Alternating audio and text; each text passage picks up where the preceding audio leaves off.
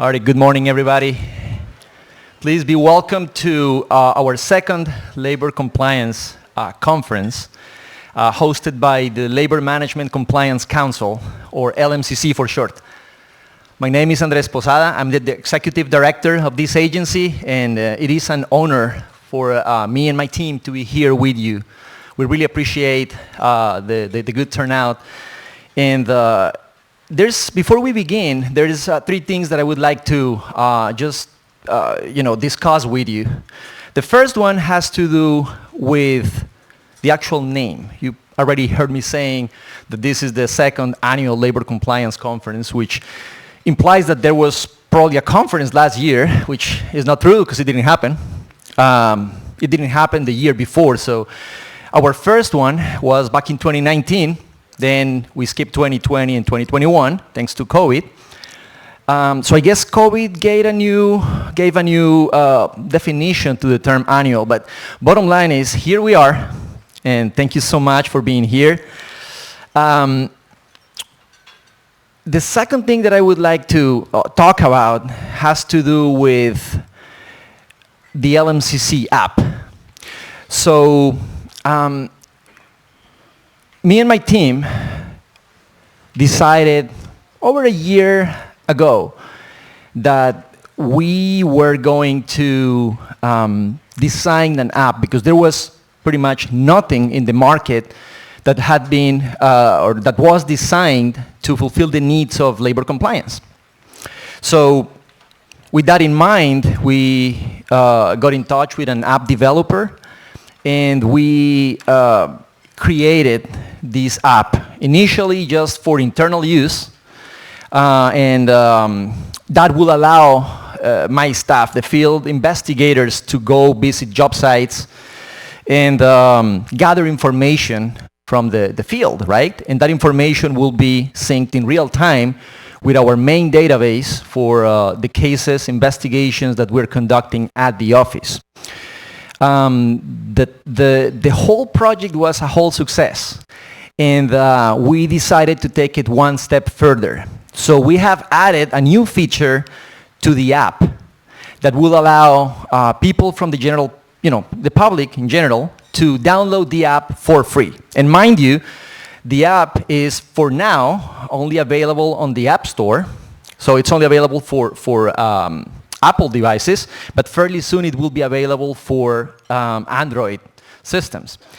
And what this app will allow everybody to do is just having the chance to report to us any potential violations. So if you guys were to download the app and you happen to be at a job site or driving by a project site, something that is financed with public money, and you have a concern, right, regarding workers maybe being misclassified, maybe workers that are not reported at all, right?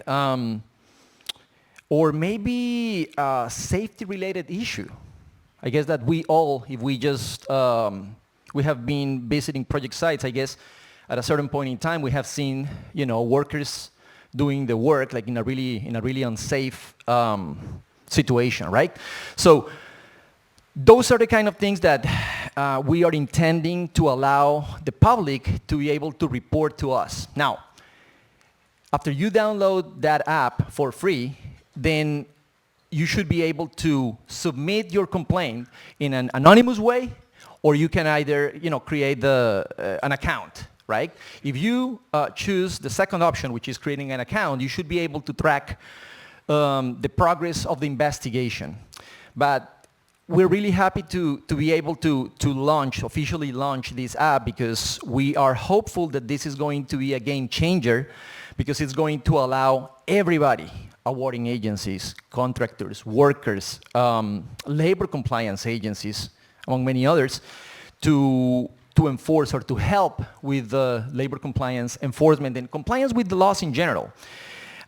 So like I said, it's available for free, and I would like to suggest to all of you to download it. And if you want to see like a more in detail explanation about that, please, during the break or lunch break, feel free to go to our booth And one of the members of my team will be able to give you a more in detail explanation about like how the app works and all the stuff that you can do, because there's actually more features that are coming on. And we are going to team up with public agencies just to really push this app to the next level. We're confident that this is going to be a game changer. So that will be topic number 2. Now, the last thing that I would like to just talk to you about has to do with this conference, the turnout. So I've been talking to some of you already, and I guess that we all, in general, have been surprised by the big turnout. When we started putting together this event 10 months ago, because believe it or not, this thing takes a lot of work, we were not sure that we were going to be able to do an in-person type of conference, right? So we were exploring the possibility of doing a hybrid type of session, but fairly soon we decided that we were going to take the chance and push for, an in-person conference. So far, our bet paid off because we have had a good turnout. Obviously, I know that, we are dealing with the beautiful traffic here in LA, so there's people that may be still stuck in traffic. But nonetheless, it's good to know that, we are coming back to, well, the new normal, if you will. So that's good. Thank you so much for being here. This morning, actually, when I was upstairs, just greeting people, I saw, and I started just realizing, that there's people from different backgrounds, different parties that, belong to, or not belong, but take part in the construction process, right? So I saw representatives from the awarding agencies, right? And just to mention some, I saw representatives from Los Angeles Unified School District, Los Angeles Community College District, the County of Los Angeles, the City of Los Angeles, LAX, Metro, just to mention some. And thank you so much for being here. That is great, because along with them, we also saw contractors from different trades. That is great. Now, our friends from, the unions, the trades, they're also here. And we also have, representatives from labor compliance enforcing agencies, and as well as politicians. So it's like a vast array of people that have been here. And the good thing about that is the fact that now that we all come together today about one topic, compliance. Now, that's good because everybody is here, and it means that if you are a representative from those agencies, you understand the importance of comply, right? Comply with the law, with the regulations, with absolutely everything. We all have, like I said before, different backgrounds, but in the end, we're all decision makers. We make decisions at our own level that are going to have implications, right? That are going to have repercussions.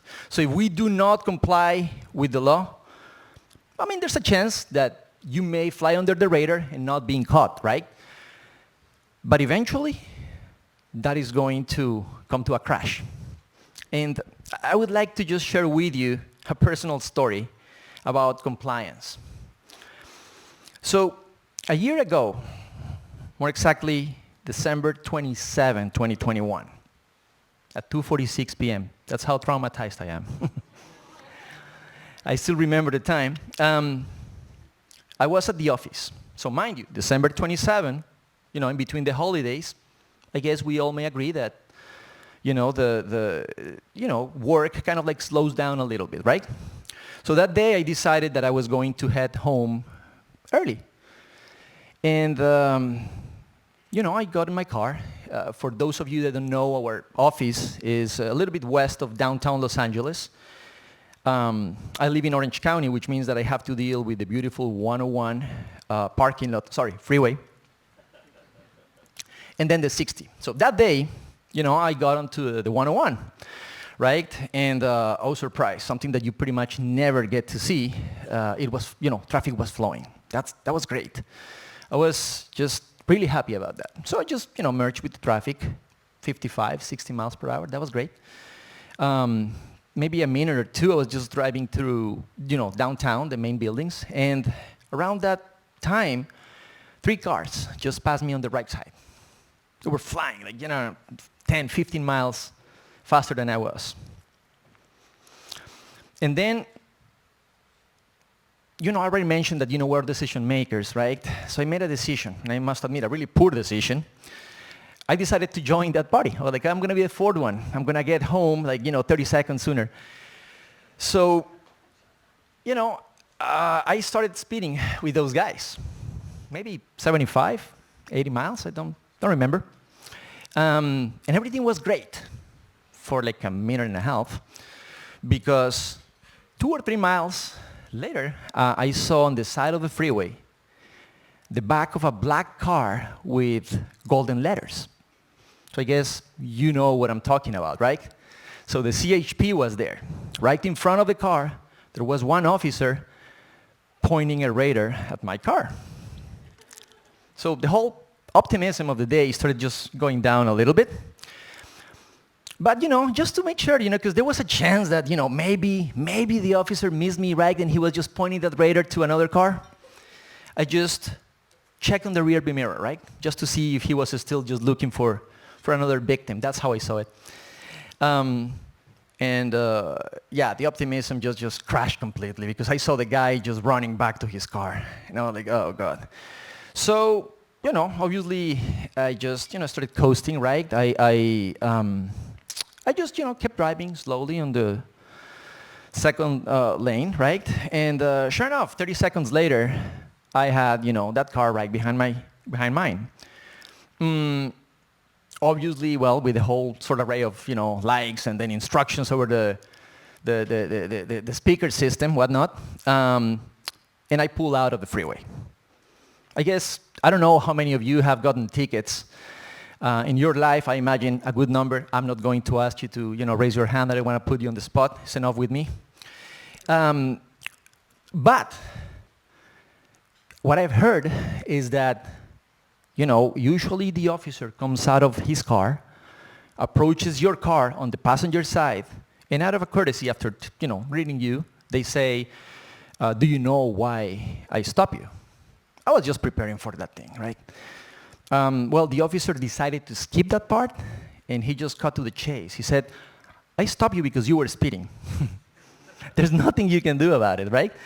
So I apologized, right? I said, sorry, I wasn't paying attention to my speed. Again, that wasn't going to change anything, 3 minutes later, he gave me a ticket, right? I had the yellow piece of paper, and he said, alrighty, this is the date and time in which you have to report to court, right? Once you get there, they're going to tell you how much your fine is, and just so you know, you're eligible to attend traffic school. Great news. So with that, I just, got in my car, jumped on the freeway again, and I guess I was going through the stages of grievance, right? For the first couple of miles, I was in total disbelief. I could not believe that something like that had happened to me. I've been driving for 27 years without a ticket, and this is the time in which, everything just come crashing down.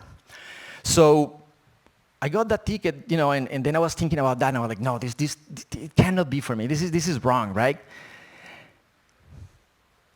5 minutes later, I had jumped onto the next stage. I was enraged, right? I was like, the guy was singling me out. He probably didn't like my car or something. I was just looking for excuses. Bottom line is I ended up getting home, and the first thing that I told my wife when I saw her is like, honey, can you believe that I got a speeding ticket? And without missing a beat, she just turns to me and she said, of course I can believe that. Well, what do you mean? That's not, I'm not a psychopath. And she's like, I'm not saying that you're a psychopath, but you spit. And I'm like, yeah, but not by much. And she said, listen, it may be 1 mile, right, over the speed limit. There's a reason why there's a sign that says 65 miles per hour max. So if you are at 66, you're breaking the law. So, I started getting really upset with her because, I wasn't getting the support that, I wanted to get from her. But sadly, she was right, and I was in the wrong. So, I told her, like, no, this cannot happen to me, and my rationale was this. I'm a great driver. I've been driving for 27 years without a ticket. And she said, well, what that means is that for 26 years, 11 months, and 30 days, you've been lucky enough not to get that ticket. But, hey, you ran out of luck. So needless to say, I was really upset at her, right? But then, I started thinking about it, and I realized that I had nobody to blame for that thing but me, right? I made a decision. I knew the potential consequences, and I got it, right? So I realized that what the officer did is pretty much what we in the compliance world do every day, right? We enforce the rules. We are there looking for someone breaking the laws and just to bring him into compliance. But then I started seeing a lot of resemblance on, some of my rationale, my reasons as to why I should have not gotten a ticket, right? And I said to me, well, I have heard this thing many times in the past from either agencies or contractors that we have, audited. And I have heard, and maybe the people here in the room working in compliance, are going to agree with me because they have probably heard these same rationales. So, I said, well, I'm a great driver. I've heard many times, I'm a great contractor. Yeah, I'm not saying otherwise, but you broke the law, right? So the other rationale that, I've heard is what I just told my wife, at a certain point during our conversation. I'm almost always, complying with the speed limit. And he just turned to me after I said that, and she said, yeah, but this is not about, almost always, be right. So you have to be, when it comes to compliance, 100% of the time. Every single time, all the time, right? You have to comply with that. And if you don't comply with a part of it, that automatically deems you out of compliance, right? So, after seeing all that thing, I just realized that I was the one to, have to be, really, really upset at myself. And I obviously, I accepted, my fate. And I was like, okay, well, I ended up reporting to court, needless to say that. I ended up attending a beautiful traffic school. Don't recommend it to anybody. It's horrendous. But that officer, I got to the point which I'm thankful, to that officer, because actually he just saved me from potentially getting into a, big accident, right? Now I'm really more careful with the way I drive, and then, that is, the importance of compliance. So nobody likes when they are being the subject of an audit, right? When someone is, doing compliance on them. But it's for the good, the general public. Getting to the public works, which is the field that we all have some relationship with. Well, who's financing these projects? It's pretty much all of us, our taxes, right? So what we are doing is just safeguarding the public interest, right? So we're doing that. So, I know that compliance is a little bit of a misunderstood and a little bit of non-appreciated type of topic. And again, for the ones working here in compliance, you may agree with me that we are, and part of my language, we are the party poopers of the construction world, because we're the ones who usually, with our cases, delay the final retention, right? We're the ones getting contractors upset, about not being paid, or their image, reputation, whatnot. Or, we may have the awarding agencies upset at the fact that, we are just picking up on them because they are not enforcing, say, for instance, the skill and trained workforce, right? Which ultimately falls on the awarding agency. But that is necessary. So compliance is necessary. So just to wrap it up, I would like to thank each and every one of you for being here. It's been great to have you. And with that, I would like to pass the microphone to Daniela Mansourian. She's my office manager. and she's going to be the MC for today. Thank you so much.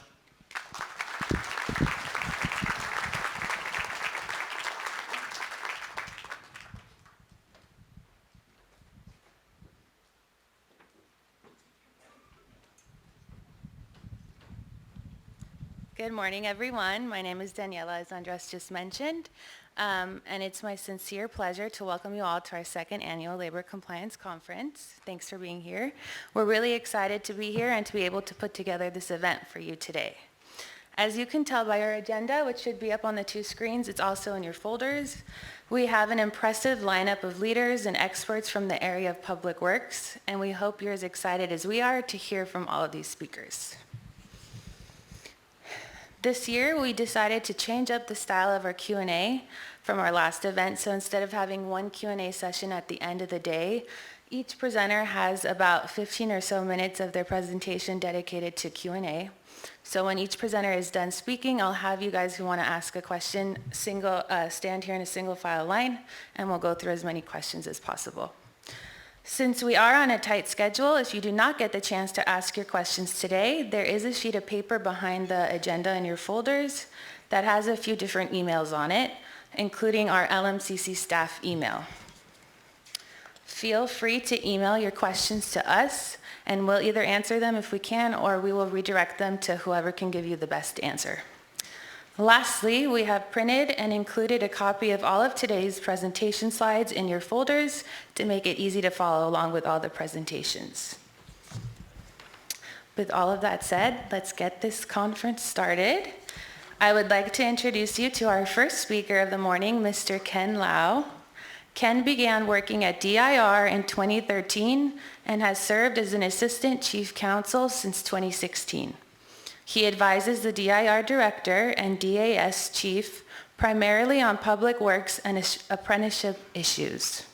Before DIR, he worked in firms specializing in labor and employment law. Ken received his undergraduate and law degrees from UC Berkeley. Please join me in welcoming Ken Lau to the stage.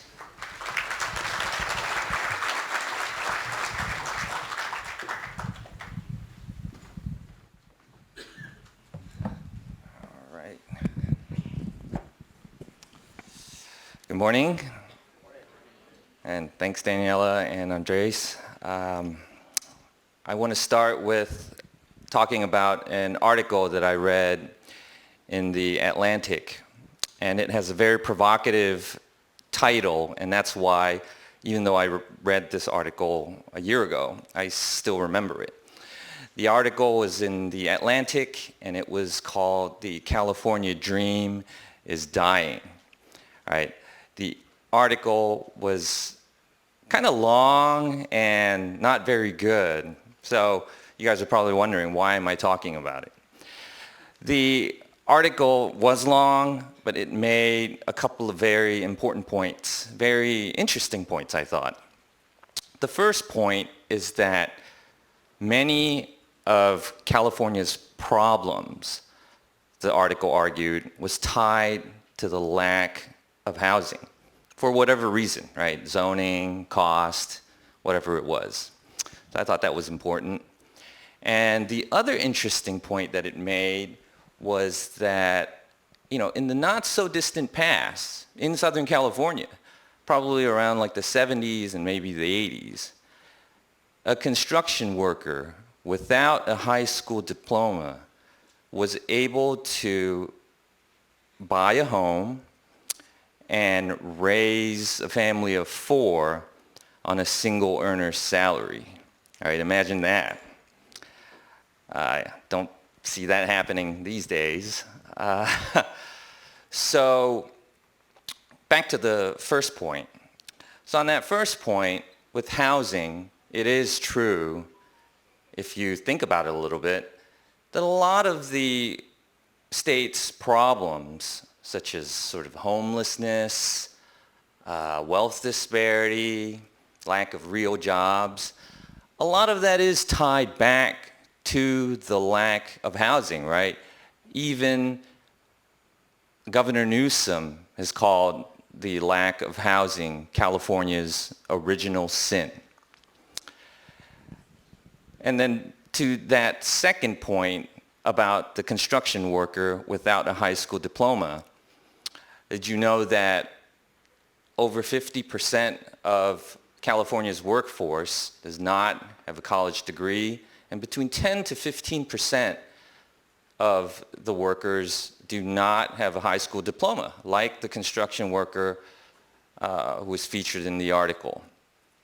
And for many of these folks, their outlook's grim, right? They're limited to a lot of low-wage industries, such as retail, maybe driving for DoorDash, hospitality, some of the folks that clean the rooms in this hotel. And that is a really alarming statistic, at least for me. Right? Not only can they not buy a home, they are struggling paycheck to paycheck.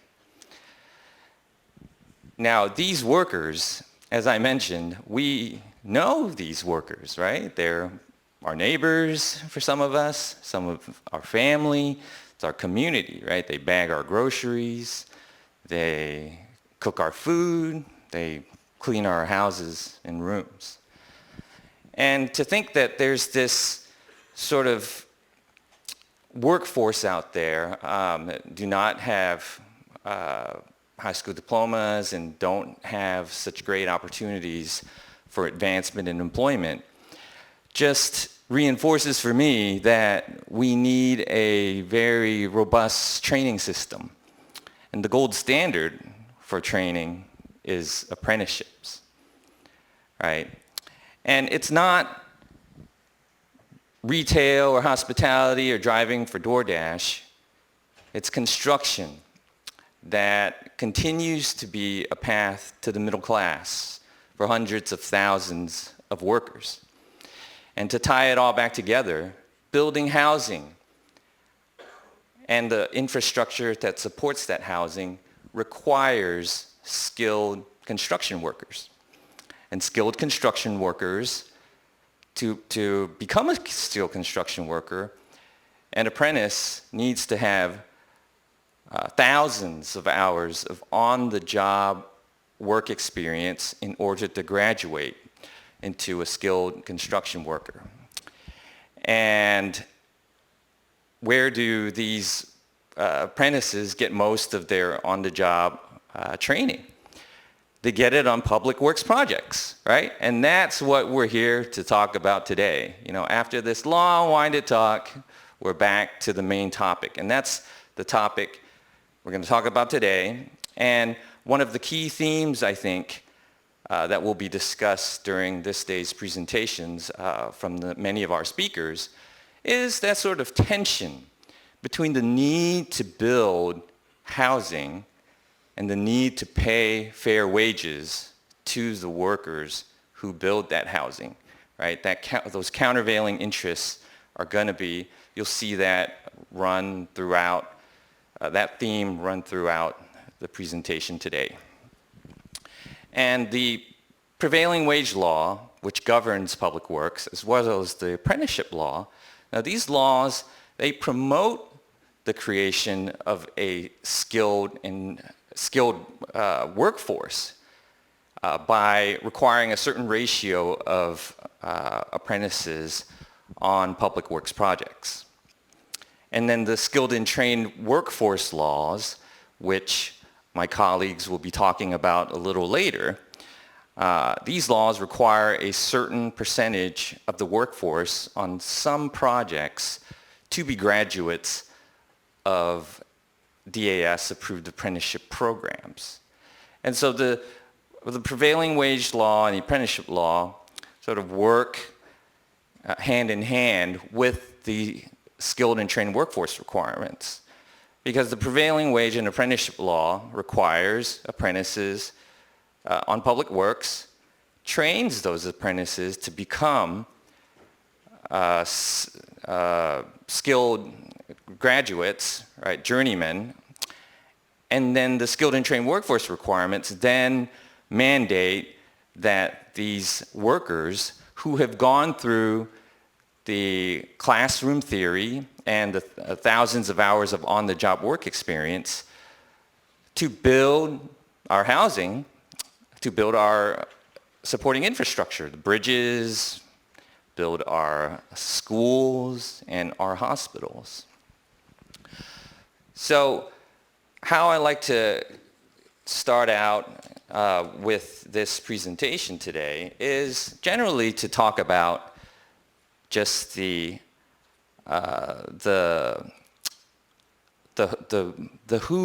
who administers the prevailing wage law and the apprenticeship law and the skilled and trained workforce requirements.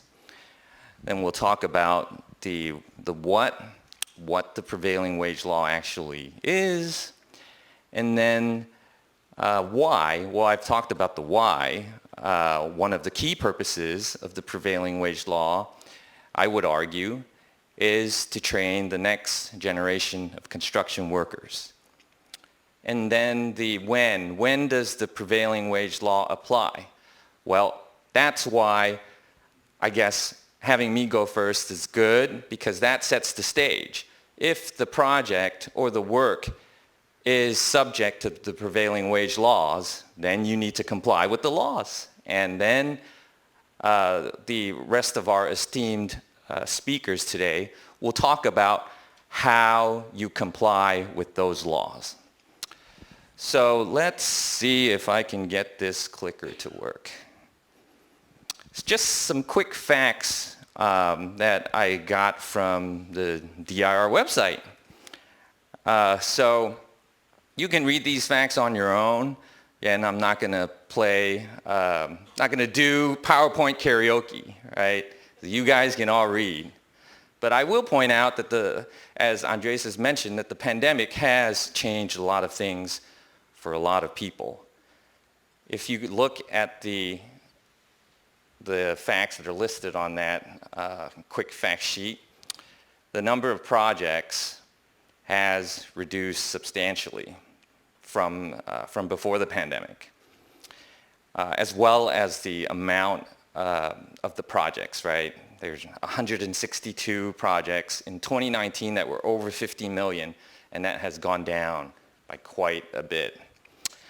And since we've been talking about apprentices, there are over 60,000, I believe. Eric Rude, our chief of the Division of Apprenticeship Standards, will be talking about that a little later. I had to change the number from a previous presentation because I had included the firefighters, and that was my bad. So I fixed it this time, Eric. All right, so that's the outline for today's discussion that I just talked about, so that we sort of have a preview of what I'll be talking about today. So I think we went through the why. Why do we have the prevailing wage? It's to train next generation of construction workers. It's to ensure folks that build our infrastructure live close by. It's to also ensure that folks being paid with public funds, non-public employees who are paid with public funds, enjoy a relatively higher wage because they don't enjoy the same employment benefits that public employees like myself do. For example, civil service protections, right? Pension, stuff like that. A lot of the state benefits or government benefits that are associated with public employees, non-public employees typically do not have. And so they are compensated with a relatively higher prevailing wage to make up for that. And then the who. So that will be the next slide. And I'll go through this just very quickly because I think many of you are already familiar with who we are. And some of the other folks who will be talking about today will talk more about what they do. So I'm just going to go quickly through the Office of the Director Legal Unit, where I'm from. So we assist the director with preparing what are known as coverage determinations, and those are determinations that a type of work or a project is covered under the prevailing wage law, hence the name.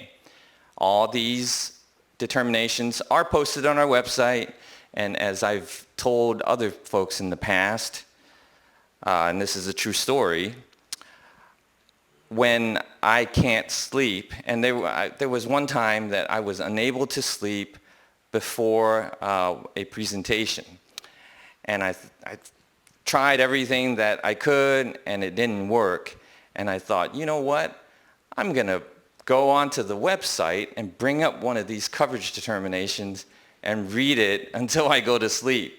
And this is a true story. Now, it didn't really work as well as I wanted, but it did. I eventually did go to sleep, so I attribute it to these coverage determinations. Some of them can be real dry, just like some of the topics that we'll be talking about today. But if you're interested in that type of stuff, please go on our website and take a look. And our legal unit also acts as hearing officers. So when the labor commissioner issues a citation for prevailing wage violation, just like the officer that cited Andres, the contractor can disagree and file an appeal, and that appeal is heard by our hearing officers, just like Andres could have probably challenged his citation in court. Of course, he knew he was wrong, so he wouldn't do that, right?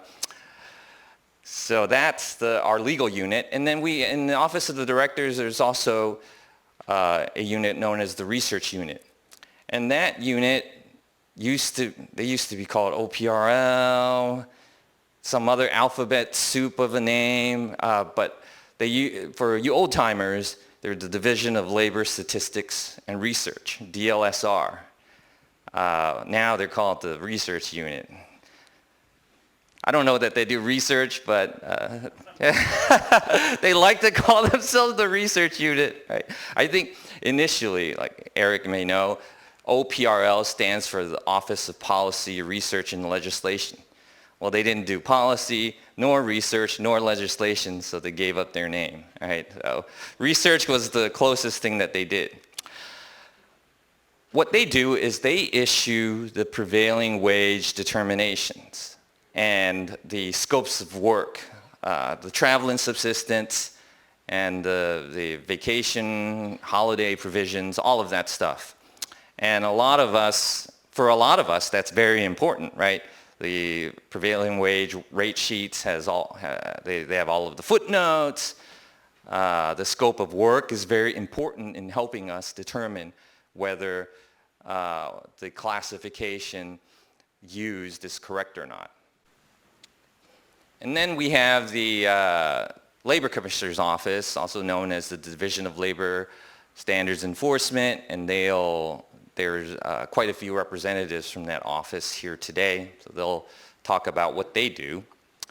And then also we have the Division of Apprenticeship Standards, and we have our chief here who will be talking later about what DAS does. So that's the who. All right, moving on. The why. The what. I'm getting myself confused now. What? So what is the prevailing wage anyway? So we went through the who, the why, the what. Next we go into the when, which is the meat of it. But the what. What is the prevailing wage? So a lot of folks, when they hear prevailing wage, they think the union wage. It's just the union wage, the union scale, the union rates. But in fact, the legislature has a very specific definition for what the prevailing wage actually is. It's the single rate paid to the greatest number of workers in a particular craft or classification in a geographic area, right? Single rate paid to the greatest number of workers. And so we have a sort of a pop quiz just to make sure that you guys are still paying attention. And I'm going to set up the hypothetical. So we have 10 workers. Let's say there's 10 workers. Let's say, I don't know, I'm going to just pick one, like 10 iron workers. Yeah, iron workers, yes. 10 iron workers, and 3 of them are union. $50 an hour in Los Angeles County. Let's just assume, I don't know what the rate is. Just going to say it's $50 an hour. And then the rest of the iron workers are non-union in Los Angeles County, and they're paid those rates you see in the blue. So in this hypothetical LA County, with these hypothetical iron workers being paid these hypothetical rates, what is the prevailing wage for iron worker in Los Angeles County? So what do folks think? Is there anyone that wants to raise their hand? $50. Final answer? You need a lifeline? Final answer? Yes? Final answer. All right.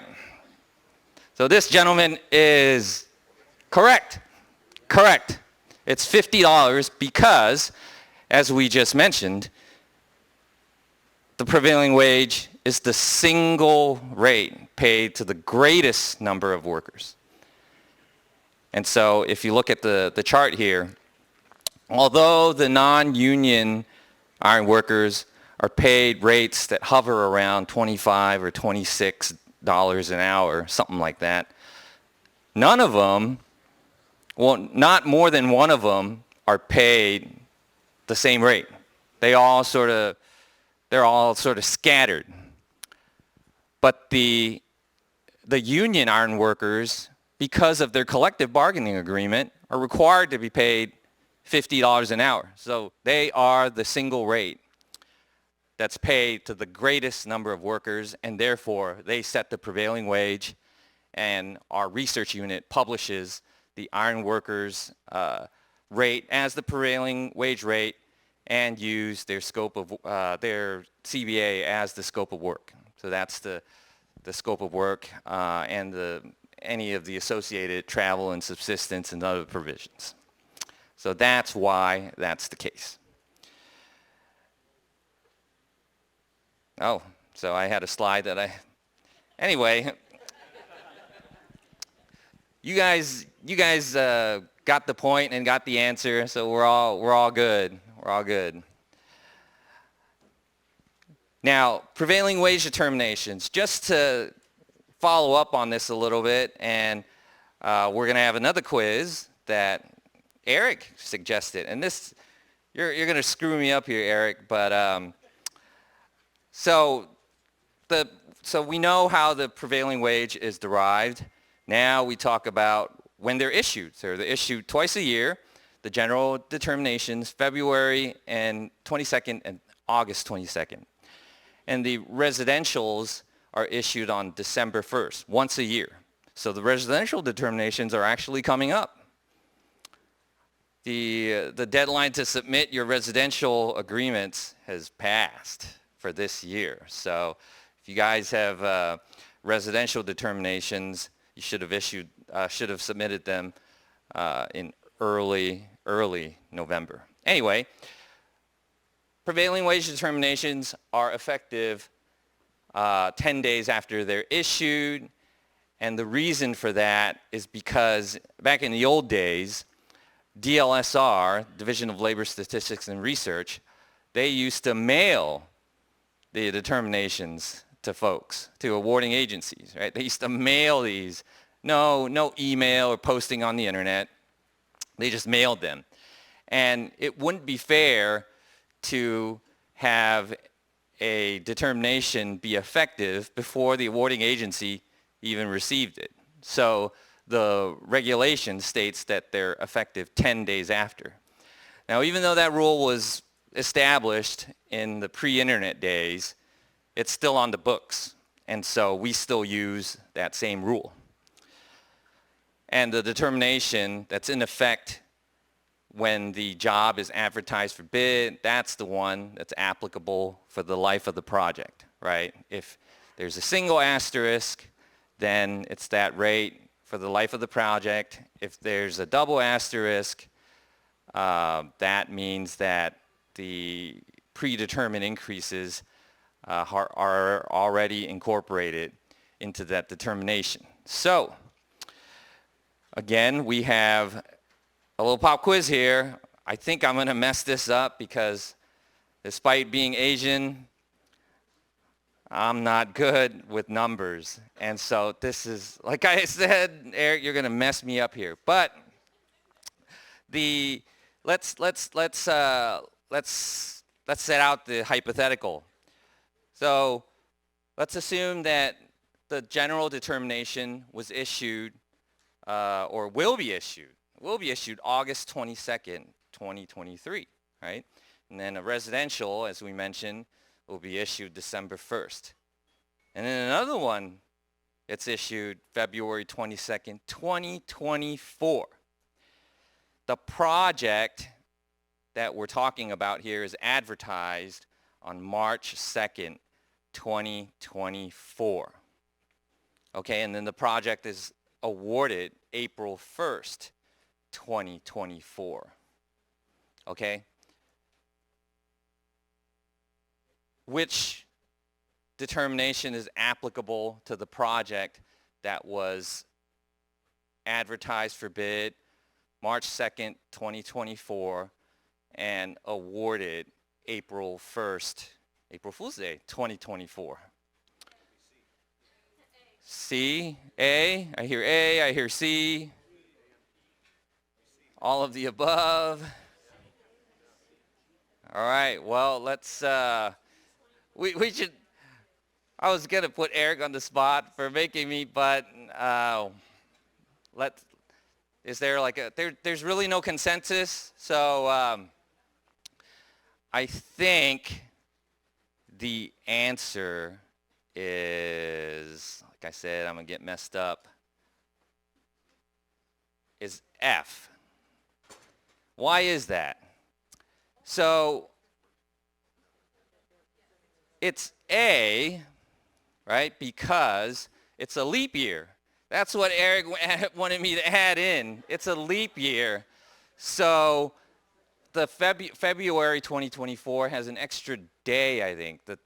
It's 29 days. So the 10 days after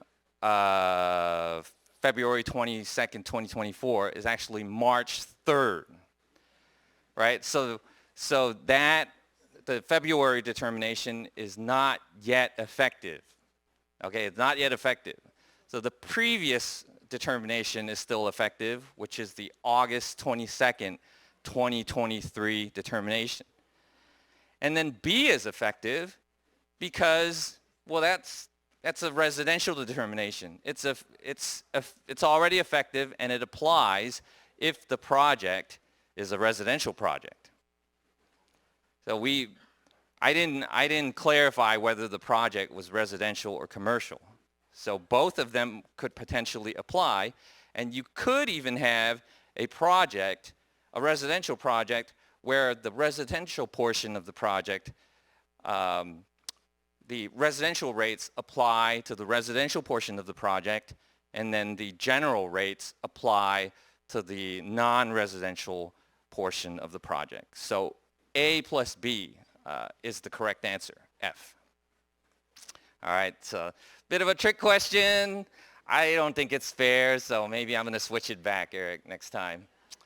All right, so now we had a little fun with that. Here's the meat of the question, meat of the presentation, and I'm looking at the clock, and it's ticking. It's ticking because I'm talking too slow. So what I'm going to do is I'm going to speed it up a little bit. What is the coverage determination? It's a determination that's issued by our DIR director. As I mentioned earlier, you can get these determinations on our website, and it's better than sleep aids. All right, so there it is.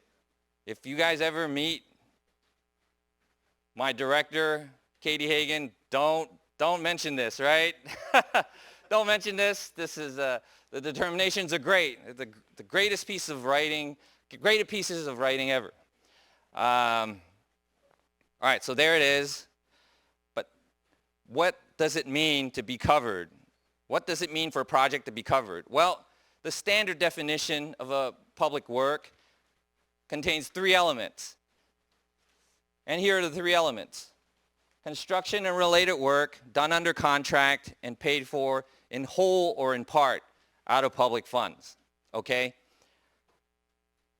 Now, construction and related work includes construction, alteration, demolition, installation, and repair work. If you take the first letters out of those terms, you come up with CADIR, construction, alteration, demolition, installation, repair. It's an easy way to remember it because it's also an abbreviation for the California Department of Industrial Relations. Now, the second element is that it's done under contract, which just means that the work is not being done by public employees, not being done by force account. So if it's done by employees of a private contractor, if it's done by a private contractor, it's done under contract. And then the third element is usually the one that's in dispute, whether it's paid for in whole or in part out of public funds. And once these elements are met, prevailing wages are required unless an exception applies. Apprentices must be hired in a specified ratio unless an exception applies. Projects over $30,000. All right. So, man, that clock is just making me nervous. Press the wrong button. So, there we go. Construction includes pre-construction and post-construction, includes surveying, testing, inspection, during feasibility studies, during environmental assessments, during all kinds of stages of pre-construction, even if construction does not commence. Even if construction does not commence. So I think there was a situation up in the extreme north of California where the city wanted to build a parking lot, I think, it was a parking lot or a fire station, and they hired a company to go do surveying or testing or soil sampling to determine whether it was feasible to build this whatever structure they were trying to build. And then what happened was the report came back and the city either thought it was not feasible or it cost too much, or for whatever reason they thought, hey, we're not going forward with this. And then the Labor Commissioner's office issued a citation against the company that did the surveying. And the company said, wait a minute, how is it pre-construction if construction never happened? So the legislature, the director determined that, even though construction never happened, these folks still did the work and they still were paid with public money. So how would the workers have known whether the city was going to move forward with the whatever it is they were trying to build or not? So the director issued a determination, and then the legislature backed that up by codifying it into the labor code. So that's pre-construction. We got alteration. It's basically changing land into a different use. Right? Converting swampland into farmland. That involves alteration because you got to go in and dig up the dirt and use heavy equipment and basically change the land. Demolition is just the opposite of construction. Right? Installation is affixing things to the realty. If you're putting on a lock onto the door, that's installation. And it also includes the assembly or disassembly of modular office systems, whether they're affixed or freestanding. So That's basically like setting up the cubicle walls, right? Even though they're not nailed down to the floor or bolted down onto the floor, they're still considered installation. And then repair is to fix things, right? Fixing something that's broken in a building, fixing realty, right? Not fixing equipment that's not bolted down, not fixing a computer, not fixing that clock, which needs to be fixed because it's ticking and it's showing me that I don't have that much time. Fixing that doesn't require prevailing wages, although it should, because that thing is clearly broken. And let's see, also includes maintenance, right? Maintenance is also covered under a different section, and the director has determined that tree trimming is considered maintenance. Street sweeping is considered maintenance. Graffiti removal is considered maintenance, and homeless encampment removal is considered maintenance, all subject to prevailing wages. Let's move on. So paid for in whole or in part out of public funds. Man, okay.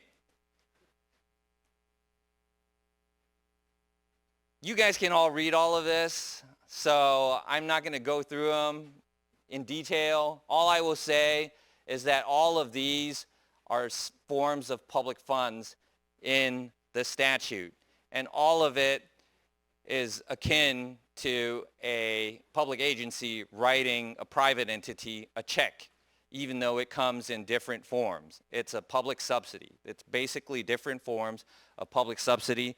I'll touch on 3 just very quickly. Basically selling like a piece of land for development that's less than what it's worth. Selling it for $1, giving it away. That would be 3. I'll talk about 4 really quickly because that might be important for a later discussion. That usually involves the waiver or reduction of development impact fees. So when a developer wants to build housing, because of the increased number of residents, that'll put a strain on the public's resources. And so in order to account for that impact, the city charges fees. But if the city or the county thinks that, well, this project is so great and we really need it, even though we generally charge impact fees, we're not going to do so for this project. That is a public subsidy. All right, I'm not going to talk about the rest, but we have a little example here, and then after this one, I think I'm almost out of time. Well, anyway, the answer to this quiz is that the developer received a bunch of fees. Very quickly, what happened was, in that red portion there, that portion was sold by the city to the developer to build a theater. And then after the theater was built, the city paid back the money exactly to the cent, paid back the money that the developer paid for that land. So the developer bought the land for, I don't know, $101,000, $232.23. And the city said, okay, once you build the theater, we'll pay you back exactly that amount. And then the city also built the parking lot, that yellow part, which it owned. There were forgivable loans. It was just a bunch of subsidies. And so a court found that the construction of the theater, even though the developer used its own funds to build that theater, that construction was subject to prevailing wages because of the various forms of subsidies, public subsidies, that the developer received. All right, so this was supposed to be a quiz. I'll just tell you, it's all of the below. All of the below, not all of the above, all of the below. All right. All right, we're going to skip this because you guys can read. Conduit revenue bonds, low-income housing tax credits are not considered public funds under the prevailing wage law. Not. Even though they look like they are to me, but courts have found that these are not considered public funds. Then we have different definitions of public work. Some of you may be familiar with it, hauling of ready mix, that's subject to prevailing wages. Off-haul of refuse, that's subject to prevailing wages. Solar power purchase agreement, if the requirements of the statute are satisfied, if the public agency, through a power purchase agreement, agrees to purchase more than 50% of the energy that's generated by a solar project that's built by a private developer with private funds, the construction of that solar project under a power purchase agreement is still subject to prevailing wages.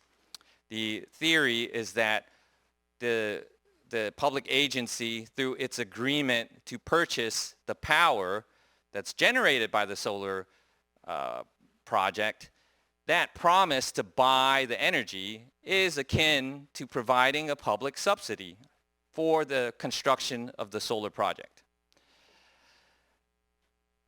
And point 2 is, speaking of stories, so Andre shared a story. I want to share a story, a real life story about this section as well. So this section applies, and this catches people off guard often. Right, Daisy? It does. So when you have a private landlord which is leasing more than 50% of the assignable square footage to a public agency. So if you have a building, 50%, more than 50% of the square footage is leased to a public entity, and then you do tenant improvements. Right, the private landlord goes out and hires its own contractor and does tenant improvements so that the public agency can lease the private building. Those tenant improvements are still subject to prevailing wages. And the theory, again, like with the solar power purchase agreements, is that the public agency's promise to lease 50% or more of the private building, that's what's actually funding the tenant improvement projects. And so therefore, prevailing wage requirements apply to the tenant improvements. And I had a quiz for you all, but the clock is ticking. The answer is, it depends. No, the answer is yes. Prevailing wage requirements do apply because County of LA is leasing, even though my math is no good, 60,000 square feet out of a 100,000 square foot building. That is clearly over 50%, even with my elementary math skills. So, someone mentioned housing. I mentioned housing, but someone mentioned housing. One of my good friends over there mentioned housing, Mike. He said, "Are you going to talk about housing?" Yeah, I'll talk about housing. There's an exception. So if a residential project receives public subsidies, it's transformed into a public work. Prevailing wage requirements apply. So you may be asking yourself, why do I see all these projects that are not paying prevailing wages, right? Why are all these housing projects not being, it's affordable housing? The nonprofit developers telling me prevailing wages are not required. Why is that? Well, that may be because they're subject to an exception. And this is one of them. This is, in fact, the one that the nonprofit developers are most familiar with, and they usually structure their projects to meet this exception. So I'm going to go over a few minutes. I hope you guys don't mind. I'm going to cut into your Q&A a little bit, but I think this is important. So the C5E exception, that's what we call it because it's located in section 1720 C5E. So the C5E exception used to be called C6E, but the legislature renumbered the statute. C5E, unless the loan program or the public agency requires it. So that's a very important disclaimer there. It's in the preamble. Unless so even if you meet the exception, the public entity could say, I don't care about your goddamn exception, right? We're going to require prevailing wages anyway. So if the public entity says that, then this exception does not apply. Okay, so assuming that the public entity says nothing about prevailing wages, like here's a loan, here's whatever it is, go build the project, prevailing wages, I don't know. So if this is how the exception works, and I call it the 20-40-80. If at least 40% of the units is made available to families making no more than 80% of the area median income as determined by HUD, and these affordability restrictions are in place for at least 20 years by deed or regulatory action, right? There's a deed that says these restrictions are in place, or these restrictions are in place in the deed, and the only form of public funds is a below market interest rate loan. So a below market interest rate loan is considered a public subsidy because they're lending money for less than what they would have gotten, right? So that's like a freebie. That's a benefit to a developer. If they went out into the open market, they might get, I don't know, the mortgage rates now are what, like 7 or 8%? If the city said, we'll give it to you for 2, that is a subsidy, okay? So take note of these. All right, here's the hypothetical with a lot of numbers. We have affordable housing project that has 100 units.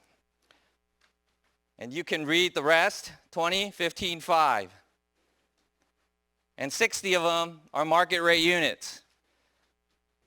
The restrictions are in place for 55 years. And the project receives low-income housing tax credits, conduit revenue bond proceeds, loans from Bank of America, the 65-year ground lease for $1 a year, and a 65-year loan from the county for 1% interest. And as I mentioned before, the agency says nothing about prevailing wages. Does the exception apply? Do prevailing wages apply to this project?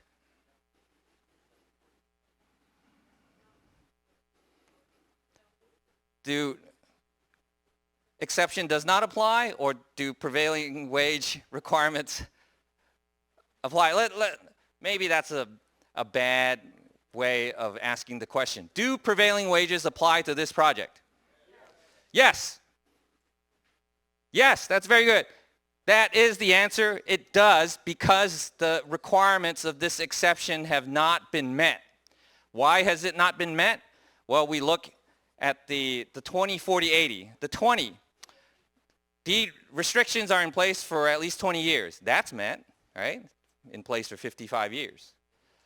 40 and 80 are related. 40%, at least 40% of the units have to be made available to families making no more than 80%. All right, 20 units, 15 units, 5 units. All of those folks are all of those affordable units are being made available to families making no more than 80%. Because if it's no more than 60%, it's still no more than 80%. It's less than, you're making no more than 50, it's still making no more than 80. So that's met, right? So the 20-40-80 rule is met. The last requirement, if you guys will recall, is that the form of public funding must be, the only form of public funding is in the form of below market interest rate loans, right? 2% when the market is charging 7%. Now, this project receives low-income housing tax credits. As I mentioned earlier, these, for some reason, are not considered public funds for the purposes of the prevailing wage law. Conduit revenue bonds, also not considered public funds.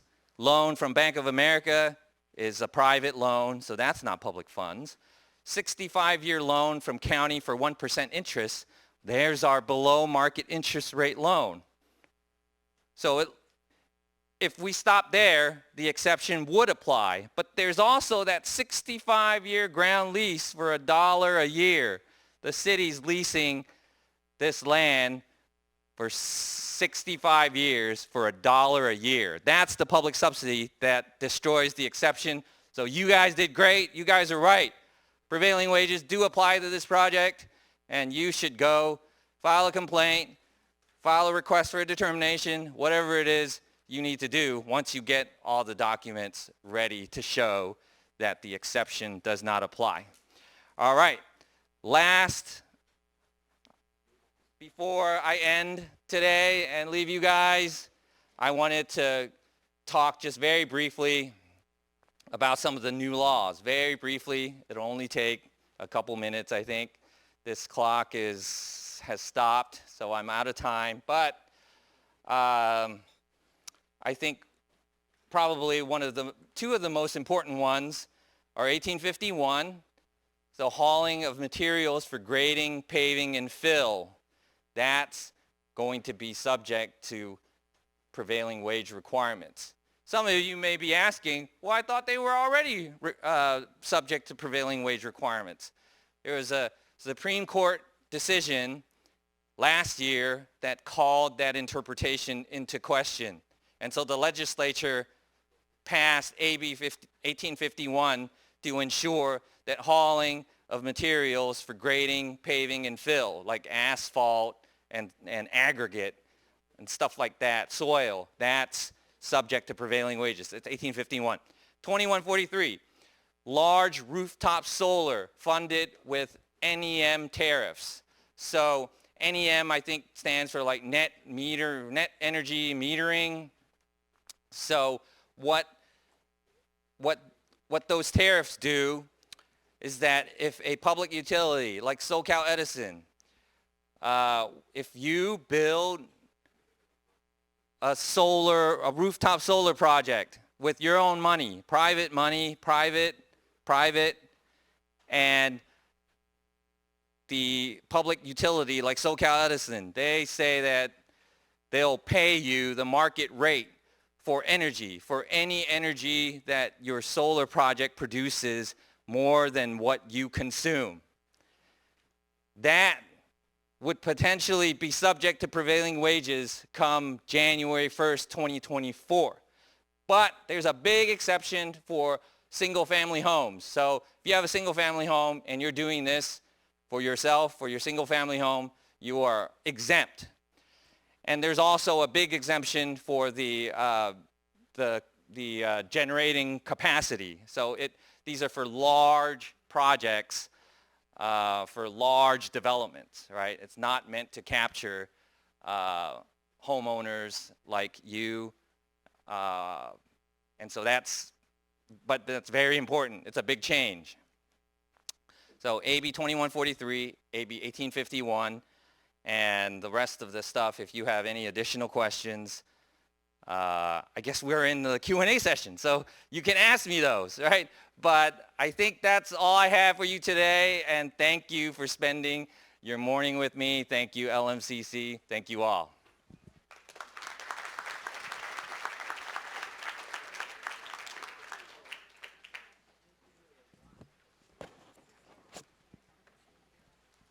Is it on? Is this on? Is it on? You can hear me? Okay. Does anyone have any questions for Ken? Want to come up and ask a question on his presentation? No? Eric? Ken, it's so good seeing you. I mean, this is first and foremost, we were able to do this in San Jose last week, so it's really, really exciting to be back in person and seeing everybody. And question on, I guess, the fair market value. How would you determine whether or not something's fair market value? It's very obvious if the public entity is doing $1 for that, but how does DIR look at the fair market value? Yeah, that is a very, very... I thought he was going to come up and throw me like a softball, but I guess I kept calling him out earlier about the leap year thing, and he's getting me back. So how does DIR determine the fair market value? In simple cases, it's just obvious, right? But as you may all know or probably guess, we have folks like me working at DIR who do not know anything about numbers. So how are we going to be able to determine the fair market value of some property somewhere in the state that we've never even been to, right? So that's really a challenge. And so what we generally rely on are appraisals, right? Just like you guys rely on appraisals, or your bank when you go get your property appraised for a loan, right? So experts, appraisals, that's very important. And I think the appraisers are regulated by the state. And so they have like a license and all that, and they go through a specific type of training in order to be able to do appraisals. So that's typically what we rely on, appraisals and other expert opinions about, whether like a lease, a 65-year ground lease for $1 is or isn't. I mean, I think for $1, that's probably pretty clearly below fair market value. But what if it was a piece of land that's, I don't know, like they tested nuclear weapons there or something? Maybe in that case, it's not even worth $1. So that's, hope that helps, Eric.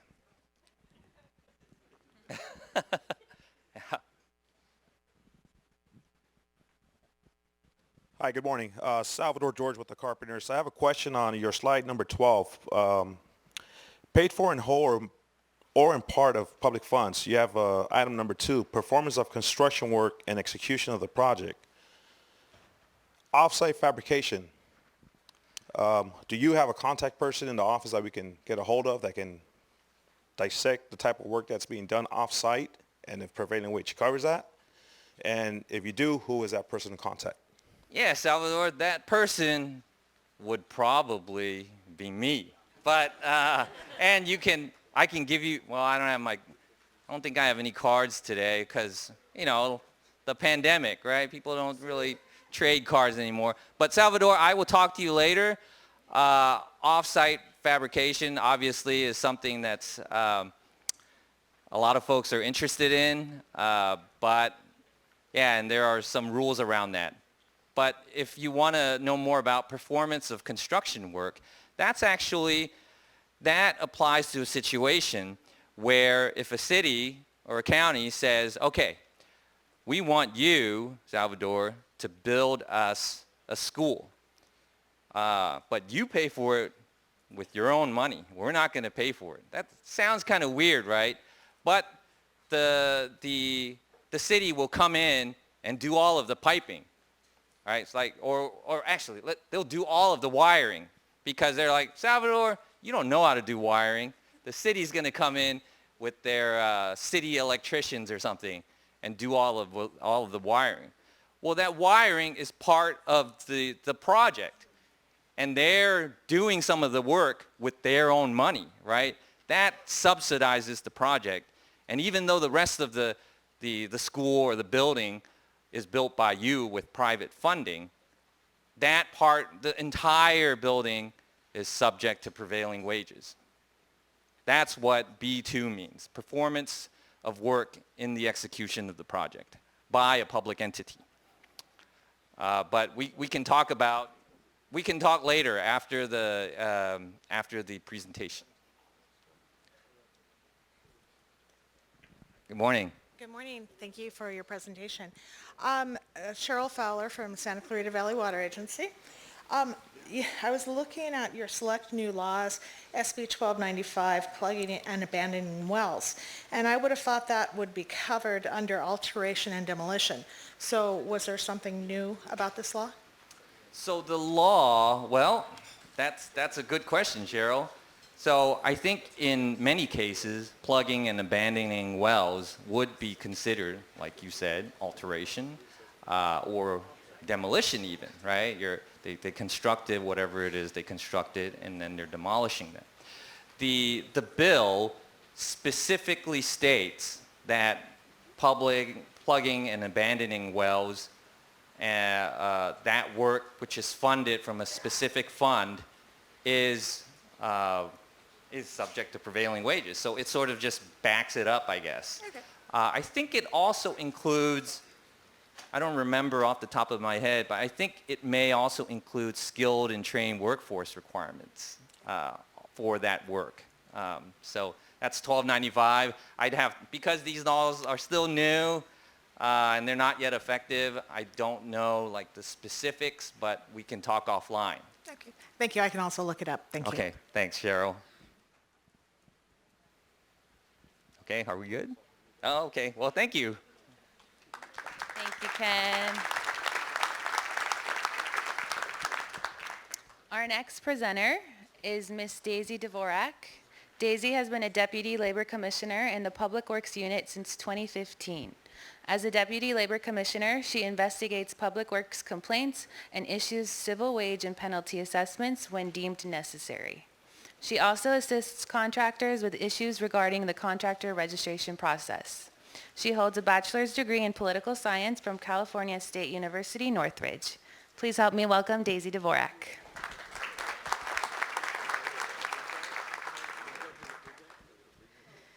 Wow, great presentation, Ken. That was awesome. I always learn something new. In your presentations, I was like, it's not fair that he's going first. It's going to steal my thunder, and I see that happen. Let me take up my notes. Well, first, I would like to thank the organizers of this conference for inviting us to be here today. It's nice to be able to be here in person, finally. And thank you all who braved the LA traffic to be here today and to learn about labor compliance. I work for the Labor Commissioner's Office, and we enforce public works law. And today I've been given the almost impossible task to cover awarding body responsibilities and contractor compliance, and all under 1 hour. So hopefully we'll complete that in under an hour, hopefully 45 minutes, so that we have time for questions. My presentation is going to cover, it's going to have two portions. The first portion is going to be awarding body responsibilities, and then the second half is going to be contractor compliance. All right, let's see if I can work this one. Okay, just a quick disclaimer that the presentation here today is just a summary of existing law. Any opinions expressed here today are mine only and not the official position of the Department of Industrial Relations. Okay. Can I see, I know we have awarding bodies in the room. Can you raise your hand if you're an awarding body? Oh, wow, quite a few. Good. Well, welcome. Good to see you. We're going to go over awarding body compliance. I'm going to review 8 compliance requirements for awarding body. Let's begin. All right, so I have a scenario, and I'm sure some of you have already experienced this, if you've been doing public works for a little while. Let's imagine that you're a small school district. You've just awarded a public works project to a contractor. What would be the next step?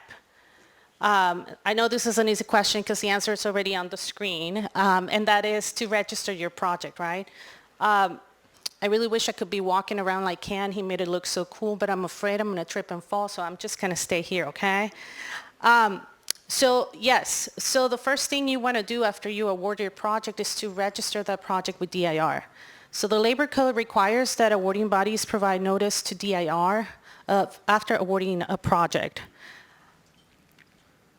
This requirement, the project registration has to happen after awarding the project, but no later than 30 days of the award, but no later than the first day a contractor is employing workers on the project. It used to be 5 days back in the days. Luckily now we have 30 days to complete that, so awarding bodies can do that. If in the process of registering your project, for all the awarding bodies in the room, you have any issues, any technical issues, you're creating your account and you're having issues, please email us. Our email address is publicworks@dir.ca.gov. That is the best way to get a hold of us, and then we can assist you with the account and setting all that up. Registering your project is such an important step because when you register your project, you're going to be, our system is going to assign a number that's called the DIR project ID number. And that is the number that you're going to provide your contractors that they're going to be using to file their electronic payroll records. So as you can imagine, it's very important that you do this timely so that they can also meet the requirements.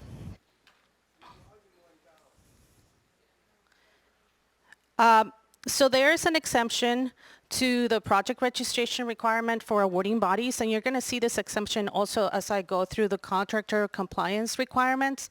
The exemption, it applies to projects of $25,000 or less if the project is for construction, alteration, demolition, installation, or repair work, or for projects of $15,000 or less when the project is for maintenance. So and we're looking at the total amount of the project, right?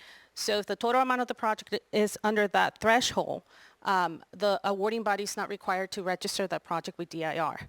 And as we're going to see when we go through the contractor compliance requirements, the contractor is also not going to be required to file ECPRs, and so they go hand in hand with that.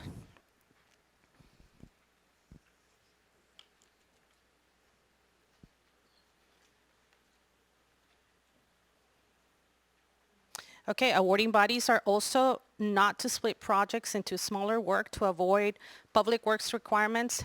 You want to make sure that you follow your own procurement procedures.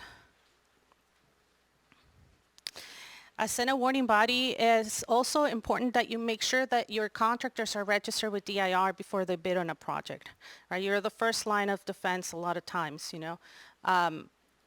As of January 1st of 2018, all contractors and subcontractors must be registered to bid or work on all public works projects, regardless of when the contract was awarded. So prior to that, there was specific language about, about when the contract was awarded. But effective January 1st of 2019, everybody needs to be registered, general contractors, subcontractors, before they can bid on a project. There's also an exemption. We get a lot of emails sometimes about the exemption. It has the same language. It applies to projects. The requirement for contractor registration does not apply to projects of $25,000 or less when the project is for construction, alteration, demolition, installation, or repair work, or for projects of $15,000 or less when the project is for maintenance work. A reminder is that contractors are still required to pay prevailing wages and that they're still required to maintain payroll records. Okay, and we're going to talk about payroll records in the second half of the presentation. For the awarding bodies in the room today, the Labor Commissioner has actually a very good tool on our website. It's a pre-qualification questionnaire. It's a great resource. You can customize it to your needs. It meets all the statutory provisions of the law, so you feel confident when you're using that questionnaire. It'll help you filter out some of the bad actors or the contractors you don't want to be dealing with. What we want to do is that we want to make sure that we keep the contractors who are not responsible or not compliant from working on public works projects, right? And we want to make sure that we level the playing field for contractors, law-abiding contractors like the contractors we have in this room.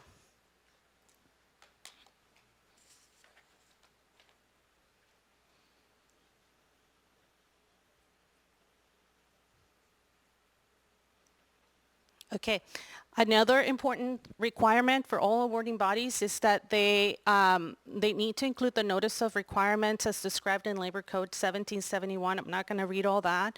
The notice is to be included on all bid invitations and public works contracts.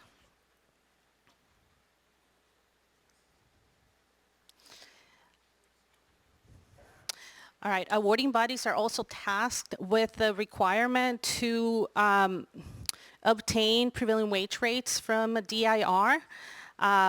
Like Ken mentioned, luckily now we have them online, so you don't have to wait for them in the mail. They're very easy to access. If you ever need any assistance, please contact the directors, the research unit, formerly known as OPRL, for further assistance regarding how to obtain the applicable wage determination. In the contractor compliance section, we're going to go over a little bit over how to obtain the applicable wage determination too.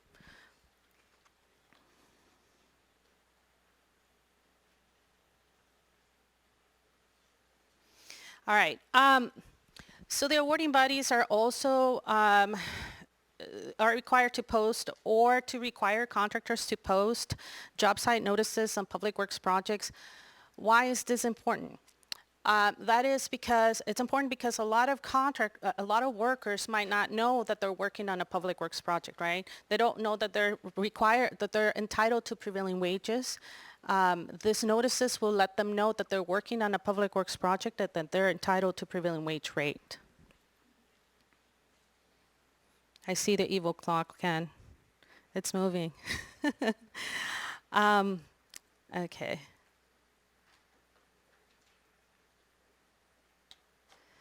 Okay, so awarding bodies also need to be cognizant of their projects, right? They need to make sure that contractors are paying prevailing wages and that they're being in compliance. What I see, a lot of awarding bodies do this by requiring contractors to submit their payroll records. And so they can monitor their projects through that, or sometimes they will send, labor compliance to, interview the workers, or sometimes they'll have maybe a worker that would approach them that they're not being paid prevailing wages. So what they typically do is that they'll review the payroll. If you're reviewing the payroll and you either suspect a violation or or there's something going on that doesn't seem right, reach out to us. Anybody can file a public works complaint. It's on our website. Let us know and then we can take a look at it further. Okay.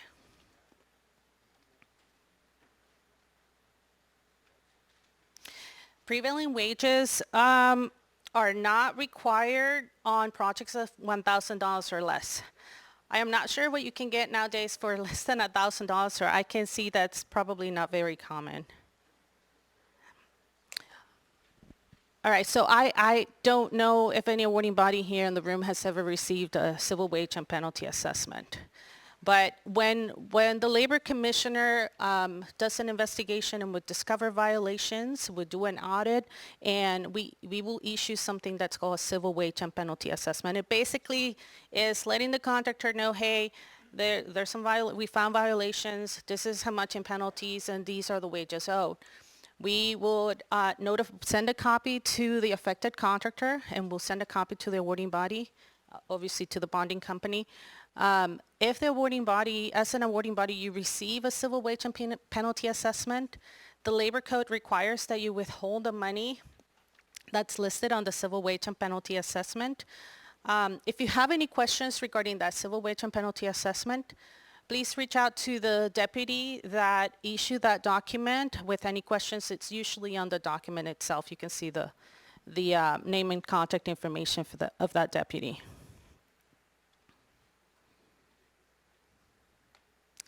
All right, so moving forward, we're going to talk about contractor compliance.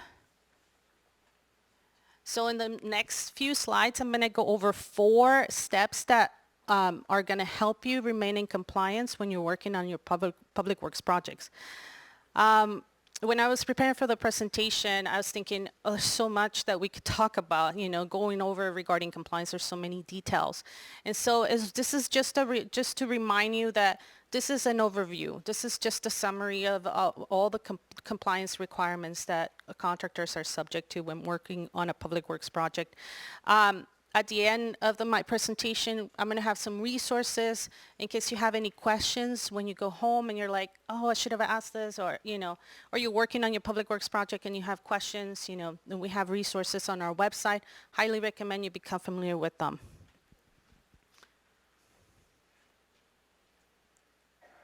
All right. Can you raise your hand if you are a public works contractor? Public works contractors, I see a few shy public works contractors, okay. Any public works contractor who might be working on a public works project right now? Okay, quite a few. Any public works contractors who are working on a public works project and are not currently registered with DIR? Okay, all right. It was worth a try. I was gonna get your information and ask you to talk to me afterwards. So it sounds like most of you know that before you even bid on a public works project, the first thing you need to do is to register your project with DIR, right?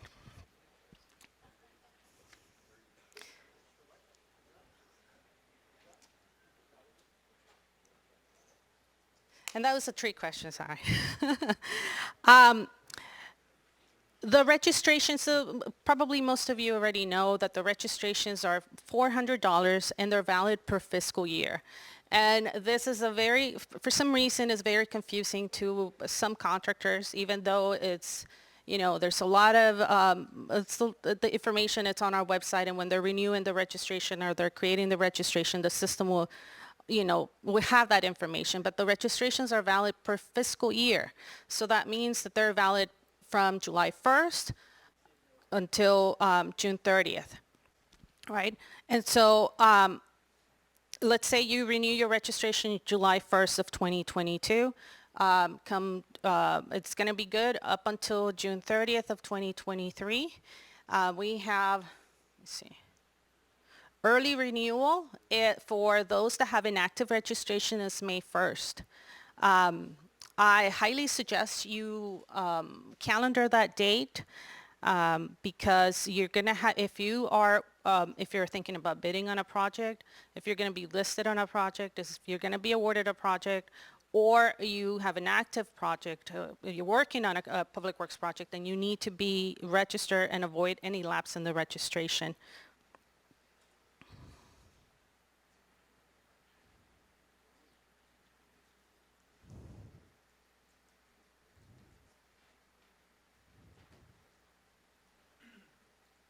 Okay, so if a contractor engages in either bidding on a project or being listed on a project or working on a public works project without a registration, they're subject to penalties, right? And the penalties range from $400 to $2,000. I'm not going to go over all that, but we do have it on our website, and I believe we have a handout with that information. When the contractor is subject to $400 versus $2,000. Okay, so now let's talk about the other penalties associated with the lapse in registration or working without a registration. If an unregistered contractor is engaged in the performance of any public works projects, Labor Code 1771.1, subsection G, establishes a penalty of $100 per day, not to exceed $8,000. That is for the unregistered contractor. If there is a higher tier contractor, the penalty is also $100 per day, not to exceed $10,000 per day.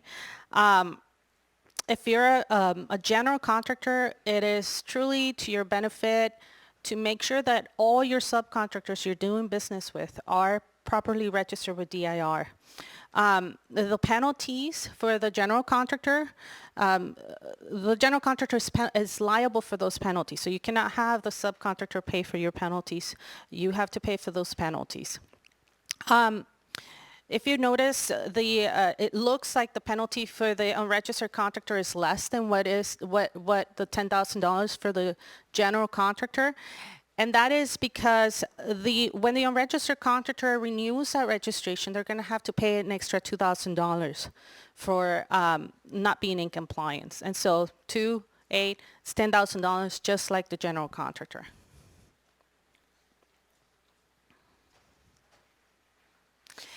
The Labor Commissioner, our office can also issue a stop order against a contractor or subcontractor who is unregistered.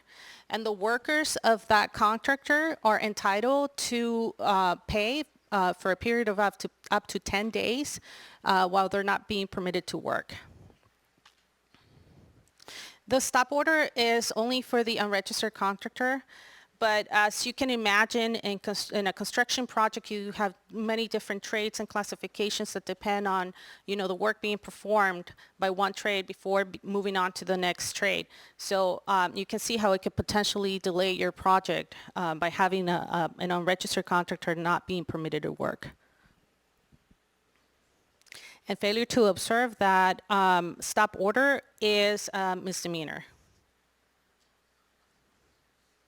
All right, so this is a screenshot of our contractor registration. I would bookmark this page so that you can, every July 1st or June 30th, every year you can go in and check your subcontractors, make sure that everybody has an active registration that might be working on your projects. It has changed over time, you can now do a search with the CSOB license, the registration number, the DBA. You can export information, create lists. It's very user-friendly.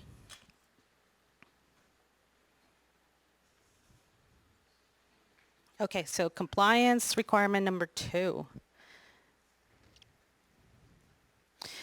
As a contractor, you also have to make sure that you pay the applicable prevailing wage rate to all workers performing work on your project. Again, the exception is only if the project is $1,000 or less. Okay, so I know that Ken touched briefly and talked about the wage determinations. I'm also going to go over some of that information again. But let's look at how you obtain the applicable wage determination for your projects. So the director of the Department of Industrial Relations determines the rates, like what Ken mentioned. The rates are issued on February 22nd and August 22nd, and they're effective 10 days after the issue date of the determination. Before you go to our website to obtain the applicable wage determination, the information you would need is the bid date, right, of the project. When was this project advertised for bid by the awarding agency? For example, if you have a project that was advertised by a school district on April 15 of 2019, looking at this PowerPoint, you would know that you need to select determination issue on February 22nd, 2019 or 2019-1.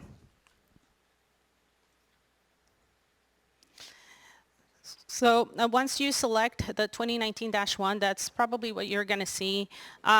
Depending on where the project's taking place, you select either statewide, Northern California, Southern California. Some rates, applied statewide. Some are specific to a county. So you follow the steps to determine which is the applicable wage determination.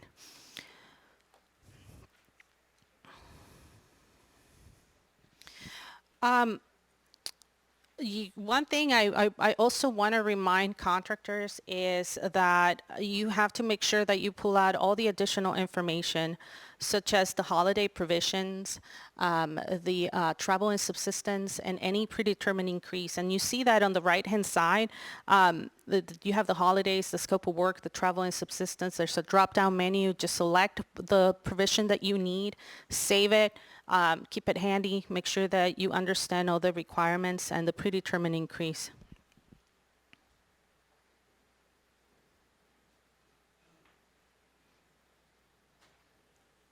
Okay, so this is what a wage determination looks like, and I'm sure a lot of you have already seen this if you have a public works project going on, if you're an awarding body here today. There's a lot to talk about. There's a lot to go over in a wage determination, but we're going to look at some specific information. First, if you see this wage determination is for the craft of laborers, right? You see right next to the craft, there's a hashtag or a pound sign. It means that that classification is apprenticeable, and that means that if the project is subject to apprenticeship requirements, this classification you're going to have to provide notice and employ apprentices on this project for this classification. And we'll talk about it a little bit more in the next few slides.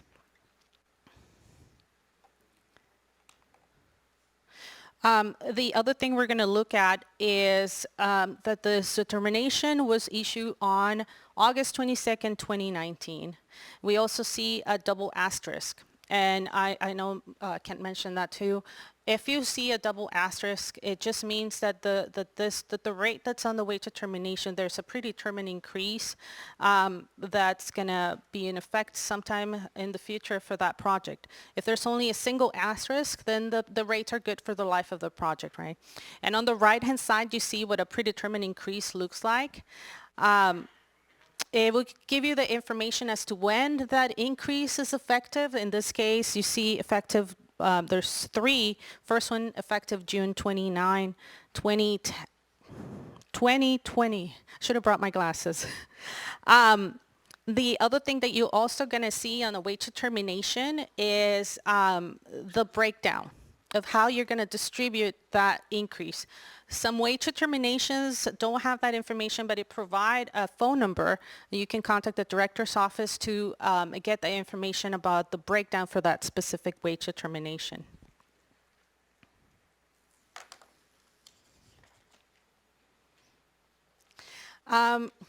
One thing I wanted to remind you before I move on to the next slide is that please, as a contractor, make sure you become familiar with the wage determination, with all the footnotes, with the holiday provisions, with the travel and subsistence, with the predetermined increase.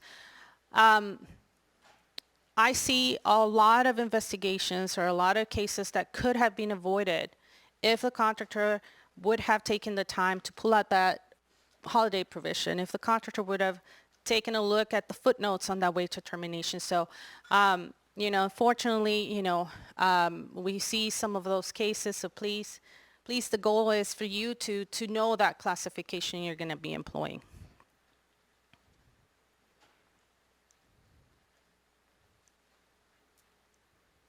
Okay.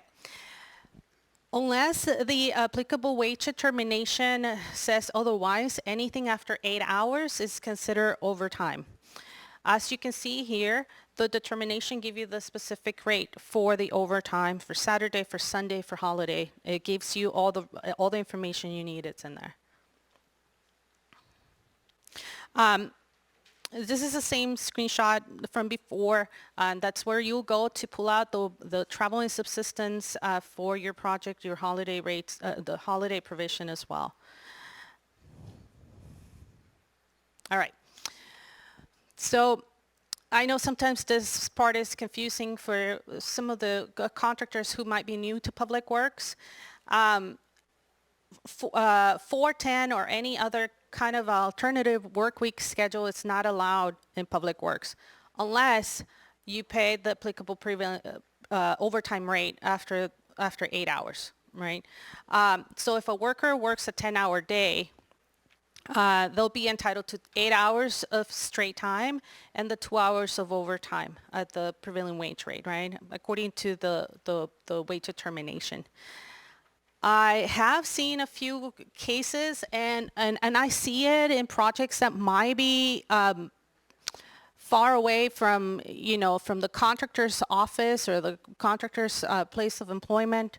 And so they have to travel, they'll go, the workers will work from Monday to Thursday, 10-hour days, and then the payroll shows that they were paid 40 hours of straight time.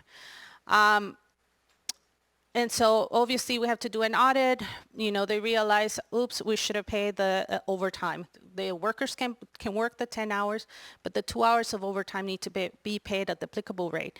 And if you are paying the overtime rate, you have to reflect that on the certified payroll record, which we're going to talk about in the next few slides.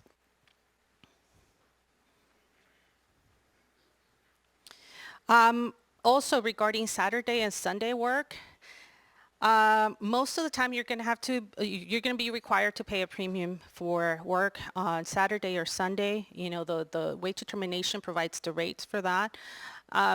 This is where I would tell you to take a look at the footnotes, okay? Because some of the wage determinations would have information or exceptions to this where, if a Saturday in the same work week, it's worked because during that work week, the contractor was unable to perform work due to weather, But it's on a case-by-case basis, so you have to make sure you look at that footnotes to see if you're required to pay, what's the rate that you're required to pay for that work on that day.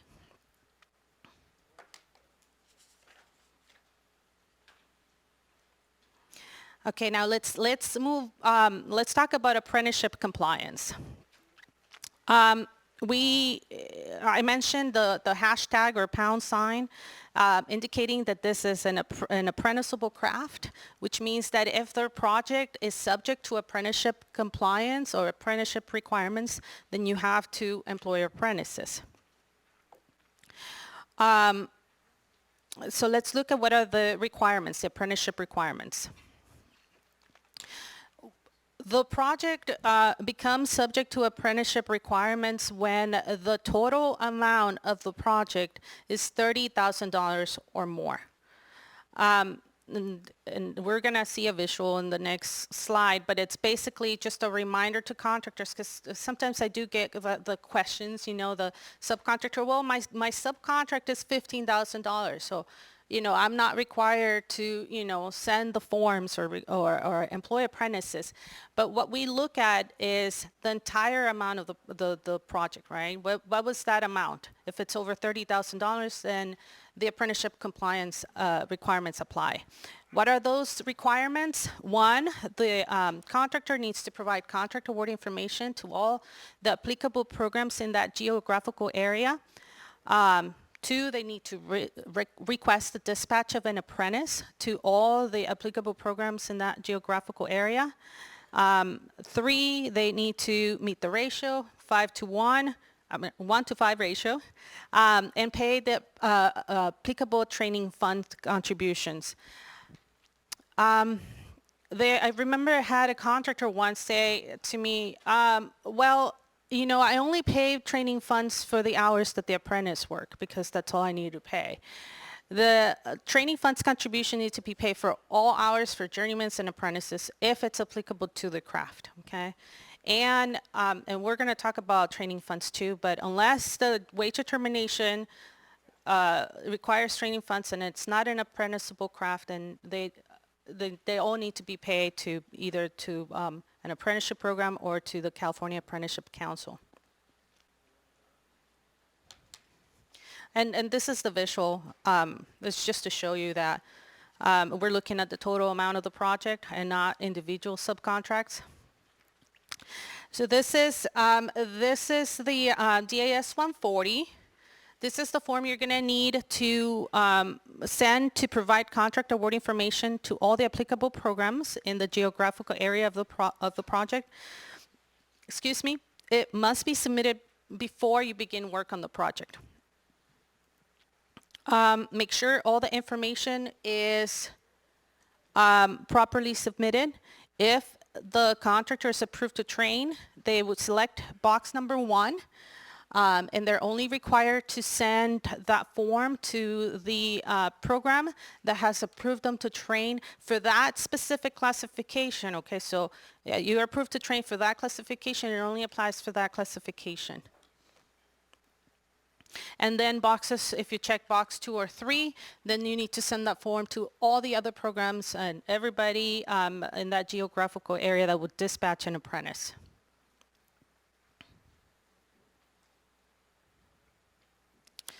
The penalties for failing to submit the DAS 140, I forgot to mention, is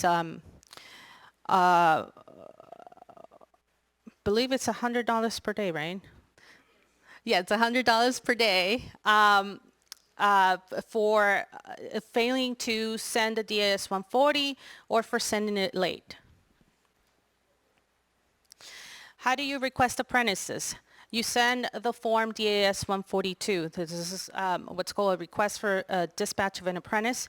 You have to make sure that this form is properly completed before sending it out to all the applicable programs that will dispatch an apprentice. It should be sent. It must provide. It must be sent and provide 72 hours notice in advance for the dispatch of an apprentice. Okay. Well, in this case, this example, you can easily tell from the date that there was not 72-hour notice. However, sometimes you have to look at more than just the date and verify that it's been 72 hours notice. It cannot be conditional. You should list the craft that you need, the date and the time. Sometimes I see TBD. Yeah, no. Please, you have to include the date when the apprentice is to report to the project.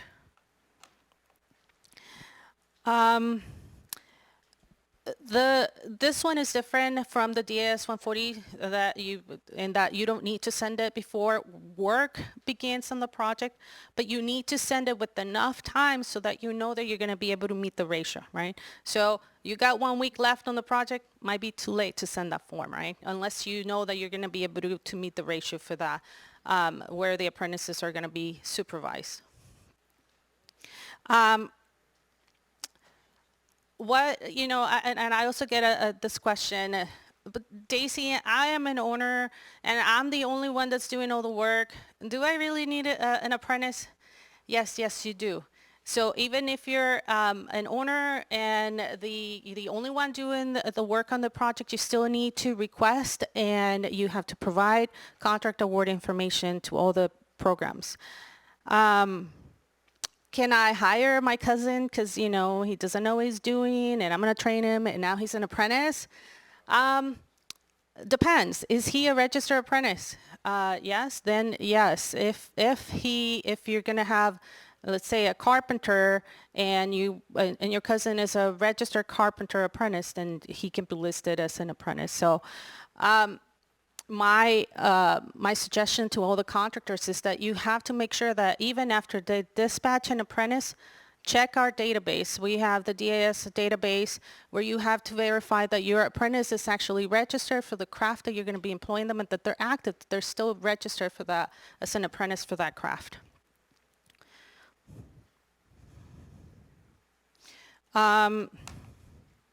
Okay, so it's moving. Okay, so I think the next one is training funds. Yes, training funds. Okay. So the training funds need to be sent to the appropriate apprenticeship trust fund. If not, then they can be sent to the California Apprenticeship Council. There's some classifications, as I've not come across many of them, but there's some classification that might not be apprenticeable, so they don't have that pound sign, but there's still training funds listed in there. That means that those training funds will need to be paid directly to the worker. But if it is an apprenticeable craft and there's training funds, the training funds need to be paid to that apprenticeship program or the California Apprenticeship Council. Okay, quickly. certified payroll records. So Labor Code 1776 provides that contractors must maintain accurate payroll records. The contractor, as a contractor, you can use our DLSE Form 131A, A1131. It's a lot of things to remember. But you can use our form. It's not required that you use our form, but whatever form you use has to contain the same information we have on our form. This is a separate requirement from ECPRs, or the Electronic Certified Payroll Records.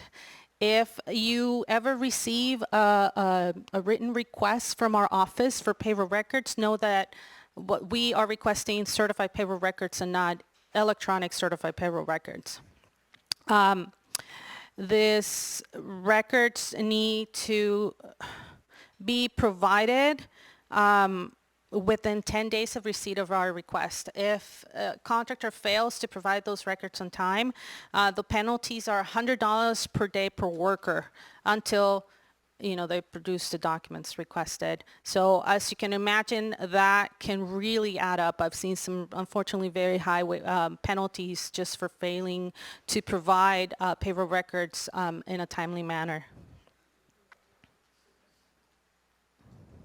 All right, so let's talk about electronic certified payroll records.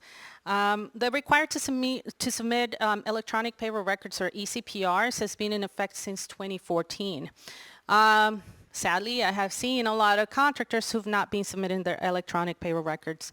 Luckily, now we got AB 1023, Assembly Bill 1023, which provides that effective January 1st of 2022 provides a penalty for against contractors who fail to submit ECPRs at least on a monthly basis. And that penalty is $100 per day of non-compliance, up to $5,000 per project.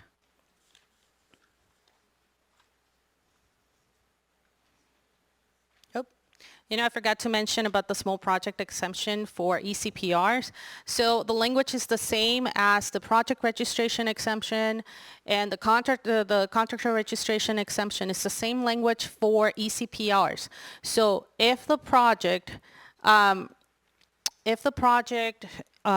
is under $25,000 or less and is construction, alteration, demolition, installation, or repair work, or for $15,000 or less, if it is for maintenance work, then ECPRs are not required for that project. You're not required to provide ECPRs. The awarding body is not required to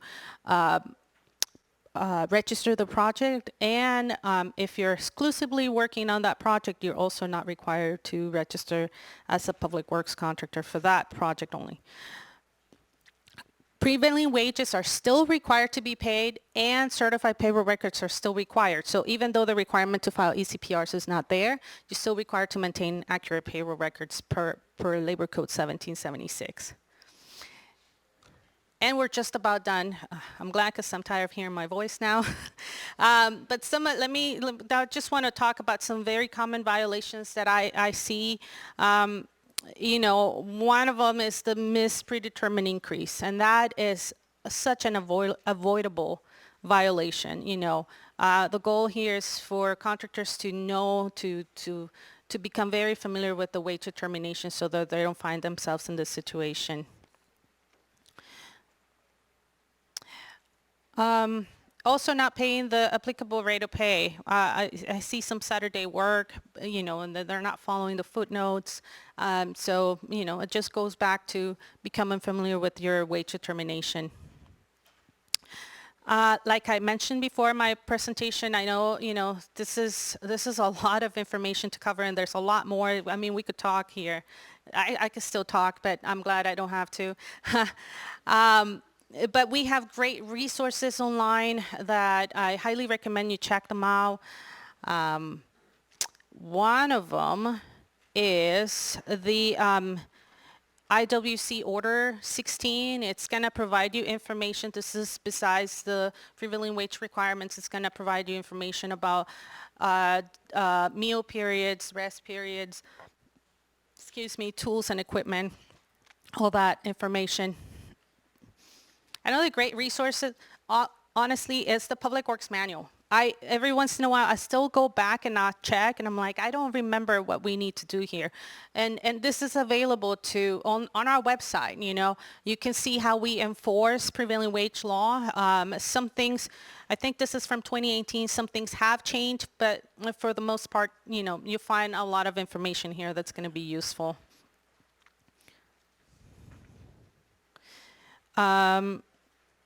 So you can also subscribe to our distribution list. You can see on the yellow arrow, that's where you're going to click and submit your information. You get updates, any notifications regarding public works.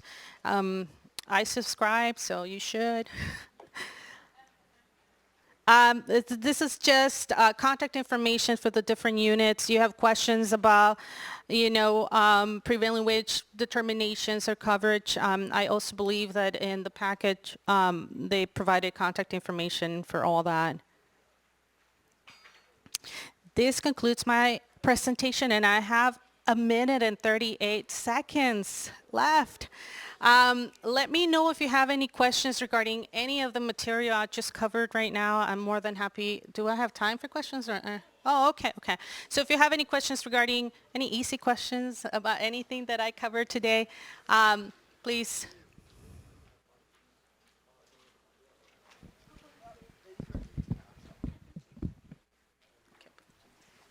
Quick question. I know that some of the unions sometimes set their training amounts a little higher than, you know, just like the DIR has stated. And we encounter a situation where they take that difference, you know, 3, 5, 10 cents away from the basic hourly rate from the employees. Can the unions do that? How are they taking that away from the hourly? You mean on the rate that they're... The training, they set it up a little higher. Okay. So, you know, from an enforcement point of view, what we look at is the payroll, right? So I'm not, you know, when I get an investigation, I look at the payroll. I am not going to look at, and I look at the wage determination. Those are the two guiding documents for me, right?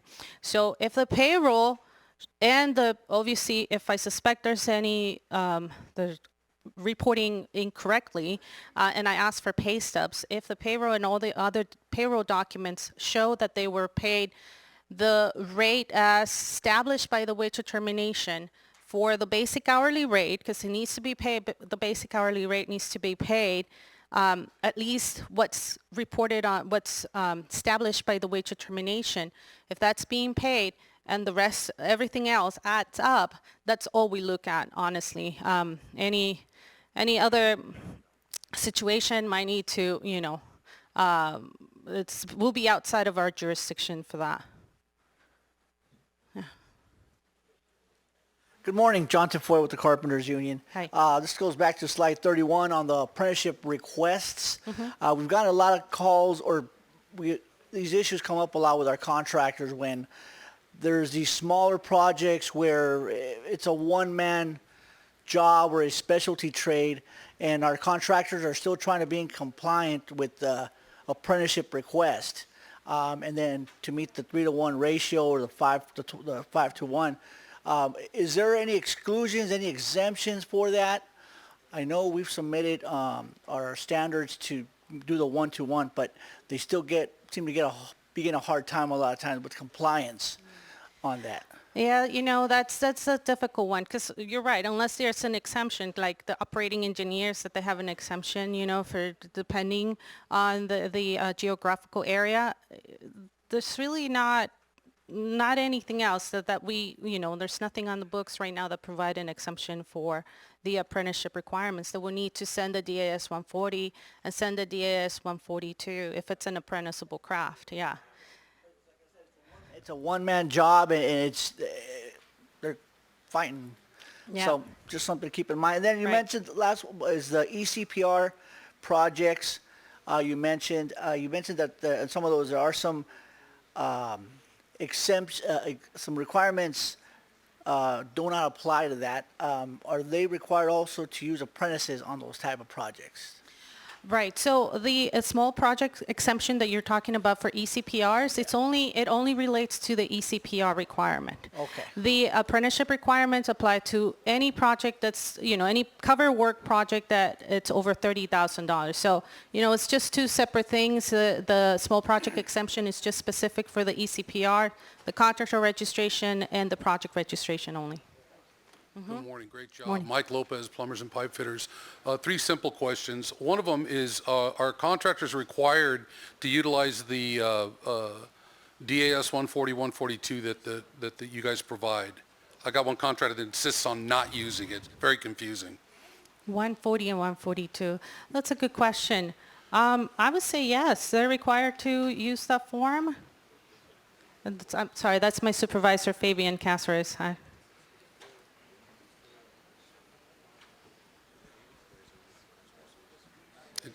It seems so simple. Good morning, everybody. Right. Yeah, and it does seem simple. What we're really looking for is, are you complying with the requirement, right? The intent of the apprenticeship requirements is for these apprentices to get experience on these projects, and so they may not be required. I'd have to double check, and you can touch base with me later today.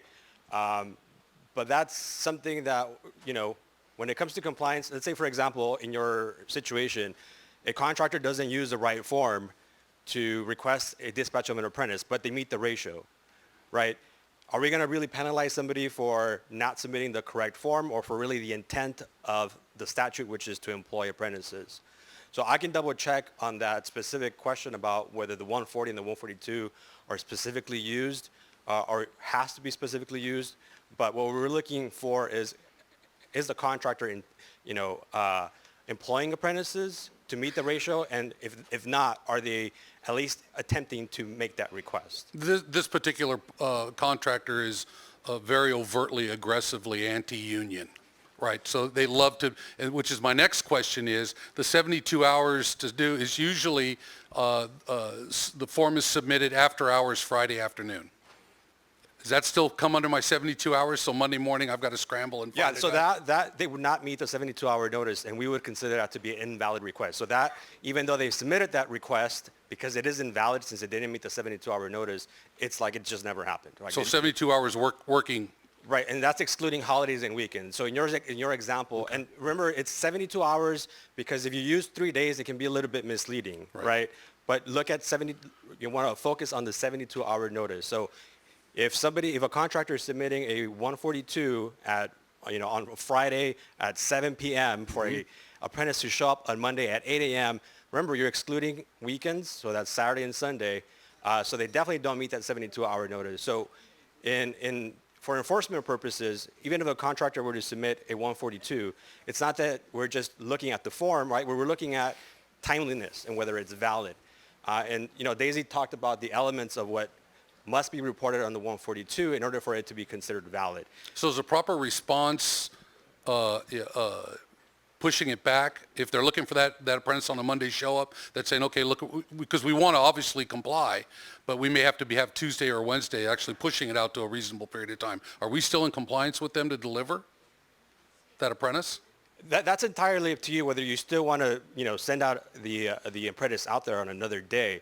But what we're looking for in terms of like compliance on from a contractor is, did you submit this form in a timely manner, and did you complete it completely? So if you remember that 142 at the bottom part of it, it has the location, the time, the date. So what the example that Daisy utilized was, sometimes we'll get forms where it would say to be determined. We would consider that an invalid request, right. Or even if it's untimely, like the way that you described, we would consider that an invalid request. And so you'd be comfortable with a proper response is the minute we're back to work on Monday morning and seeing this after hours letter, is the proper response, this is an invalid request, and we're okay with that. Right? Because I want to get the apprentice out, right? It's a game these guys are playing. Right, it's entirely up to you, okay. Right? But what we're looking for is the contract in compliance with the statute and the regulation. The last question I have is I have a contractor that very regularly is calling out for an apprentice for an hour, 20 minutes, 30 minutes. And I've gone to wage order 16, and I've looked, and I've gotten two different answers. What's the minimum amount of time that that apprentice is going to be compensated for. For show-up time? It's 4 hours for show-up time. It's interesting when you read it, because I hear 4, I read 2, so I don't know. Okay. Well, it also gonna depend on whether they were scheduled to work or not, you know. Well, no, they're and they were scheduled to scheduled work, but the call is 30 minutes, 1 hour. And do you know why they might be doing that? It's Are they the not working? specific application of the job that they're doing. They're not generally there for a long period of time. But I know Wage Order 16 looks at up to 4, a minimum of 2, because 2 is considered show-up, right? So we showed up there, for some reason you were not picking up your tools, you're going to get your 2 hours. But he picks up his tool, that's 4, right? Yeah, and that, yeah, the wage determination would be applicable for that. And also the DAS 142 has a note on the form, I don't remember his name, that states that except for projects with less than 40 hours of journeyman work, you must request and employ apprentices in no less than 8 hours increment, right? Mm-hmm. Hi.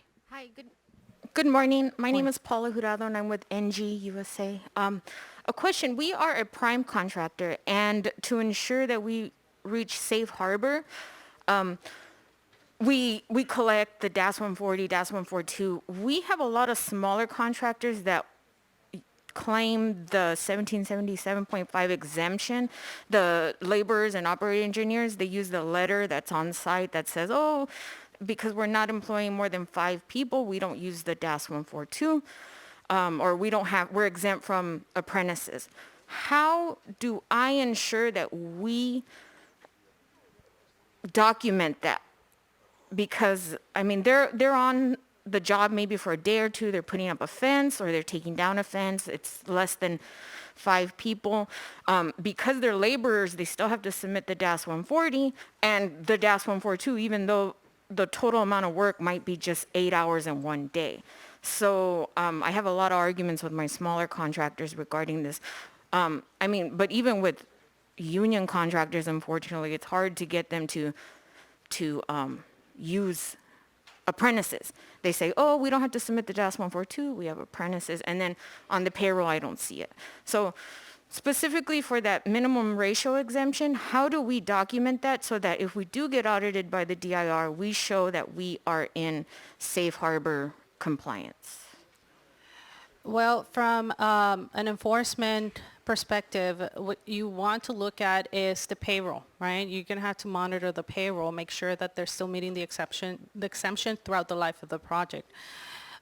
So, you know, as a general contractor, if you're monitoring your projects, that's the important thing, right? And besides the letter and you having, you know, being cognizant or monitoring your projects that they still meet the exemption, you know, there's really no letter or anything extra that, you know, that we could provide to say you meet the safe harbor provision. It's just you have to go to the labor code, see if you meet the requirements. If you're doing that, then, you know, if there's an investigation, you can bring that up. Okay, thank you.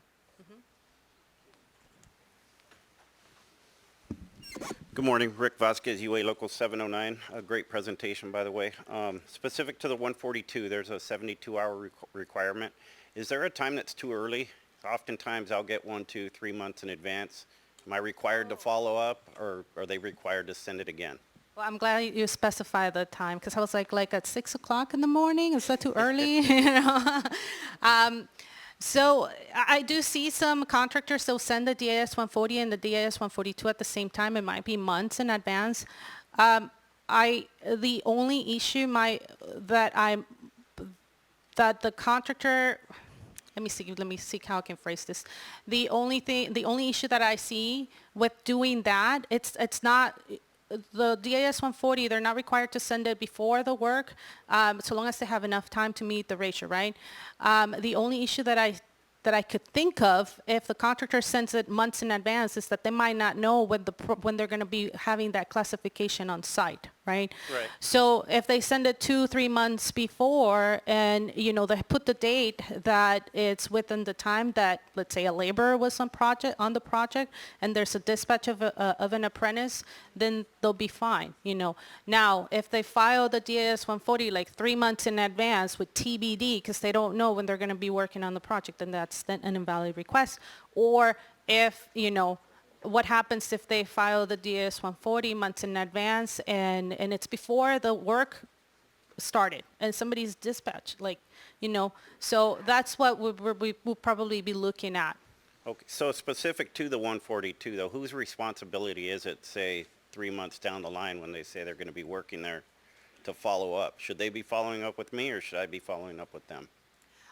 So since the program will have the date, you can dispatch the apprentice. You would be able to dispatch the apprentice on that date. I mean, it's up to you if you want to follow up with the contractor, you know, just to double check, make sure everybody's there. But honestly, you know, if there's no one there and, you know, it's going to come back, if we do an audit, it's going to come back to the contractor. Great, thank you. Jessica Tam with LA Unified. So you had a comment earlier that when you check for compliance, you check to make sure the contractor is paying the basic hourly rate and then the rest of the fringe benefits. So in the event that the training contribution is less than what's listed in the determination, is that still considered a violation? So let's say that the training fund, it's $1. And you're saying that everything else is paid, okay, but the training fund, they paid 90 cents. Am I understanding the question correctly? So they paid everything else okay, except the training funds, there was an underpayment of training funds? Yes, but the total hourly rate meets the prevailing wage, meets the straight time hourly rate. Right. So we would do an, you know, from enforcement point of view, we would do an audit because there's a specific amount for training funds that's listed for the wage determination. We would do an audit for the underpayment of training funds. So that would be considered a violation? Right. That would be failure to pay prevailing wages, yes. Okay, thank you.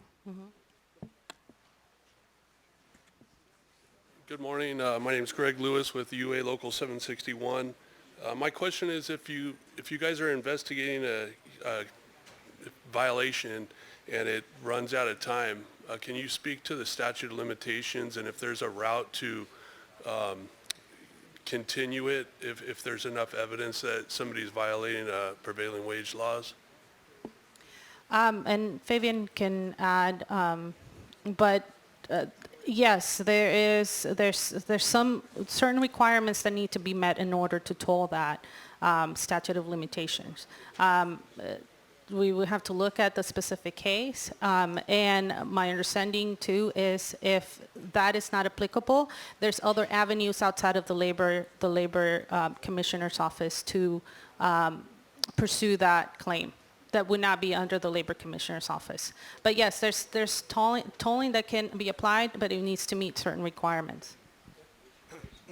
And so to clarify, so the statute of limitations is 18 months from the time that the project is accepted as complete by the awarding agency, right? So just because, you know, maybe you're a subcontractor who started the project, you know, in the early stages, the project went on for 2 or 3 more years, you are still within the statute even though you began working in 2019.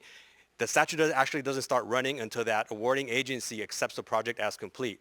From that time, then we have 18 months to investigate the case. Right, and so there are 3 different ways in which we can toll the statute. And so one of them, Ken earlier talked about coverage determinations, right? So if a contractor or another party requests a coverage determination from the director's office, for that period of time in which it takes a director to determine whether it's subject to prevailing wage or not, then we toll the statute for that amount of time. So then another way we can toll the statute is if when we open the investigation, we request certified payroll records from the contractor that we're investigating, and we never receive certified payroll records, right? So under 1776, a contractor has 10 days plus additional 5 days of mailing to submit the certified payroll records after they received the notice from us, from the Labor Commissioner's Office. If they don't submit those certified payroll records, we can essentially extend the statute of limitations for the amount of time that it takes them to respond. So as a subcontractor, if your strategy is, well, you know what, I'm not going to give the labor commissioner any information, I'm not going to give them any certified payroll records, I'm going to let the statute run out. Because of tolling, we would essentially continue to make the request, but keep in mind that that statute is still running. Just because you're not producing those records to the labor commissioner's office doesn't mean that the statute is going to run out. And then lastly, we can also toll the statute if when we make a request to the awarding body at the beginning of our investigation, we request the notice of completion. So assuming that the project is already complete, if the awarding agency hasn't provided us with any notice of completions, then we can essentially also toll the statute for the amount of time that it takes the awarding body to respond to us and provide us with that information. So remember, there's 3 different ways that we can toll the statute, and the statute is 18 months beginning from the time that the awarding agency accepts the project as complete. Okay?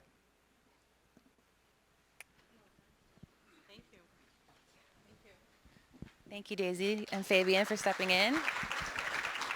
I'm starting. So our next presentation is going to be on skilled and trained workforce, a hot topic. You guys might want to listen. And it's going to be presented by Sotivir Sim and Fabian Casares.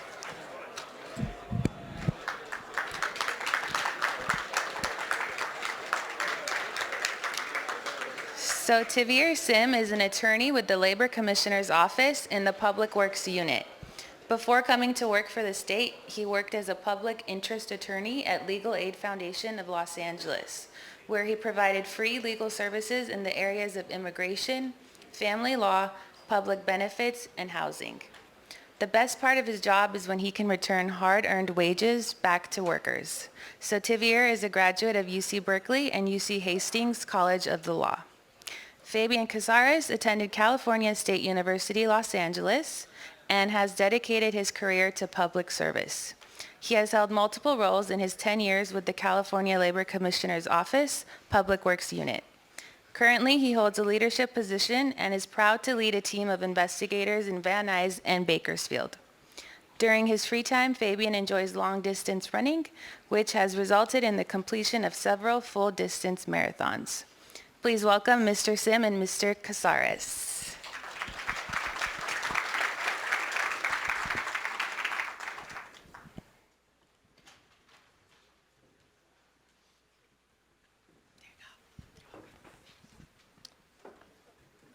Hi, good morning, everybody. My name is Sotivir Sim, and I'm here with my colleague here. Good morning, everybody. Like Andres mentioned earlier, we're the party poopers of Prevailing Wage. And, you know, I want to thank LMCC for having us here. Before we get started on skilled and trained, I do want to tell everybody that it did take me quite a number of times to really understand it.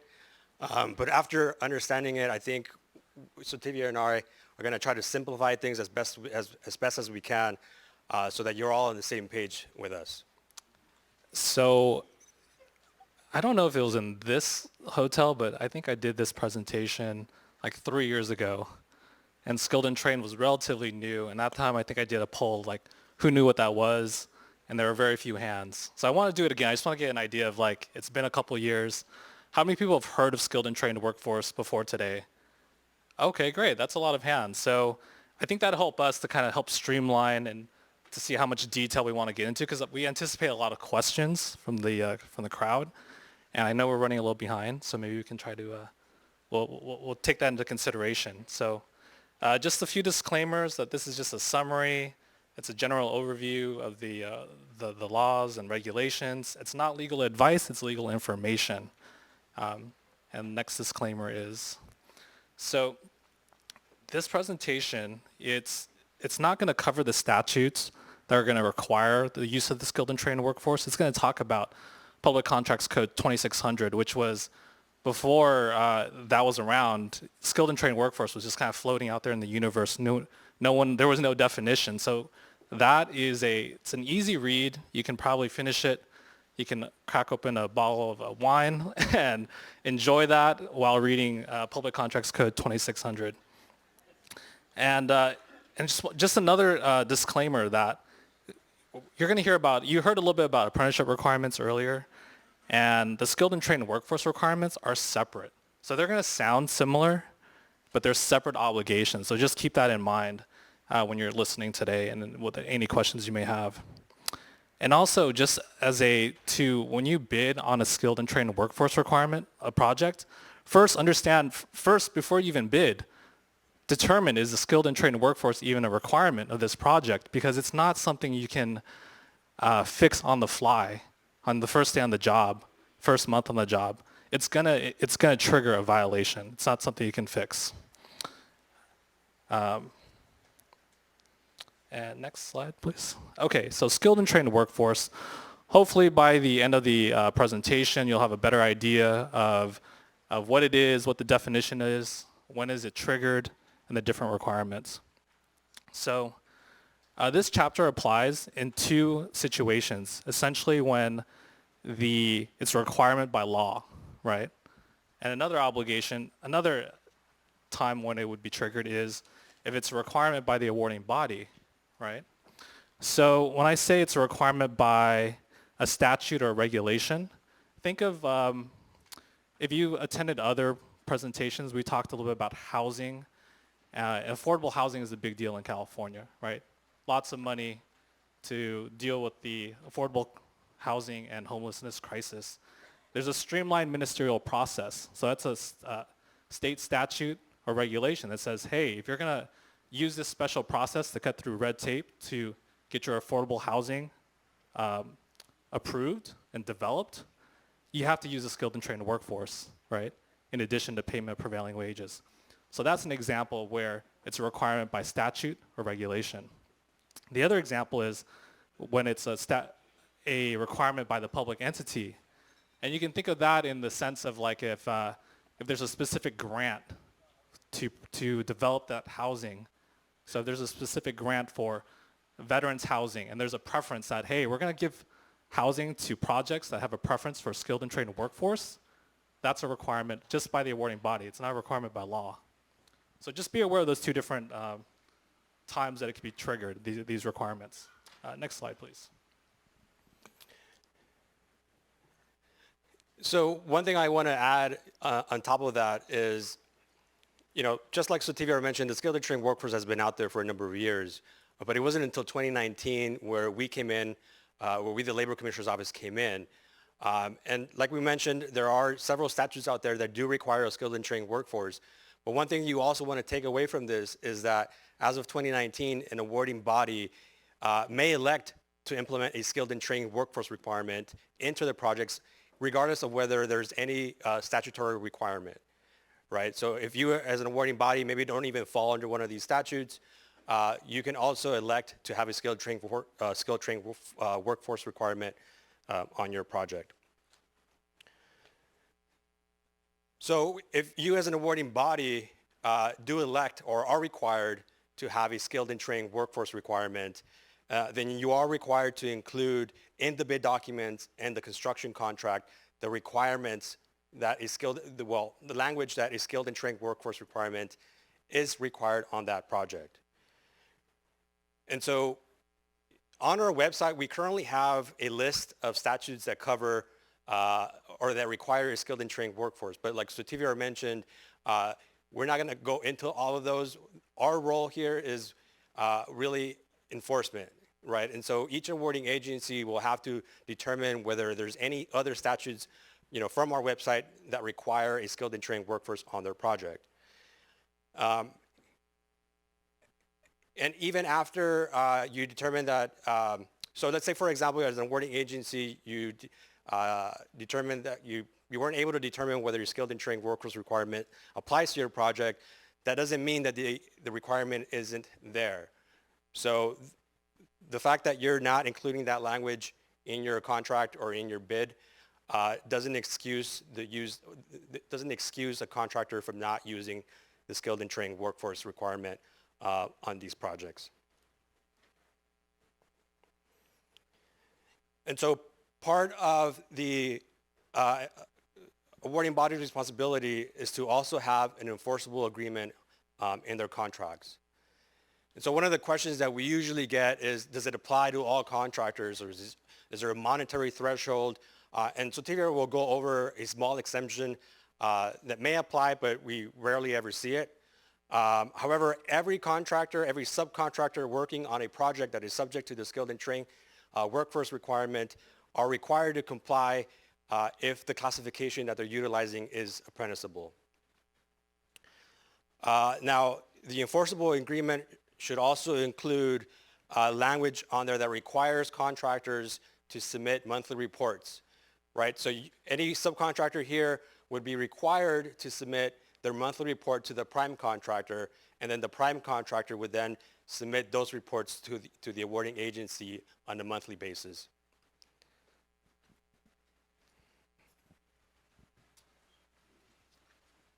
Okay, so to the meat and potatoes of this presentation of what is a skilled and trained workforce, what does it look like? So a skilled and trained workforce meets all of these following conditions, and I'm sorry these slides are very dense, but we'll try to illustrate to explain them a little bit better.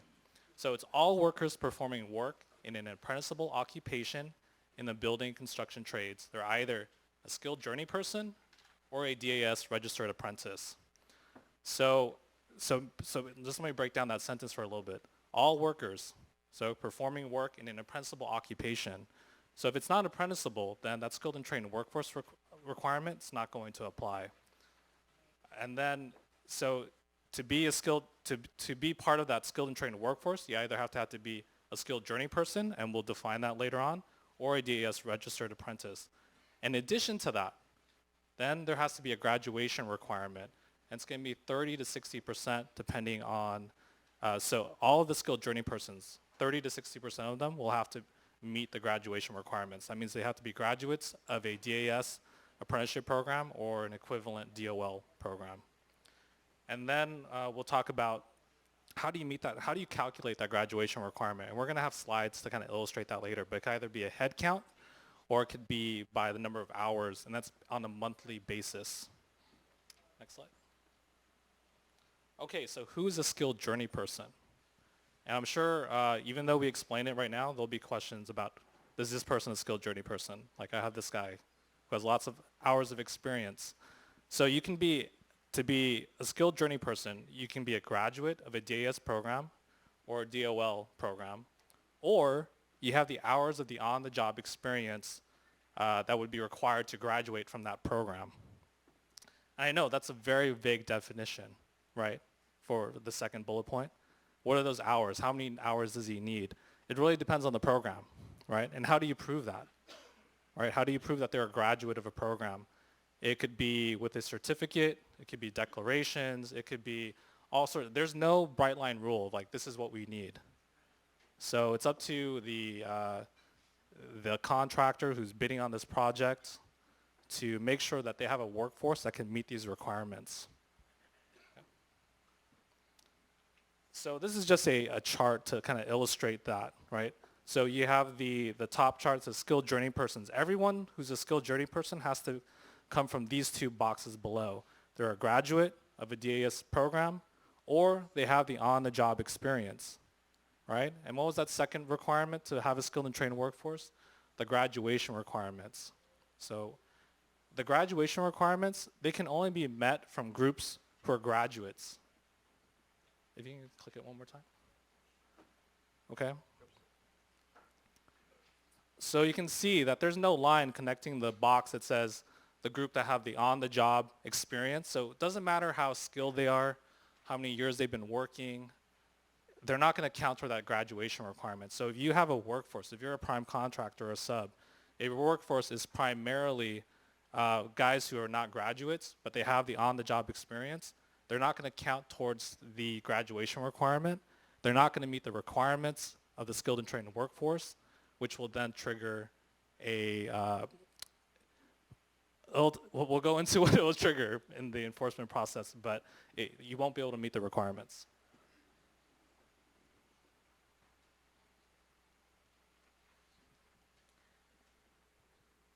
So we're going to talk about compliance from a contractor standpoint, and really what are you looking for, right? Or what are we looking for in terms of compliance? And so again, another takeaway you want from this is that a specific percentage of your workforce have to be graduates from an approved apprenticeship program. And so depending on the classification that you employ and the year that you're in, there's going to be a specific percentage in which your workforce have to be graduates from an apprenticeship program, right? That's one thing that I always emphasize is there's other parts to the skilled and trained workforce, but one thing that I want everyone to take away from this is that your workforce has to have a specific percentage of graduates on your project. And so as Sutivia mentioned earlier, contractors can either use a head count or they can determine compliance by the percentage of hours worked for each classification. And we have actually an example for each one. Each contractor can alternate on a monthly basis. So if I'm a contractor in the month of November and I want to utilize the head count, I can do that this month. And then next month I want to use the percentage of hours worked. I can also do that. So contractors do have that flexibility. Whether it's going to make a difference, I'm not quite sure. But we'll take a look at an example of a head count. And I'm going to work my way over here because I want to actually use an example here, right? And in this example, we're talking about a 60% graduation requirement. So that means that if there's 10 people sitting in these two tables here, 6 of those sitting in that table have to be graduates, right? The rest can have the on-the-job training experience, but a contractor would not be in compliance if they have 10 workers and only 2 of them are graduates, right? So that's one thing that you really want to emphasize or that you want to take away from this. And again, we're going to use very simple math, but there's a formula here on how you can calculate that. And so in this example, we can use a specific classification which requires a 60% graduation rate, right? A contractor, let's say I'm a contractor and I have 10 skilled journey persons. So out of my workforce, I need to make sure that 6 of those 10 workers have graduated from an apprenticeship program, an approved apprenticeship program.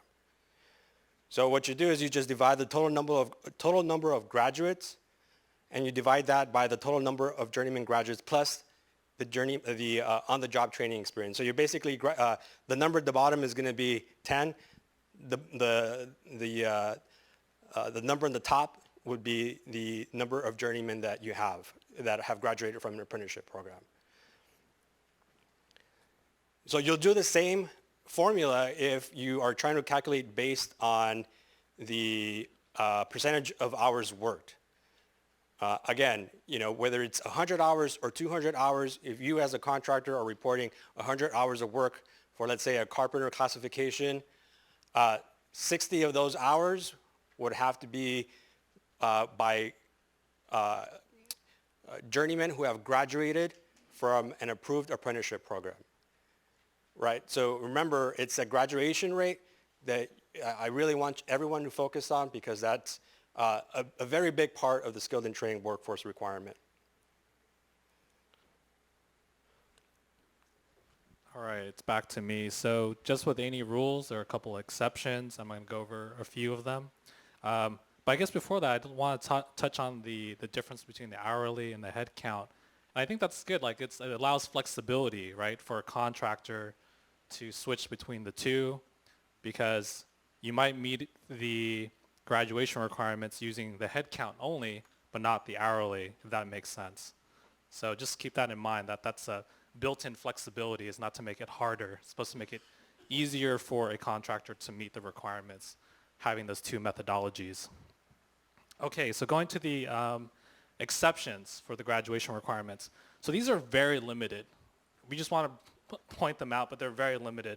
Here's if there was no DAS-approved apprenticeship program that existed before 1995, then it basically allows you to use more of the you only have to use up to half the graduation percentage requirement. So if your percentage requirement was 30, you only have to use 15%, right? And the rest of them still have to be skilled journey persons or DAS approved apprentices, okay? And the other one, which actually I've come across a few times, where if a contractor or subcontractor for that month, they don't need to meet the graduation requirements if there was less than 10 hours of work, which makes a lot of sense, right? It's too hard to figure out if there was only one guy working for 10 hours. You don't need to meet the graduation requirements. All right, next slide. Okay. Here's another exception where a subcontractor doesn't need to meet both the graduation percentage requirements if both of the following are true. So if they're not listed on the bid and they're performing work as a substitute, so I think this is an example where a contractor is kicked off perhaps or another one's brought on and they're not on the original bid. And again, also the subcontract is for 1/2 of 1%, so very small subcontractor. So it's similar to a small contract exemption, right? So they're very limited in scope, but just be aware of them.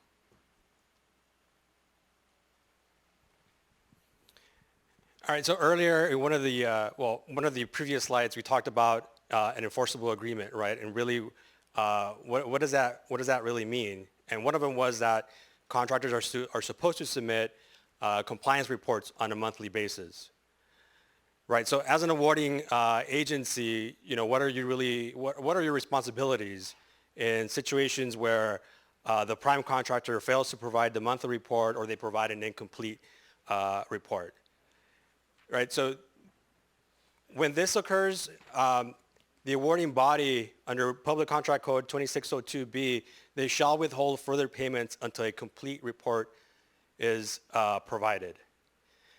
Now, if the monthly report is incomplete because a subcontractor failed to comply with the requirements, then the awarding agency would then withhold 150% of the value of the monthly billing for the relevant subcontractor, and then the prime contractor can also withhold an additional 150% of the value of the monthly billing for that subcontractor. So that's, when there's the situation in which you receive no report or an incomplete report, the payments are just going to stop, right? And they're going to stop until the contractor can demonstrate that they can obtain substantial compliance, or if a contractor substitute that subcontractor for another contractor that can actually meet the skilled and trained workforce requirements. Now, in addition to that, the previous slide talked about incomplete or reports that, weren't submitted to the prime or to the awarding agency.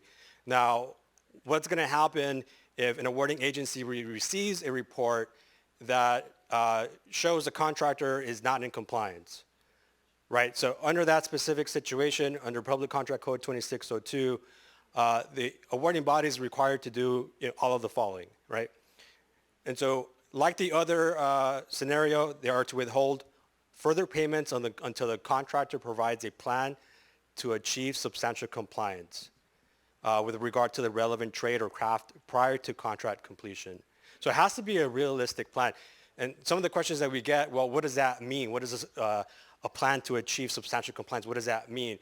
Although there is no specific definition, one of the very obvious examples were to be if a contractor submits a plan on the very last week in which the work is being performed, there's absolutely no way that they're going to achieve compliance.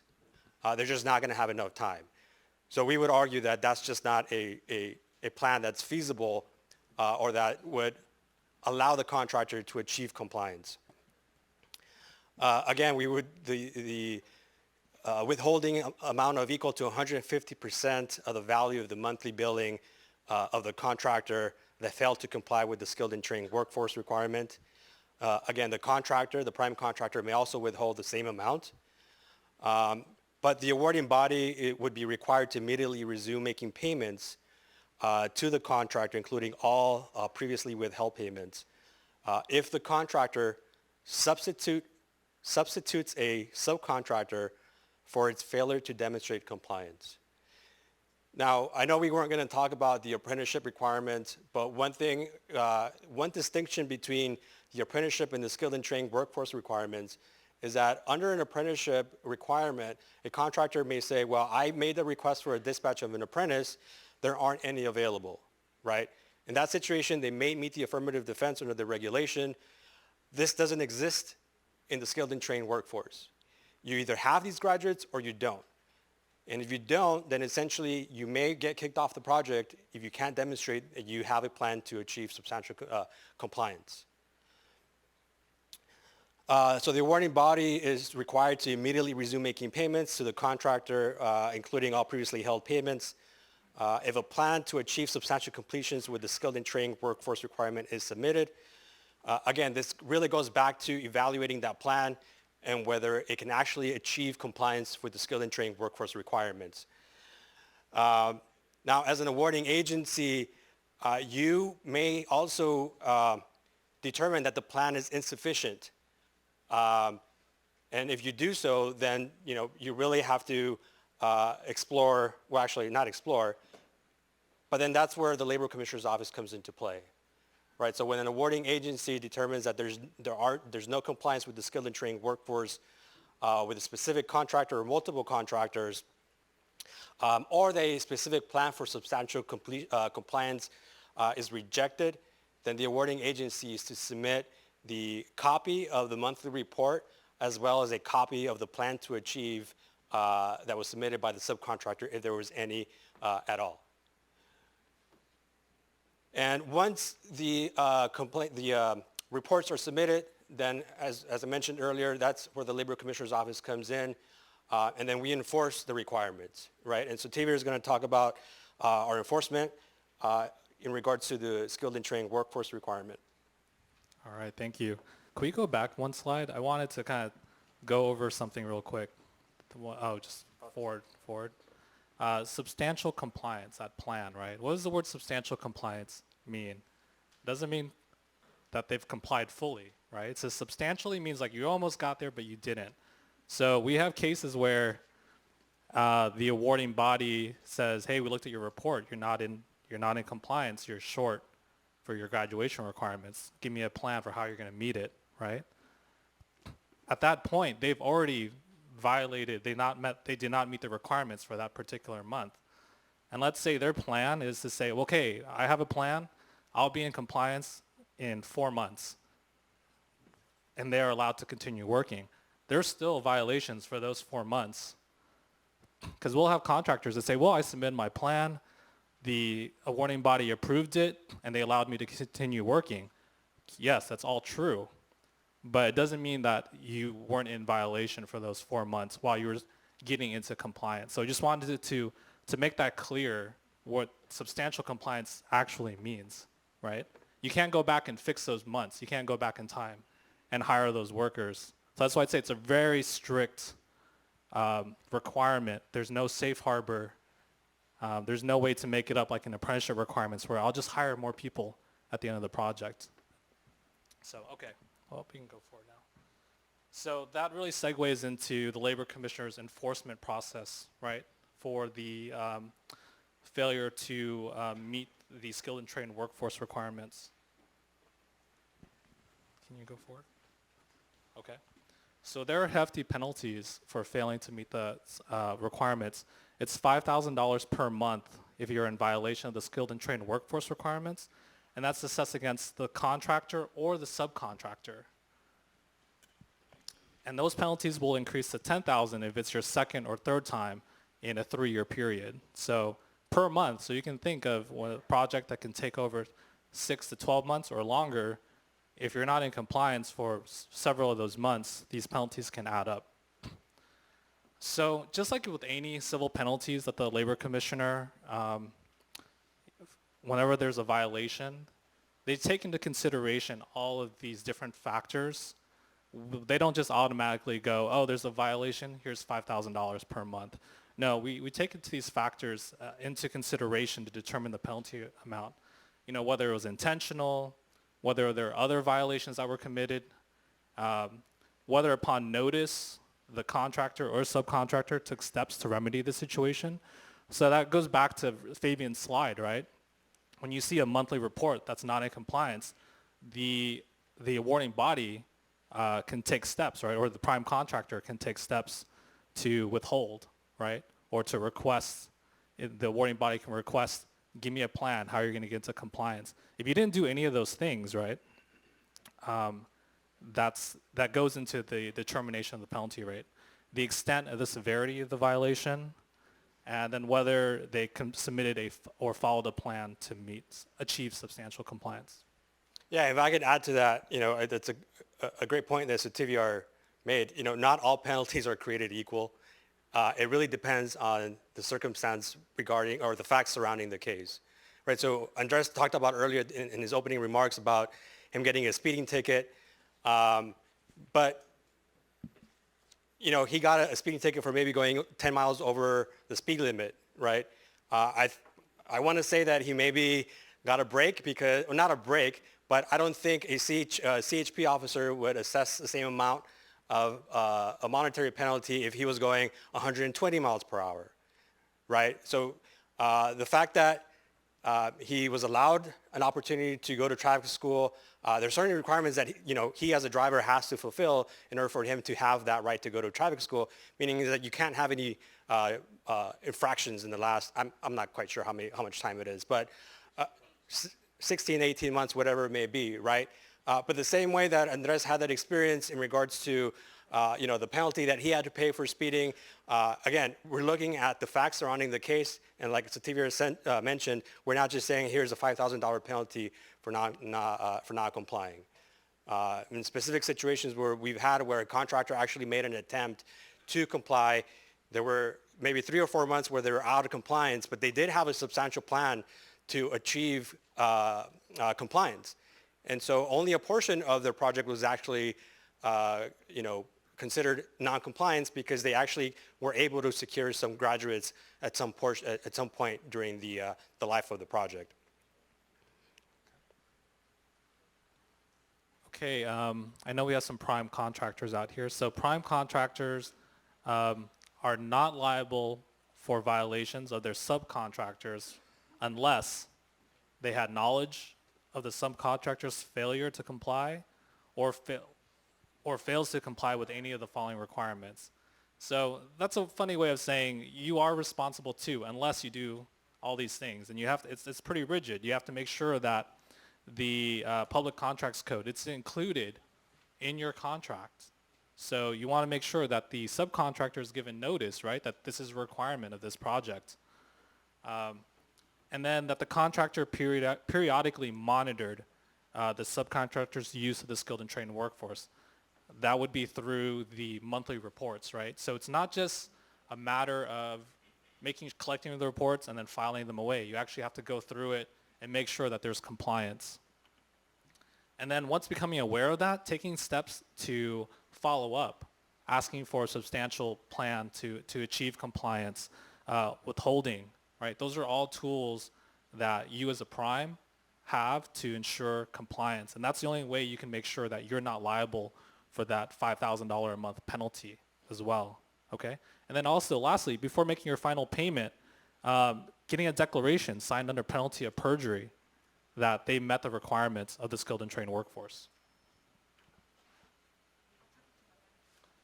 And so after an investigation, the enforcement mechanism that the Labor Commissioner uses, it's a civil wage and penalty assessment, which is what we would use for prevailing wage and apprenticeship requirements. So I think most of you are familiar with that process. So it follows that same enforcement mechanism. There's an appeal process as well, similar to for prevailing wages and apprenticeship requirements. And there's also a debarment enforcement as well, and that's usually saved for like the intentional, when there's incidences where there's an intent for defraud, or there's like 2 or more separate willful violations within a 3-year period. Okay. And here are just really good links for FAQs. We spent a lot of time developing them, making sure they're accessible, as well as the actual statutes itself. And, oh, go ahead. Yeah, and more recently, we added a template for the monthly reporting form, which a lot of awarding agencies were asking for. So this was uploaded onto our website, I want to say maybe about a month and a half ago. But it is a template. It's a tool for everyone to utilize if they choose to do so on what a compliance report should look like. In addition to that, so TVR talked about the FAQs. Those are very, very helpful. We'll provide you with the public contract code that's applicable. In addition to that, it mentions the exemptions that TVR touched on. And then more importantly, also, it has a breakdown of the percentage requirement for each classification and the time in which each graduation percentage rate phases in. But again, you can also find all this information on the public contract code from 2600 to 2603, right? Or 20? I think that's the meat of it. There might be a few more over the years. Yeah, it's a very short section. There's a lot of information, but we basically, dissected everything and put this on our website, to make it hopefully a little bit more user-friendly for everybody. And again, we do have a list of some statutes that do require a skilled and trained workforce. But I do want to emphasize that that's not a complete list, and each awarding agency is required to ensure that they are in compliance with any applicable statutes that do require a skilled and trained workforce. So that's it. If you guys have any questions. And we finished with 11 minutes left. Yeah.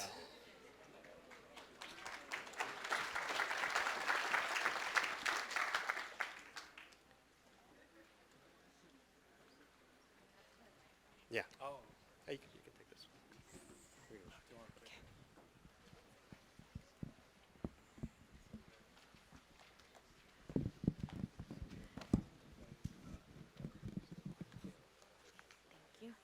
Hello.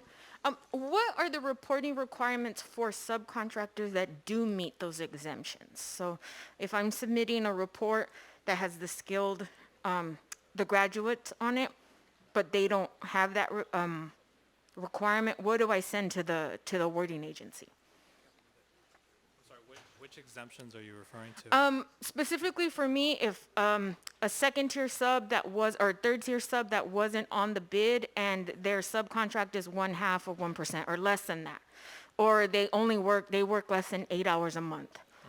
So how do I report that to my awarding agency? I don't know if there's a good answer for the 8 hours. I think probably perhaps just submitting the report anyways and just showing, like writing it down that they don't need to meet the graduation okay, so requirements. Just put not applicable, because at current time, if there's no work done that month, I'll just put no work performed, like a non-performance. I think it'd be similar to like CPRs where there's a non-performance. Okay. Yeah, I think that's the easiest ways, and then we know that's not missing. Okay, so it doesn't matter even if you're exempt, send a report in and just write, hey, here's my exemption, here's the reason why. I'm always of the thought, like, make it as easy as possible for whoever's going to look at it down the road. Yeah. Okay. So then you don't think that, oh, is this month missing? And now we know there's a record that says, no, there was just only 6 hours of work or no work. Okay. And then another question. The awarding agencies that I work with do not have a lot of knowledge regarding the skilled and trained workforce. As a prime contractor, if down the line you find that my awarding agency didn't put the requirements in and there was, what would we still be liable for fines, even if we didn't know that there was a requirement? Yeah, so you would still be subject to the skilled and trained workforce requirements. So one of the slides that we had talked about, whenever there is no such language in the bid or the contract, the requirement is still there. Now, from an enforcement standpoint, is that something we're going to take a look at? Absolutely, right? Because we're going to take all those things into consideration and determine, what should be the penalty rate? Because, we can't escape the requirement just because the awarding agency didn't list it in the bid. Understood, but at least with this, it's different from prevailing wage because you can tell this has prevailing wage, this doesn't. Because this skilled and trained workforce is based on funding, prime contractors don't know what like bills or wherever the funding is coming from, we have to ask, hey, is there skilled and trained workforce? And if they say no, we have to take them at their word. So as someone who's trying to be proactive in making sure, I want to make sure that my subs and my company doesn't get fined. So, I mean, I wish there was a better way to at least put the responsibility on the awarding agency rather than a subcontractor or a prime. Well, I mean, the responsibility is on the awarding agency. However, if they fail to list it, that doesn't, it's almost like if you think about if an awarding agency says, oh, this project is not subject to prevailing wage, or it's not a public work, and it turns out that it is, every contractor who worked on the project is still going to be subject to, making sure that they actually pay prevailing wage. But, that's something that, maybe you would have to find some kind of legal recourse against the awarding agency, but I really wouldn't be able to say. Okay, all right, thank you.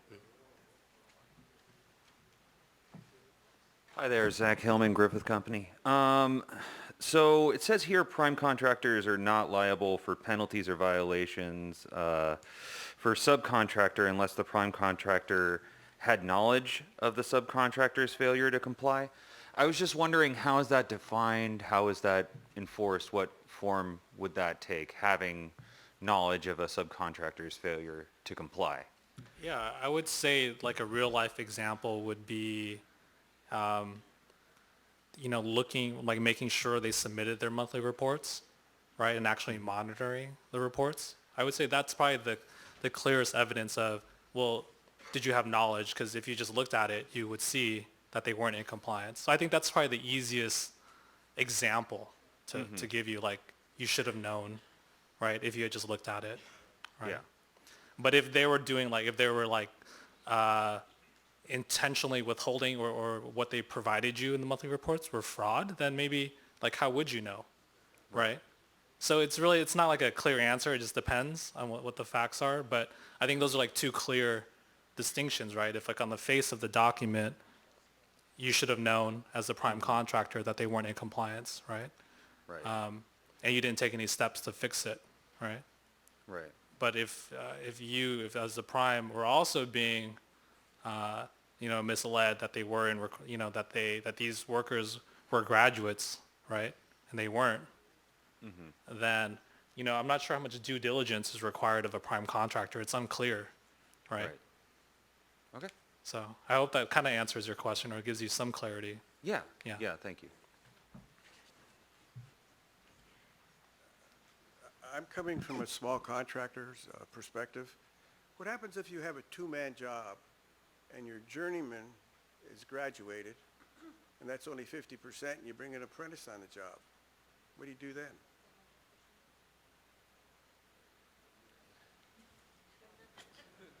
So you can't answer either. No, well, what we're looking for here is, are you meeting the graduation requirement? So in your example, How can you be if you only got two guys on the job? well, then you would use the formula that we talked about. The apprentice is not graduated. He might be a first-year apprentice. Yeah, and so that's a distinction that, the takeaway that everybody should have here is that an apprentice is not a graduate, right? Well, So, that's the question.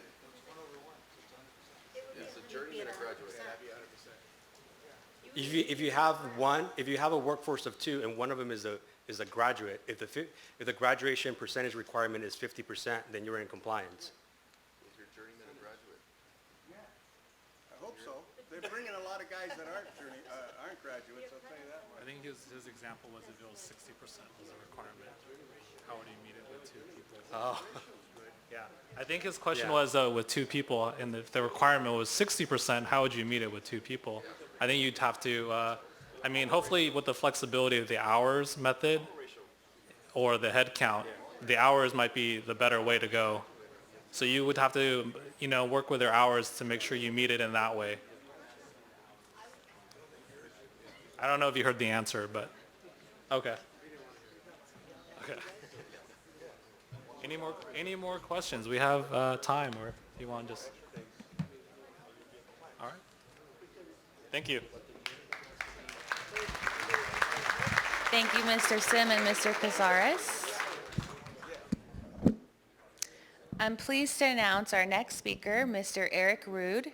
Eric is the Chief of the Department of Industrial Relations, Division of Apprenticeship Standards, and was appointed by both Governor Gavin Newsom and Governor Jerry Brown. Eric has served Californians the past 29 years, including 7 years as the Assistant State Labor Commissioner. Eric currently serves as Secretary of the California Apprenticeship Council and Interagency Advisory Committee on Apprenticeship. Eric has served as the Interstate Labor Standards Association President and Vice President and served as an Executive Officer for the National Association of State and Territorial Apprenticeship Directors.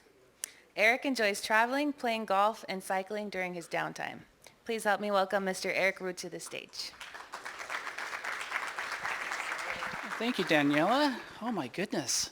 It is so good to be back in person and see so many faces over the years and stuff. It's been quite a journey over the last few years. And I know when I came over to the Division of Apprenticeship Standards at that time was October 2017, and we had about 53,000 construction apprentices. And over that time period, I was able to see great growth with our building construction apprentices. We were able to hit at one point 68,000 apprentices in the construction industry, and that was actually 6 months after the pandemic hit, so October of 2020. What's really interesting, when you look at apprenticeship is jobs, and so if you look at the unemployment rate and you go back to the 1930s, the late 1930s, when registered apprenticeship became law under the Shelley-Maloney Act, you can actually graph both unemployment and apprenticeship participation in reverse. So if unemployment's high, then apprenticeship is low, and vice versa. When unemployment's low, apprenticeship is high. So we are starting to see a little uptick again with the amount of registered apprentices. We dropped down, I want to say just in the high 50s, 58,000 or so, and currently we're around 61, 62,000 registered apprentices in the construction trade there.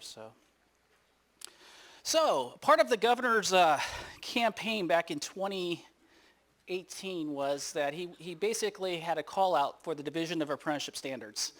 He wanted 500,000 registered apprentices, not just in the building construction trades, but in all types of industries. So in 2018, we created Assembly Bill 235, which bifurcated the California Apprenticeship Council. And within the CAC, we created a new advisory board called the Interagency Advisory Committee on Apprenticeship, and it is a 17-person board.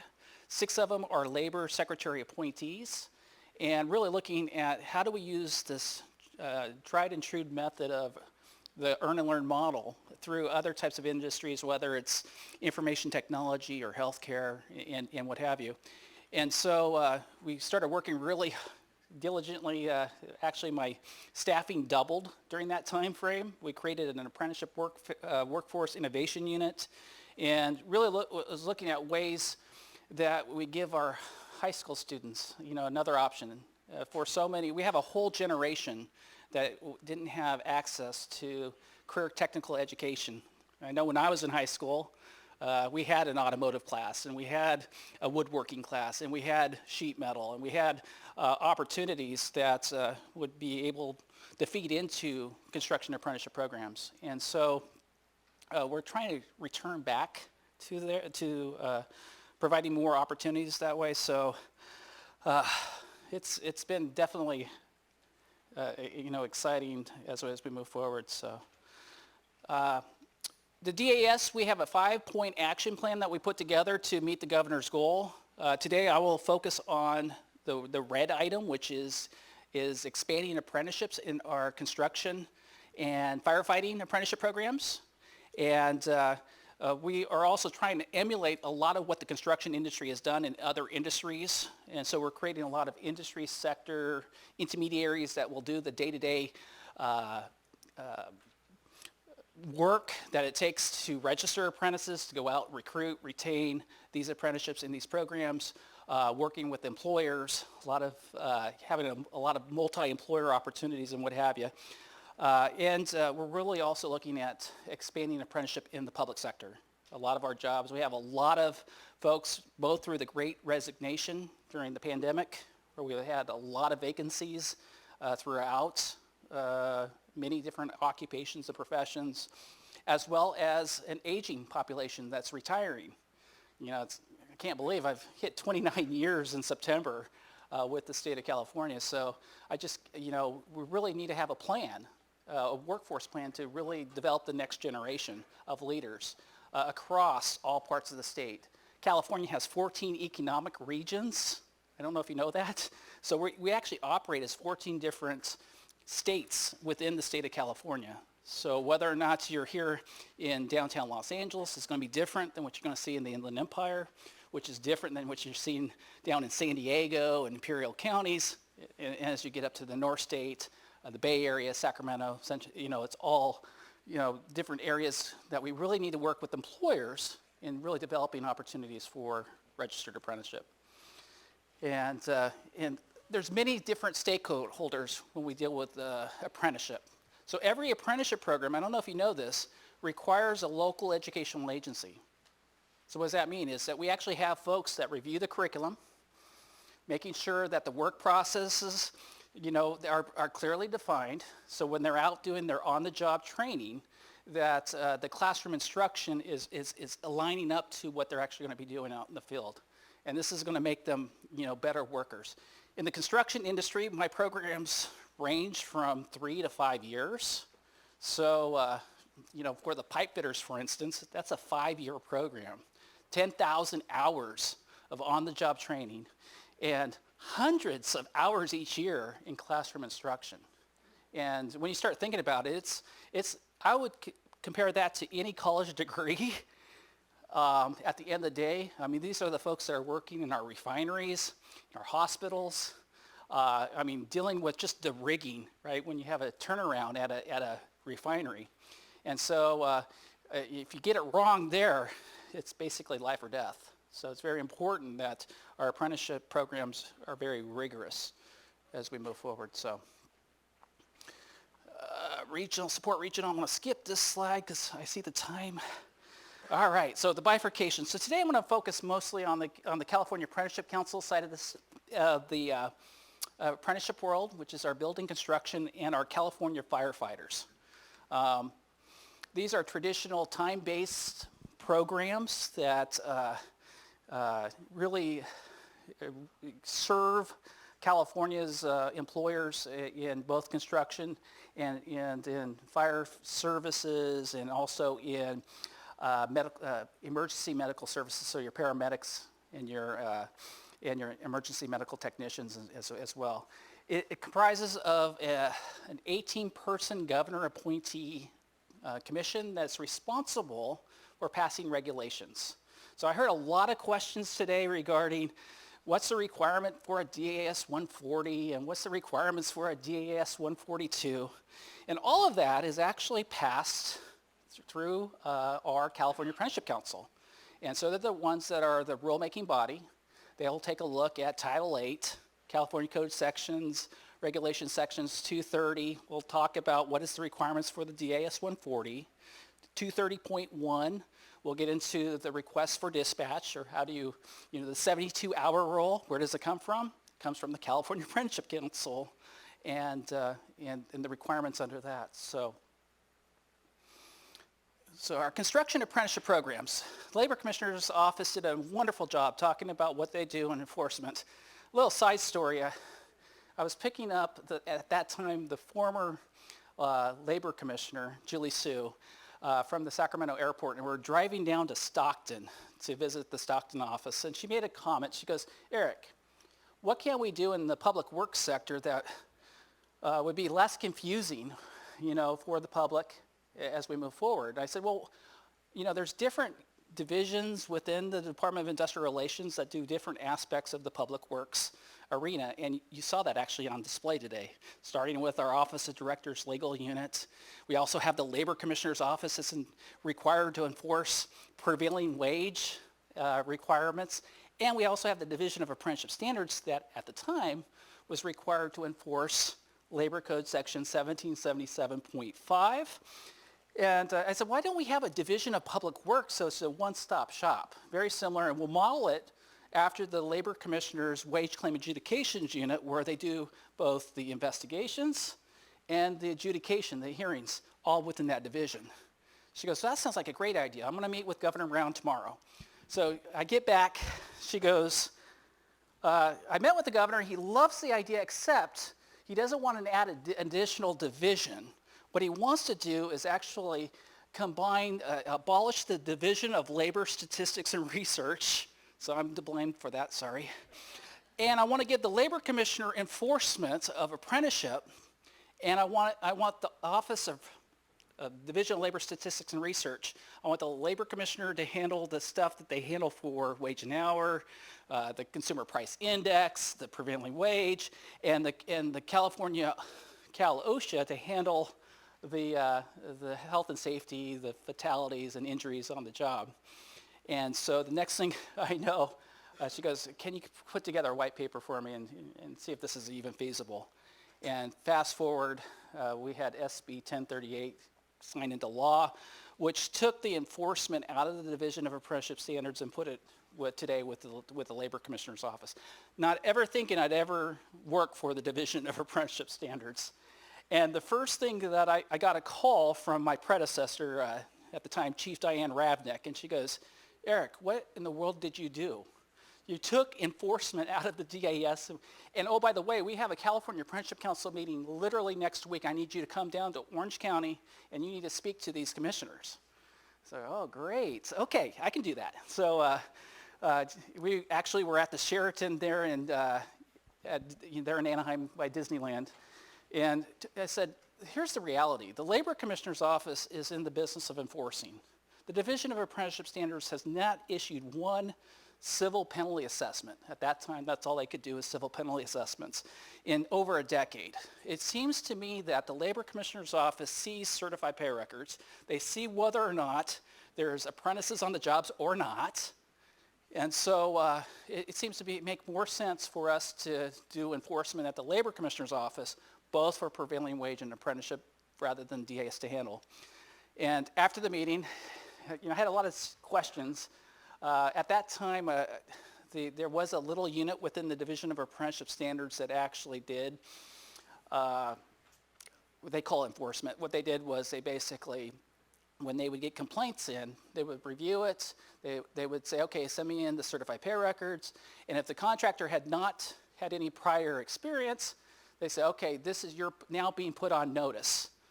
And nothing would be done until there was the second complaint against the contractor. And at that time, they would negotiate with the contractor. They say, okay, the violation's $100 per day from the start of the contract to the completion of the contract. You would owe, for instance, 365 days. If you were on there for a year, you would owe 365 times $100 a day. However, we were looking at your certified payroll records, and we noticed you only were actually on the contract for 20 days. So if you pay us $2,000, we'll go ahead and resolve it. So that's what they were doing before, and they would recover about $600,000, $700,000 a year in recoveries from these certified pay records. Within the first quarter after the Labor Commissioner took over the enforcement, they actually issued, I want to say, well over $2 million in the first quarter for apprenticeship violations. And so about 6 months later, I was asked to come back, give a report to the CAC, and it was a whole different vibe at that time. They were like, wow, he goes, this is the best thing for us to actually have the Labor Commissioner handle this, because they are in the business of enforcement. And the Division of Apprenticeship Standards, we're in the business of promoting apprenticeship, making sure apprentices are protected, making sure our programs are solid, that it's top tiered, that it's the best earn and learn model in the country, which it is. So I won't go into this too much, but as you can see, we did talk a little bit about DAS 140s and 142s. We graduate between 8,000 to 10,000 apprentices into the construction trades each year. And I get the opportunity from time to time to be able to actually do some keynote presentations to the graduates. And we're just really excited when we see somebody actually persevere through a 3, 4, or a 5-year program, and to be able to say that they are a skilled and trained worker. And so we also, the training fund contribution. So most contractors, whether they're union or non-union, if they're aligned to an apprenticeship program, they're actually funding that program. So part of that training fund contribution, we talked a little bit about the prevailing wage rate, right? You have the base rate, you have the fringe benefits, and then you have a training fund contribution, right? And that gives you a total hourly rate. Well, that training fund contribution has to go 1 to 2 places, right? One, if you're a participating contractor that's really interested in training apprentices, you're going to be paying your signatory apprenticeship committee, your labor management committee, or your unilateral committee if you're in the non-union side. A lot of contractors, however, are not affiliated with any apprenticeship programs whatsoever. And so they, a lot of times, will pay into the California Apprenticeship Council, CAC Form 2. You guys familiar with that form? And each year we receive between $16 to $20 million from non-union contractors that go into that fund. Now that fund actually pays for a majority of the DAS budget. But we also give out about $3 million each year back to our training programs. So based off of, as those contributions are coming in, it's by craft and by geographical location. And then those programs can actually apply for those monies that are being paid into that fund. So one of the challenges we do have in construction apprenticeships and even with our firefighters is we don't have a lot of women or non-binary folks in the building trades. We've been kind of hovering around between 3 to 4% of all of our apprentices are women or non-binary folks. Within the California Apprenticeship Council, we have an Equal Employment Opportunity Subcommittee, and I'm working currently with one of our commissioners, Sherry Learmonth, who is she's actually a construction trades owner in the Bay Area, mechanical crafts. And we're really starting to look at our programs, how our programs that are doing well, that might have 10 to 12 or 14% participation into the programs, to see how we could emulate that with other programs. I know that I work really closely with a lot of nonprofits. A lot of up in Oakland, for instance, we have the Rising Sun program that really tries to do, all women cohorts or what have you, to try to attract folks into the trades as an opportunity. And so there's a lot of funding now that's coming out of that. So today, the Department of Industrial Relations received $15 million both last year and this year's fiscal budget. And the director, Katie Hagan, came up to me and she goes, is there something that the Division of Apprenticeship Standards can do to encourage more participation of women and non-binary folks into apprenticeship programs? And touring the different nonprofits, whether it's the anti-recidivism coalitions here in Los Angeles, they're also up in Sacramento. We talked to Tradeswomen Inc., which is an organization really focused on trying to get more women into the trades. Women in non-traditional employment roles, Winter, based here in Los Angeles, and really ask, what is the barriers? If we were to do a grant, what would that look like? And what we found out was one of the top issues is childcare. And so in order to participate in a 6 or an 8 or a 10-week pre-apprenticeship program, we're talking about working parents it's not possible. So we launched this, actually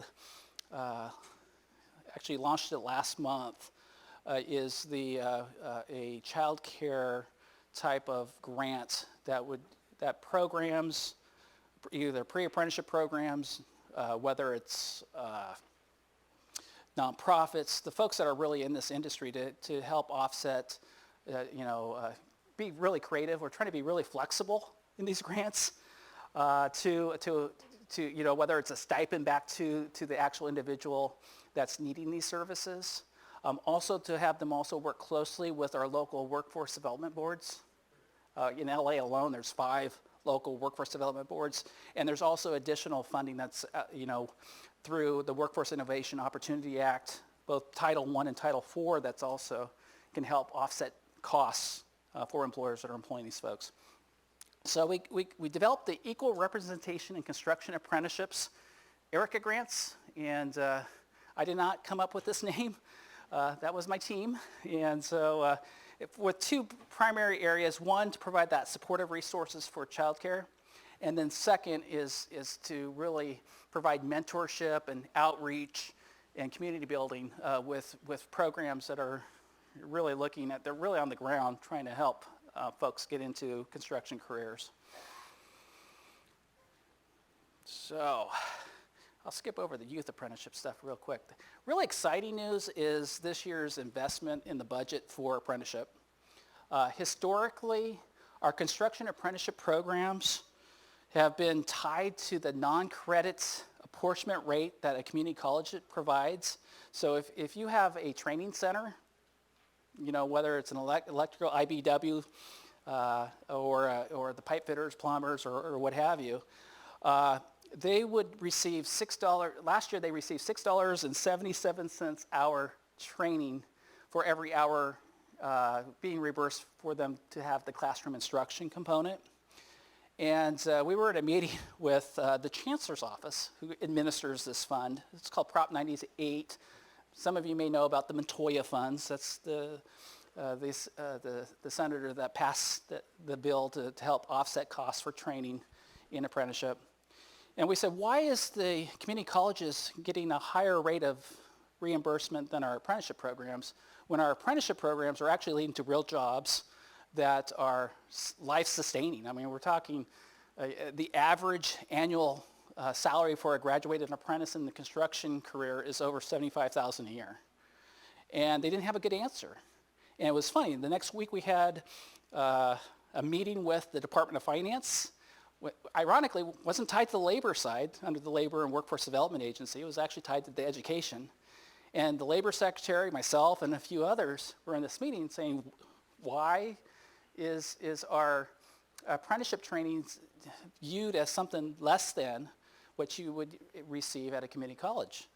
And again, they didn't have a good answer. And so we were able to pass the $8.82 an hour, which will go back to our programs.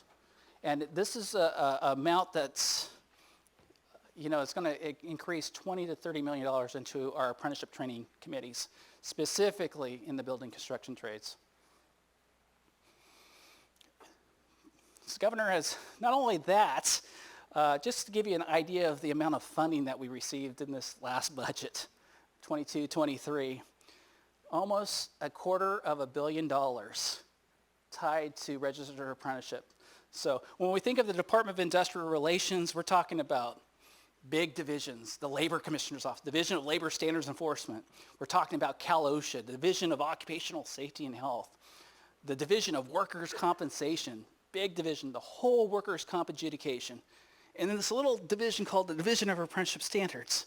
And the governor invested for our apprenticeship programs $231 million this year to really look at expanding apprenticeship across the board. Now, some of this funding is going to be specific to non-traditional apprenticeships that are outside of construction. But just to give you an idea, the related and supplemental instruction that we see here, the $88.1 million, that was up from last year's. That was being able to get that increase from $6.77 to $8.82 that will go back to our construction programs. We also have, through the Chancellor's Office, the California Apprenticeship Initiative. They currently have a solicitation out for really trying to develop ideas around apprenticeship equity, again, trying to get more women into construction roles. We also received, with Senator Skinner, she was really wanting, youth apprenticeship. And so I'm putting together a California Youth Apprenticeship Committee, we call CYAC, made up of professionals from apprenticeship programs to apprentices, to educators, to employers, to really look at solving the issue of how do we get apprenticeship back into into our high schools? And also, how do we get apprenticeship for youth that may not be connected with school anymore? So foster youth, homeless youth. And so we're putting a committee together to really define, get some definitions around what is youth apprenticeship. I heard a lot of experts, and I'll use air quotes for experts, who were testifying what youth apprenticeship was. And what they were defining was actually pre-apprenticeship, but had nothing to do with youth apprenticeship. And so what we need is definitions. And one of the things that we can really do, especially for the average age of a registered apprentice today is 33 years of age. Now, part of it was, we talked a little bit about the skilled and trained laws. Well, that required some of our programs to say, hey, we don't have enough graduated apprentices graduates from an apprenticeship program that's working as journey level workers. And so a lot of them brought in, they do an evaluation of that worker. They say, okay, we're going to give you credit for so many hours or so many years, and you have to be a part of that apprenticeship program. So that, we had a ton of apprentices that had actually been in the trades for some time, sometimes 10, 15 years in the trades. So we really need to figure out a way to get apprentices into the system earlier in construction. The other thing we find is a lot of my programs say the candidates that are coming in, they don't know basic math. You have to know math, and you have to be able to communicate. And so, we've developed a registered pre-apprenticeship program. So we do a lot of apprenticeship programs, whether it's a multi-craft curriculum core that a lot of our programs put together. And it's a 6 to 8 week boot camp. And part of it is getting your math, being able to, having physical trainers in some of them, because construction is hard. It's hard on your body. So really understanding the demand in the construction industry that's going to come down with your, which you're going to face out in a real world setting. So we're really looking forward. We're developing apprenticeships across the board. Construction is a little bit more difficult. Most of our construction programs, you have to be at least 18 years of age. So if we can at least get our MC3 programs and other types of programs that are very similar into our high schools, by the time that they're able to graduate, that they're actually entering into a career field that's going to yield $75,000 a year or more, depending on their craft or trade that they go into. So with that, I want to save some time for questions, because really, that's really what this is about. I'll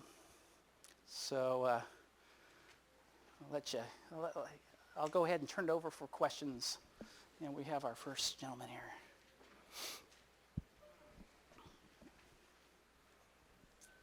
Hi, Eric. I want to thank you for everything you're doing for apprenticeship. It's been very inspirational. It's very helpful.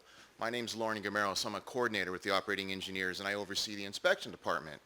Right now, our program has about 1 in 3 women. I think we probably lead the state in the ratio of women in a male-dominated workforce. It's been a great program. One of the things that we're seeing in the inspection department in the state of California, for Southern California, I have about 71 apprentices for the entire southern portion of the state. Wow. What I'd like to do is I'd like to get with you and see what we can do to improve on that, because currently we have a lot of federal and state funded projects that have 0 apprentices out working with journey persons. Yeah. And it's really hard to enforce, and we hit a lot of roadblocks, but I think if we work together, maybe we can create some inroads to this and find a solution. So I would love to get with you. Maybe we could talk today or something like that, and maybe we can work on this. And I know we have a great program. It's working really well. We do a lot of outreach to women and minorities and different programs, and it's working really good. But getting the boots on the ground is really where we have a hard time. Sounds great. Thank you so much, Lauren. Definitely. One of our surveyors, soil testers, that seems to be a great profession that we do see better percentages. Operating engineers, Local 12 here in Southern California, Local 3, their counterparts up north. This is an area I think it can be a program that can actually provide best practices as well. Also, there's professions that those professions may not be as hard as somebody that might be tying rebar, every day, or having to, carry, 50, 70, 100 pounds, of materials back and forth throughout the day. So thank you so much, Lauren. I really appreciate. And yes, we will. I'll make sure you get one of my cards, even though it's post-COVID and you're not supposed to trade cards on there. Anyone else? Okay, I was pretty fast, right? Did I get us back on track? What? Thank you. But real quick, just one thing. Now, I still have 2 minutes and 20 seconds, it says, I think. Or you just start the 10 minutes. Oh, good. Yeah, I just want to really shout out, first and foremost. Yesterday, it was a really difficult day for our labor commissioner's family. We went to the life service of Susan Nakagama, and many of you had worked with Susan over the years. We were partners in crime, so to speak, for 15 years.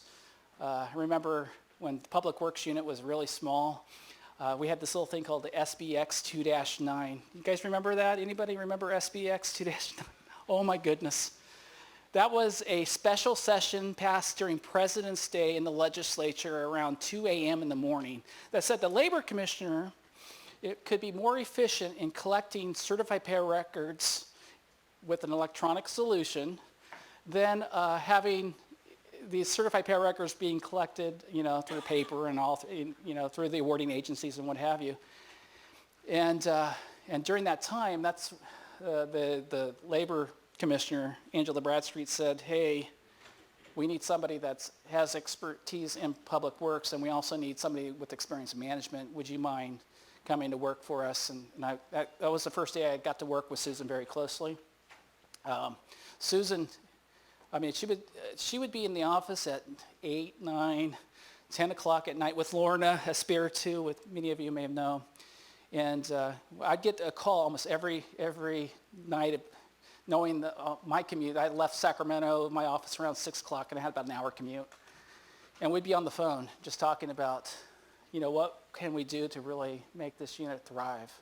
And so I just want to just say, I really appreciated the hard work that 40 years with the state of California, and 40 years primarily in the public works arena. So a lot of the folks that I see, she was part of the hiring panel that we brought in the great talent for the next generation. So thank you. I just want to thank everyone to be able to honor her just on this day. So thank you. Thank you, Eric. Oh. All right. Our next speaker is Mr. Thomas Romero. Thomas is a labor relations professional who has consulted for public agencies throughout the state of California. His background includes experience with labor compliance, project labor agreements, and community workforce development. Mr. Romero has been a member of LACCD's bond program since 2016, where he is currently the PLA administrator. Please join me in welcoming Mr. Thomas Romero.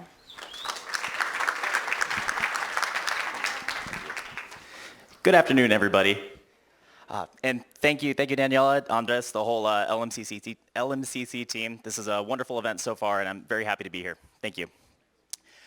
Okay, I have the enormous burden of being the first post-lunch speaker, so I'm going to do my best to be as engaging as possible because I'm certainly feeling a little bit of the after effects of the beef there, so feeling a little relaxed. So okay.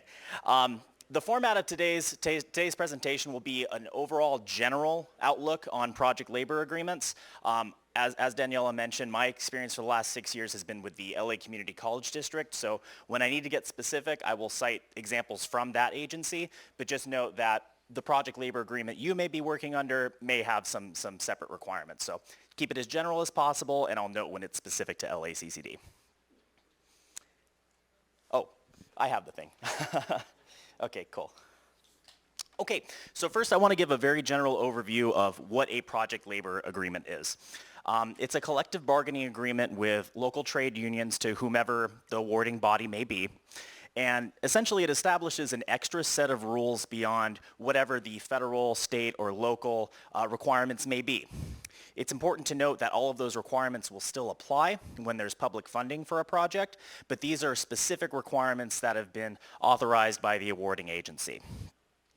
We're going to throw around a lot of acronyms today.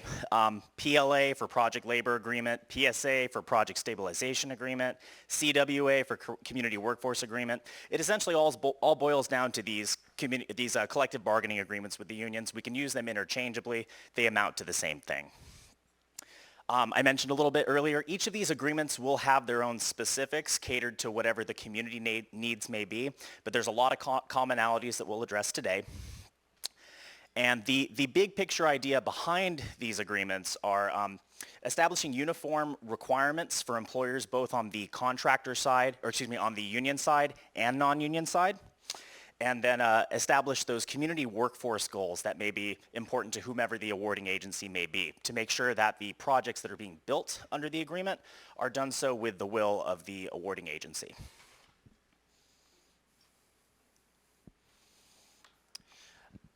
Oh, I think I might have skipped one. Okay, perfect. I mentioned before that all of the requirements that we talked about for any public works project are still going to apply when a project labor agreement's in effect. It's just any case where the state does not have a preference on how the project is staffed from a workforce standpoint or the workers are paid, the PLA will then apply. So it's important to note that a project labor agreement does not negate any of the requirements that come from the state, federal, et cetera. All contractors will have some level of union participation under project labor agreements. It's important for non-union contractors in particular to be aware of what those requirements are. We'll review some of those today. And union contractors will also have some special requirements too that they may not have on a project that's not covered by a PLA. So we'll talk about what some of those requirements might be on both sides. Again, some more big picture items of what we're talking about. The spirit of these PLAs is to provide the contractors performing work under these contracts, and then of course the agency is awarding these contracts with a pipeline of qualified and trained and skilled workers to build these projects in accordance with what the requirements are from the state, as well as what the folks that pass these PLAs are looking for. And also just for a matter of efficiency, since this is a collective bargaining agreement, we have under these PLAs uniform labor dispute resolution models that can be pursued under the PLA. Other PLA basics I like to share with folks is it's important to note whether or not a project you're working on is covered by a PLA. And what I mean when I say this is just because an awarding body may have a PLA, maybe not every type of contract is covered by that PLA. So we'll look at common indicators of when your project might be covered by a PLA, even regardless of if the agency you're working under just has a blanket PLA. And something you're going to hear me say a lot is all of these requirements under PLAs, PSAs, et cetera. What applies to the general contractor will, of course, apply to all subcontractors. So we want to make sure that general contractors are educated and pass on that education to their subcontractors. Okay, I've prepared a bullet point list here of items I always like to share to parties working under a PLA. These are kind of best practices before engaging in work under a project labor agreement. I bolded it. It should go without saying, but all parties should read and understand what the requirements of the project labor agreement might be. And of course, contact the awarding agency of your project labor agreement with any questions. As I mentioned, they will vary from agency to agency. And of course, that will be, your best point of contact will be directly with the agency to clarify any specifics that might be a little confusing. Okay, every contractor, regardless of their union status, working under a project labor agreement is going to need to determine their union work assignments at a PLA pre-job conference. I see a lot of familiar faces here in the audience of signatory unions here. That's likely where we've spent a lot of time together. This is a hard requirement under project labor agreements where essentially the contractor will meet before all of the signatory unions, declare who they are, what they're doing, and who they intend to partner with for the project. That's a hard requirement for all PLAs, and it's important that contractors understand that this applies not just to themselves, but to their subs. PLAs will require that contractors sign and submit letters of assent before beginning work. It's a simple one-page document identifying that they understand there's a PLA. As I mentioned, all contractors will have some level of union participation under project labor agreements. So it's important that after those pre-job conferences, the contractors and unions meet together to sign any single project agreements or anything that might be necessary to establish a one-time working relationship under the project labor agreement. Contractors will also need to work with the locals to make sure that the employees that they currently employ are eligible to work under a PLA project. We'll talk about what some of those requirements may be in a little bit. And since PLAs often establish community workforce goals, it's important that all contractors working under a PLA takes a look at what their labor force is going to look like and make sure that that their project is staffed in a way that meets those community workforce goals or requirements. Okay, going to talk a little bit about the specifics of that PLA pre-job conference. So the PLAs, all the PLAs require that contractors of any tier, whoever the legal entity is that's performing work, meet before all those unions I mentioned and declare who they are, what they're doing, and who they intend to work with. This is required before that contractor performing the work performs that work. This goes back to that spirit I was mentioning earlier of the dispute resolution process, where if there are cases where multiple unions may claim a contractor's scope of work, all of those arguments and claims can be made before the contractor does the work, and then the contractor ultimately makes the final decision of how to award that work. It's important that we settle all of these labor dispute issues before the contractor, before they start work. That way there's no work stoppages as the project proceeds. Now, the general contractor will, of course, lead the meeting, but it's important that they have all of their subcontractors there, as a general contractor may not assign work on behalf of their subcontractor. Every legal entity that's performing work under a project labor agreement must be there to state what it is they're doing and who they intend to work with. What we're talking about when we're talking about union work assignments, that's essentially a contractor declaring which union they intend to request labor from and pay fringe benefits to. We'll talk about fringe benefits in a little bit, but that's what we're talking about when we're saying union work assignment. That's the relationship that'll exist between contractor and union. Okay, I prepared a little table here for what we're looking at when we're at these PLA pre-job conferences. I prepared a fictional table of a contractor listing what they're doing and who they're working with. So what we're going to see at these pre-job conferences is the example of contractor XYZ performing the fictional scope of installation of sprockets and assigning that work to the fictional union of sprocket installers local 123. It sounds pretty self-evident, but that's exactly how it needs to be written, because all of the parties will understand that this contractor is doing this and working with this union. Sometimes contractors will just leave off what the scope of work is, who they're assigning it to. These are the three main components that we'll require for PLA pre-job conferences.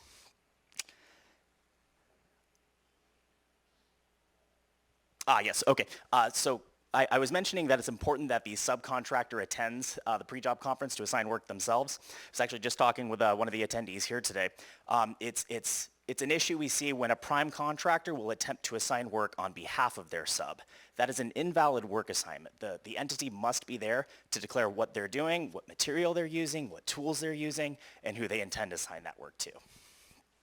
And of course, in addition to the prime contractor not being able to assign work on behalf of the sub, the same goes for the awarding body. So whomever is issuing the contract, whether it be LACCD, whom I consult for, or another entity, they cannot tell a contractor that you must assign it to this particular union.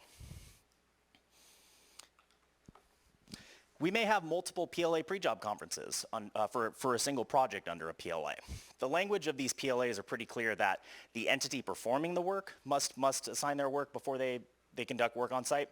But we understand that there are often very large projects that are built under these project labor agreements. So there may be projects that go for several years. There may be finishing trades that are bought out 18 months after a contract is awarded. So in order to make sure that the projects have a healthy timetable, there will often be preliminary PLA pre-job conferences where the initial batch of site trades will attend and say what they're doing, who they're working with, and then every couple of months or so as new labor is bought out or subs of subs are contracted, that's when these follow-up pre-job conferences will happen. Okay, I want to speak a little specifically on the letters of assent. This is another simple requirement that you'll often see under project labor agreements, but while it's simple, it's very important as it's required, much like the pre-job conferences, to be submitted before work is performed. Simple one-page document identifying that contractor understands that agency has a PLA and they agree to its terms for the life of the project. As I mentioned, it's simple, but it's a contractual requirement that it be submitted to the agency before work is performed, and then of course distributed to the local unions before work is performed. So it's a bit of a simple requirement, but it's incredibly important for contract compliance that all contractors do so. I provided an example of what the LACCD letter of assent looks like. Really simple blank fields. Most of these letters of assent follow a similar template where contractors just plug in the identifying information for their company and also for whatever project it is that they might be performing under. Okay, we also have union participation agreements. I talked about that a little bit earlier. That's essentially the other side of the coin for letters of assent, where awarding bodies will require that contractors acknowledge there's a PLA through a letter of assent. The local unions will often require the same through a single project or union participation agreement for that project. This is more so a requirement for non-union contractors, as signatory contractors are typically covered under whatever master labor agreement they've signed with that union. But still, it's a best practice to make sure that all contractors have at least reached out to the union to make sure that any contract-specific documents have been signed before work is performed. And you're going to hear me say that a lot, before work is performed. Okay, I want to speak a little bit on core workforce requirements as well. So I mentioned earlier that one of the big picture items for these project labor agreements are community workforce requirements. So specifically for non-union contractors, it's important to understand what PLAs may limit, or CWAs may limit a contractor to do as far as who they're employing. So all contractors will use some portion of union labor under project labor agreements. We'll talk about what the ratio may look like under these different project labor agreements. Now, union signatory contractors will likely operate as they normally would, seeing that they already employ union members. The issue would be as they request new labor, they'll likely need to do so in a way that prioritizes those community workforce requirements. Now, non-union contractors must register the existing workforce they have with the unions to determine whether or not they're considered eligible to work under the contract. We'll talk about core employee eligibility in a little bit. Now, this formalized process of signing the letter of assent, signing the participation agreement, and registering core workers, that's all a part of a greater process to make sure that the contractor is on record for participating under a project labor agreement, and their employees are registered and able to work on the project and have fringe benefits contributed on their behalf. Now, specifically non-union contractors are going to need to be the ones registering their workforce, so I'm going to speak a little bit on specifics for non-union contractors, but I'll also mention a little bit about union signatory contractors. So if there's anything you'd like me to expand upon for signatory contractors, just let me know at the end. Okay, so there are certain requirements in order to determine whether or not a contractor can bring on their existing employee. There's usually an employment history requirement, meaning that there's an established record of the contractor employing that individual. I can say for the LACCD PLA, it's 50 of the previous 100 working days in order for an employee of a contractor to be eligible to work on a PLA project. There are general competency requirements, as I like to call them. If an employee is performing a scope of work that the state or federal entity, et cetera, any sort of governmental body requires a license for, that person, of course, must possess that license. Contractors may be required to demonstrate that their employees have achieved a certain amount of hours in their craft too, kind of keeping in spirit with the skilled and trained workforce requirements we talked about, to demonstrate that they have the ability to safely perform whatever scope of work that it is that they're doing.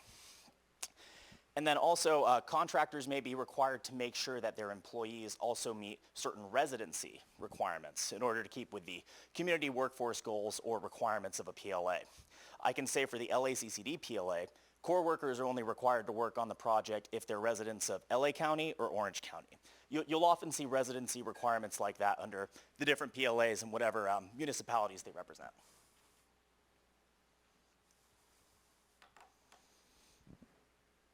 Okay, if we're talking about core employees, the other half of a contractor's workforce will be subsidized by union referrals. So we'll talk about what the process is for a contractor when they're requesting labor from the union hall.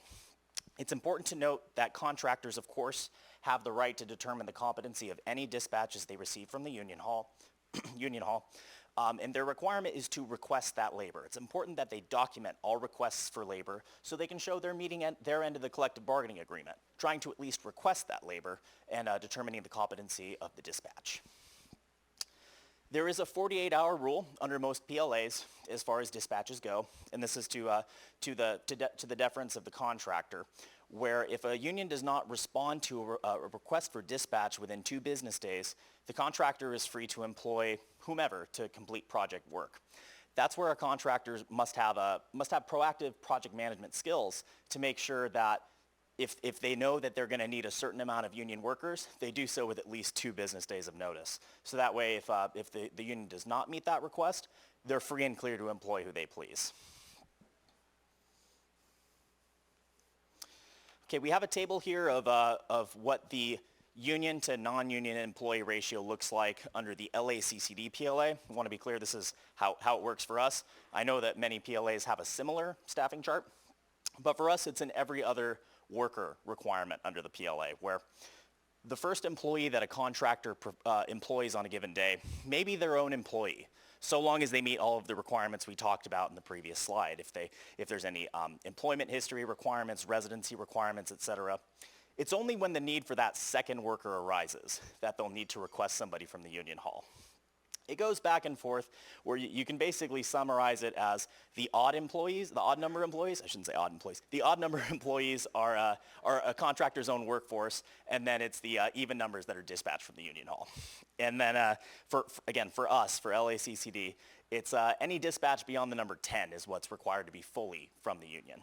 So again, to the contractor's benefit, if there's ever a case where the union does not respond within 48 hours, of course, there's not the obligation to use a union member. It's whomever can do the job adequately and competently. Okay, so a big picture item, again, I want to go in detail into these community workforce goals. PLAs often, they serve to establish these community workforce goals to increase participation among local residents that are impacted by project work, and of course, local businesses as well. These could be, there's a couple of different ways that the PLAs could go about this. They could either be contractual goals that will affect a contractor's future scoring when they're submitting proposals to the agency in the future. Some agencies can make them hard requirements with monetary penalties for non-compliance. That's where we'll really have to look at each individual PLA so you can know what the potential consequences are for non-compliance with community workforce goals. The community workforce goals themselves, they vary depending on the PLA, but they're usually summarized, or they usually contain whatever the zip codes of the residents would be that are impacted by project work. So I can speak for LACCD, our local residents are those that are immediately around the campuses that we have project work at. It may vary, if it's a county that's awarding the work, it may be county-wide zip codes. It could also be very specific. So that's where you'll need to look at what the acceptable zip codes are. And then beyond residency, there's also social or economic factors that can be prioritized under a PLA as well. We have a transitional workforce monitoring we do under the LACCD PLA to ensure that a portion of our workforce meets these transitional goals, whether they be currently unhoused, whether they be below the federal poverty line, a whole bunch of requirements. Or I shouldn't say requirements, criteria that we can give a contractor credit for engaging with the community and securing jobs for those that the agency may wish to impact. Okay, so a contractor requesting union labor will do so according to whatever method the PLA provides. It's usually through what's called a project-specific craft request form. It's a form that identifies to the union what project they're going to and what kind of worker you're looking for. I'll provide an example of one of the ones we use a little bit later on. But it's key in the relationship between contractor and union, regardless of signatory status, to have that cooperation to make sure that the goals or requirements of the agency are met. So it'll tell the union exactly what to look for, whether it be based on zip code or any of those social or economic factors we talked about just a moment ago. It allows the unions to bypass whatever current procedures they have from their dispatch hiring halls to make sure that they're able to provide you with the labor that's most local to the project. Another thing I want to speak about briefly on apprentices.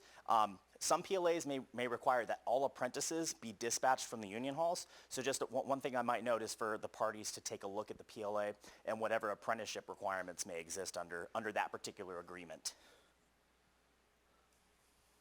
Okay, the next couple of slides are going to be a breakdown of the craft request form we use at LACCD. I know this is a little bit small, so the next couple of slides will be dissecting each individual piece. But this tells the union hall what project it's for, the address they need to be dispatched to, and what type of worker that you're looking for. So this top line here, this is for a project here at LA Trade Tech College. It's telling the unions that we first want to receive a dispatch from the hall that lives in these zip codes. These are the zip codes that are immediately around LA Trade Tech College. And then beyond that, if you don't have someone on your out of work list that lives in those zip codes, please look for any of these zip codes. These are the zip codes for the remaining 8 campuses we have at LACCD.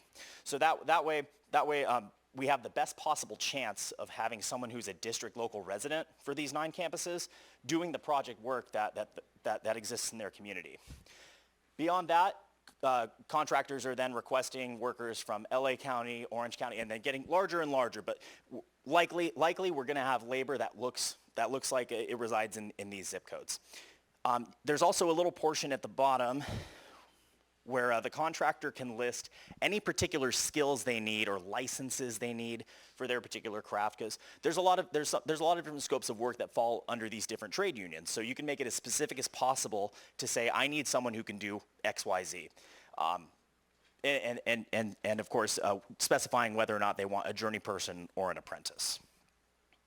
It's through these craft request forms that labor is requested, and if labor is not received, this is the receipt on the contractor's end to show that they made the good faith effort to comply. Okay, I want to speak a little bit about employee benefit contributions. Of course, 3 basic components of the total prevailing wage package. There's the base hourly rate paid to the employee, there's the training fund contribution, and all other benefits, those fringe benefits, health and welfare, vacation, pension, holiday, all those things. When we're talking about PLA monitoring, again, it's those requirements that go beyond what the state may require. So the PLA has a preference on how fringe benefits are paid. The state may not, as far as the payment of the full prevailing wage package, paid in cash to the worker, to a third-party benefit fund. For the PLA, it'll be required that these fringe benefits likely go to the union trust fund. I advise contractors and unions to look at each individual PLA to see what percentage of the fringe benefits go to the trust fund, but I can speak on behalf of LACCD experience. It's the entire package for all workers, whether it be union dispatches or members of the core workforce. So I advise all parties to make sure to take a look at those fringe benefits requirements, as most PLAs are very specific in how they should be paid. These employer fringe benefit contributions to the trust fund must be done on the direct behalf of the employees. So it's important to make sure that for any core employees that may not be union members are registered before the project begins. So that way the contractor can be in compliance with the PLA throughout the life of the project and contribute those fringe benefits on behalf of their non-union employee. Of course, timely payment of these fringe benefits is of course a requirement under the PLA, as it's linked to the full prevailing wage payment of the employee. And of course, when a contractor is signing a participation agreement with the union, I believe they all require that it be done so on a monthly basis. So it's very important that contractors stay on top of these fringe benefit requirements established in project labor agreements. And here's just a quick little table. I'm sure most folks are familiar with this. This is a standard prevailing wage determination. We're talking about these items in green, except for the training portion, of course. That's what we're talking about when we're talking about all other benefits. That's what must be contributed to a union trust fund on behalf of the employees and contractors employing under a PLA. Okay, so it's important to understand when all of these requirements apply. Under the LACCD PLA, like I said, it's for union contractors and non-union contractors. It's important to look at your individual PLA to see if there's any sort of exemption for any employees you might bring on board. Maybe there's a chance that it's only for the union employees. Like the PLA I administer, it's for all employees. So it's important to make sure what exactly it is you're required to do, so you're making the best possible business decision for your company. These, of course, will vary. I've seen varying requirements under different PLAs. Let's see. Okay, perfect. So all of these requirements they're contractual requirements. I want to take it back to that for a second, where when we're talking about all of the other requirements that come from the state, those all have clear resolution processes through whatever state, federal agency, et cetera, may require. But for the PLA, it's all contractual. So since it's a collective bargaining agreement between all of these different parties, there's a clear grievance procedure for each of the parties to pursue when they feel the other is not meeting the full end of the bargain. The grievances are typically between the two parties, so a union and a contractor, and they'll file it when they believe perhaps a letter of assent was not signed in a timely manner, core employees were not registered, fringe benefits were not paid. So all of these compliance items I mentioned in this presentation can all ultimately lead to grievances, and grievances will often include monetary payment from one party to the other. So it can ultimately be costly for the contractor or union to not comply fully with the language of the agreement. So we work so proactively with all sides to make sure everybody understands what's contractually expected of them. Now, I'll speak specifically now to the LACCD grievance process. Ours is a 3-step process where steps 1 and 2 are informal meetings between the parties to assess what the wrongdoing may have been. Most are resolved at this stage, but step 3 is arbitration between the parties, where the parties will split the cost, the per diem of an arbitrator, to make a final binding judgment on the particular case. I believe most, if not all, of the PLAs in Southern California have this arbitration resolution settlement. We always, of course, try to avoid this. We want to make sure that the parties understand what these requirements are, and if there is any non-compliance, to resolve it before arbitration needs to get involved, because that, of course, is costly for the parties as well. Okay, this is my contact information for everybody, as well as a link to the LACCD Labor Compliance Project Labor Agreement and Community Economic Development web pages, where we have a bunch of resources for everybody. If our actual PLA is up there, as well as our community workforce monitoring. It's all up there. So I implore you to take a look at it, and if you have any questions, I'd love to take some now. And if you have any after you go home, please don't hesitate to give me a call.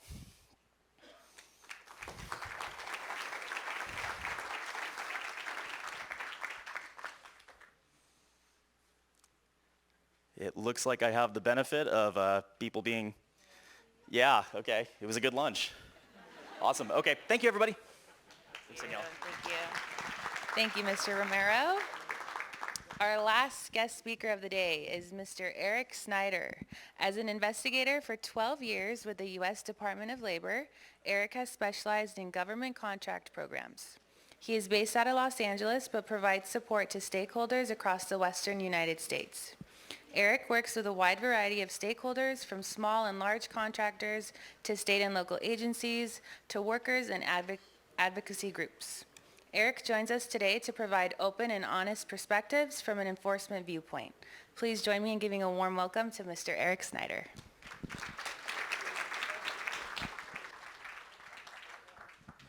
Hi, good afternoon.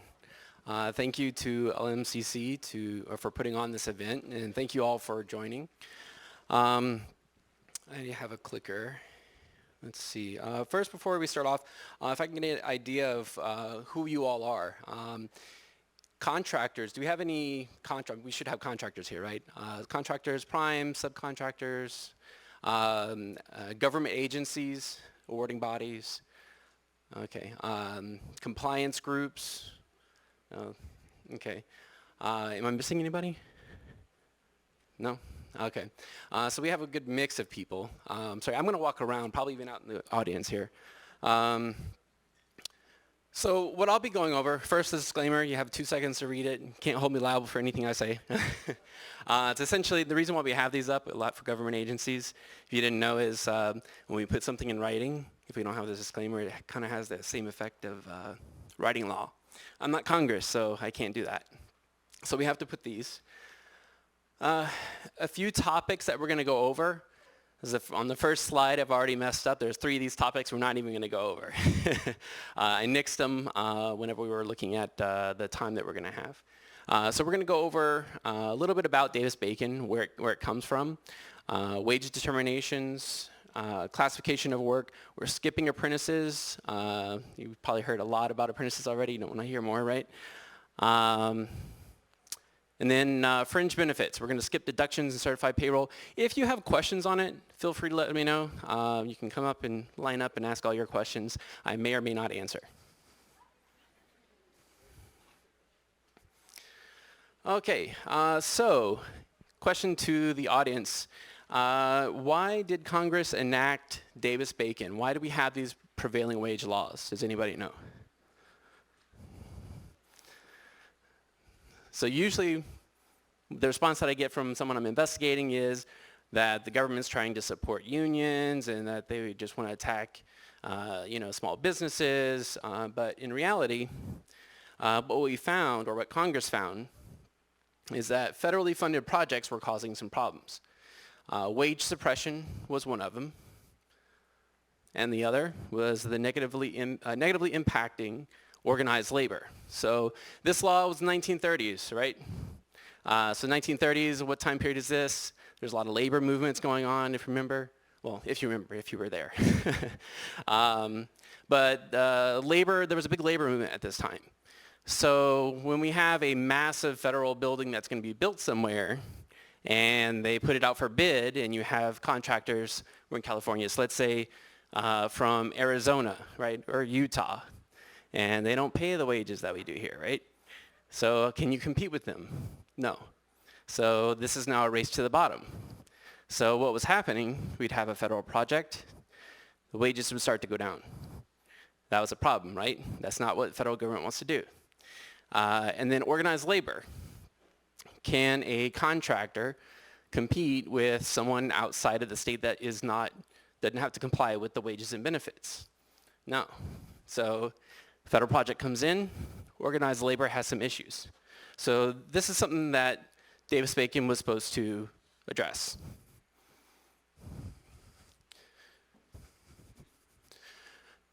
Okay, so I just said this portion. So when you have this issue, Congress needed to address the problem. So how do they do that? We all know this already, right? What do we look to when we're looking at wages and benefits? How do we know what we're supposed to pay? The prevailing wage, but how do we know? What document? The wage determination. So we've established what is the prevailing wage by publishing a report, right? So that's what Congress did. We're going to establish a prevailing wage for that area. That's the floor. And we're going to do it by surveying all the contractors in the area to figure out, is organized labor the predominant practice in this area? If it's not, we're not going to have an impact, right? But if it is, then their practices prevail. The second thing we look to is the wages and benefits. What are the wages and benefits of that local area? Right, so that's what we're doing with prevailing wages, with the wage determination. For those that are in contracting, right, our local agencies, this is probably more for you. The differences between, if you didn't know, there's 2 different types of wage determinations. There's general and project. Your general wage determinations, that's what you're probably used to, right? Something you go to the SAM's website, you look it up, and you pull it, print it. This is for most counties. It's a set wage termination that's going to be applicable to the project. Project wage terminations, something you may not be familiar with. This is issued at the request of the federal agency. There's going to be no general wage termination that's in effect. This is only applicable to that project, only that one. And it's usually, 180 days, and it's for work that is not typically in a wage termination. So it's so unique. This is typically like military projects. Like this classification doesn't exist, kind of a thing, right? That's what that's going to be for. As far as types, do we have any contractors that do work outside of California? One? Oh, two, okay. So if you've ever done work in Arizona, Utah, Idaho, how many pages are their wage terminations? If you know. It's like 2-3 pages. Can you believe that? In California, whenever I talk to my colleagues out in those states, they're like, oh no, ours is like 30, 50 pages. It's a book, right? And they also have several different types that they separate out. In California, for the most part, it's going to be pretty easy. We have them combined. We have the construction types of building. So your building, which is going to be sheltered enclosures, doesn't have to be inhabitable. We have residential. That's always a very complicated one, right, to read through. For that one, it's typically single family homes. Apartment buildings, no more than 4 stories, right? Let's see, highway. That's pretty much anything that's for travel. And the last one, the 4th one is on heavy, which is like other miscellaneous, anything that's like a dam or dredging, things like that. California, you typically see 2 different types, right? You have them all combined, residential is one, and all the rest of them are the other, right? It makes it much easier when you're doing your projects because you don't have like 3 different wage terminations that you have to comply with. Application multiple wage terminations. So this one you probably won't have to deal with. We might just skip this one. This is whenever you have to have multiple of them apply, like a highway and a building on the same project. That's not very common here in California. As far as selecting and incorporating, so if you are a contracting agency, you should be selecting the wage termination, right? I hope I don't get feedback. If you're a contractor, you shouldn't be going to the SAM site to pull the wage termination. That should be in your contract. That should be an exhibit or attachment. If you're going there, there's a problem. Why is it not already in your contract? It should be in full text, the clauses and the wage termination. For my contracting agencies, if you don't do that, please do that. For your prime contractors, that should all be in your subcontracts, the full wage termination and the full text of the clauses. The reason why you don't want your contractors going to the site and picking it on their own is because they picked the wrong one. We see this a lot. So don't reference it. Don't say CA33 mod this, because that site is not very user-friendly, right? See a lot of people shaking their head. It's not a very fun site. Make sure you pull it, make it an exhibit, make it clear. Incorporating the most current wage termination for, negotiated contracts. There was a little talk about this earlier in one of the other presentations about a 10-day window and whatnot. This is essentially, if it's a negotiated contract, it's the wage termination at the time that it's awarded, right? That moment, that second. Competitive, they got to send their bids in, right? You send your bids in, that takes time. If a new wage termination comes out, they have to recalculate their costs. That's why we give a 10-day window. I'll skip this section. One of the areas for those of the contractors that are here that you always think that, the government's always harassing. Well, I can let you know that this is one of the areas where contracting agencies don't really like me very much. And that's because whenever they mess up and they put the wrong one in, put the wrong wage termination, or they forget to, Then Eric comes along and says, oh, you gotta go back and change that. It's probably gonna be about $5 million, sorry. That's when they're cursing me. So failure to incorporate a wage termination.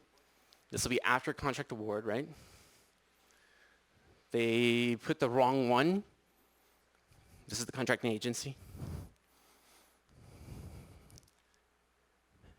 And clerical error. That one, not very often, but sometimes we mess up in Department of Labor and we put the wrong thing on the wage termination.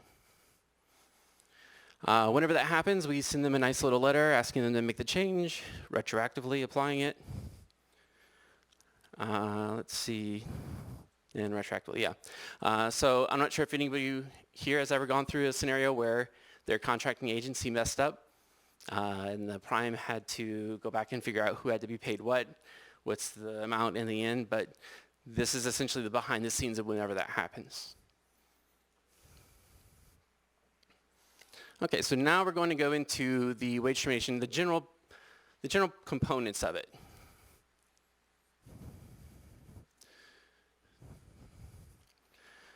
So this is essentially reading a wage termination, right? Who here interprets wage terminations? Like, who's supposed to be paid what are the classifications? They've actually read it. All right, a few hands. Some people are embarrassed. So within the wage termination, we have the cover sheet, right? We're going to go through the components of like how to read this stuff. You have the decision number, the state, the counties, the cities covered, the type of construction. You can see here at the top, I don't have a laser, but it has the building, heavy, and highway all put together. That's what you typically see in California, right? Executive orders that might apply. That's an important one because executive orders come and go, and it may or may not apply depending on when that contract was awarded, right? Easiest way to know whether or not it applies to you, go to the wage termination and see. And then there's also the record of modifications, identifies whether or not there was a new survey or if there was an update to the CBA rates. Okay. All right, applicable notes. So this is some information that you'll see on the wage termination. The executive orders, you'll see here, this is how you'll know whether or not you as a contractor need to comply with it. A lot of times for our related acts, the executive orders are not applicable. Related acts are things like the Housing Act. If the contract's administered by a federal agency, then that's going to be direct Davis-Bacon funding. If it's administered by a state or local agency, that's going to be a related act. There's going to be a portion on there on a conformance process. For those that have done work outside of California, where there's just a 2-page wage determination, you have to conform, which is essentially, this is missing a carpenter, but we're going to build, this building. We need carpenters. You have to conform that, right, that classification. There's a process for that. You can imagine the amount of conformances that we have to do in Arizona, Idaho, Utah. That's that process. If you never have to go through it, I'm happy for you. Explanation of the rate identifiers. So in the wage termination, it will actually explain to you if you ever forget, what are the rate identifiers? What do these different codes mean? And we'll get into that. And the appeals process. If ever you think that there should be a different rate or a classification that shouldn't be there, some kind of issue like that, you do have an appeals process. It has to be done before the project, not once you get investigated. I've had that happen a few times where a contractor wants to dispute the wage termination once they get caught. All right, so the body of the wage termination, this is typically what you look for, right? When you're looking at the wage terminations, the list of classifications, the rates, the fringes, and identifies whether or not it's a union rate or if it's a survey rate. Does anybody know what that means between union rate and survey rate? Just raise your hand. You want to say out loud? Yeah.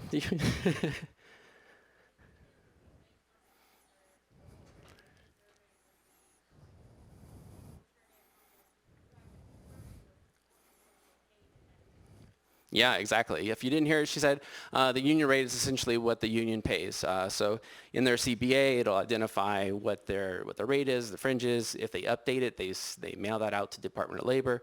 We then update. It'll be a new modification. That's why we have these different modifications. If it's a survey rate, that means that organized labor was not the predominant practice in that county, which means we surveyed all these companies, and this was the average between all of them. That's not necessarily an organized labor rate or union rate. So here we have an example, Boilermakers Union. BOIL, you'll see the first 4 letters there. On the wage determination, that will always indicate that, what trade this is. That means it's a union rate. If you see SU and then 2 letters for the state, that's your survey rate. If you didn't know, the next 4 letters or numbers, that's the local. Internal processing number, you don't have to worry about that. And then in purple, it's not on purple on your wage determination, but here it is. It's the date that rate became effective. So why might this be important to you as a contractor or contracting agency who's trying to figure out classification? Does anybody want to take a guess? Why might you want to know this information? Yes.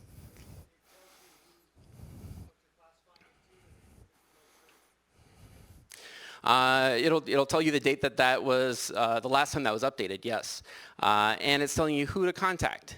I have a question. What does a carpenter do? Who am I going to call? It's not anybody. I'm going to call carpenters, whatever it is. In this case, Boilermakers. If I have a question on what does a Boilermaker do, if there's a dispute, who am I going to call? In this case, Boilermakers Local 92. I'm going to call them because they prevailed on this wage determination. So this is very key to anytime you have a question of who does what work. This will be the guide to tell you what to do or to do that research. Survey. You don't see this much in California, but I had to actually pull an example from Arizona. But this is what it looks like. It'll be all the way at the bottom. It'll be a survey, so it'll say SU. In California, it'll be SUCA. And it'll be the date that survey was done. These surveys have not been done as often as we would like. That's changing. In this example, we have SU. I just told you all this. SU is indicates it is survey. AZ is the state. 2012, that's the year that the survey was done. Internal processing number. And then the date is the date that was submitted for publication. So, conformance process, we can, let's see, for conformance process, this is whenever you have a project and on there's a classification for work that doesn't exist. You have iron work that's going to occur, but you don't have an iron worker on your wage determination. That doesn't mean you can just pay whatever you want. It means you need to conform that rate. That conformance process requires a few things. That the work is not performed by a classification already on the wage determination. That the classification is actually utilized in the area by the construction industry. You can't make up your own stuff. We have seen that. And then a proposed wage rate has to bear a reasonable relationship. You can't just say $10 because you want to pay $10. It has to be a reasonable relationship to what that classification gets paid in that area. As far as reasonable relationship, some of this actually we'll kind of fly through because I don't think you do too many conformances, right? Or do you? You tell me. Does anybody do conformances? No? Okay, we'll skip that then. Oh, you have one here? Oh, okay. You do conformances. Where do you need to do conformances typically?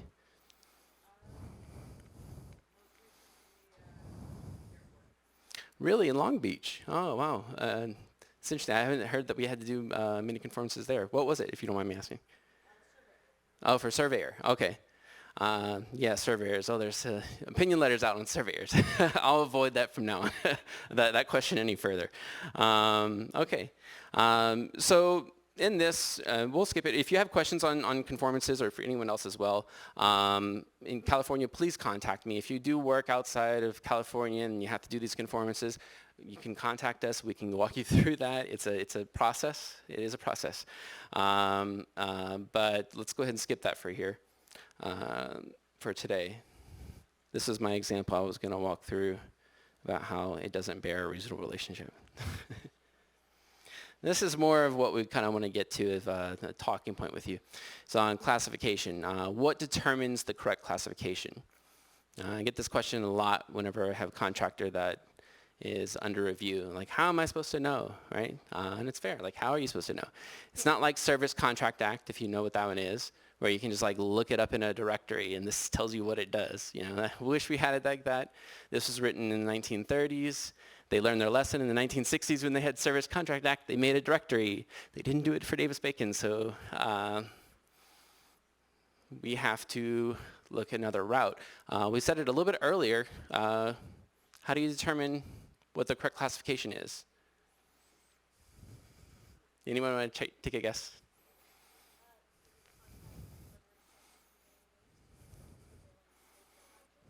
All right, so she said you would contact whoever that prevailed on the wage estimation?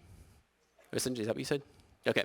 Yes, that's correct. That you would contact whoever prevailed. So we had the example earlier. Boilermakers was at Local 92. You have a question about that, you contact them.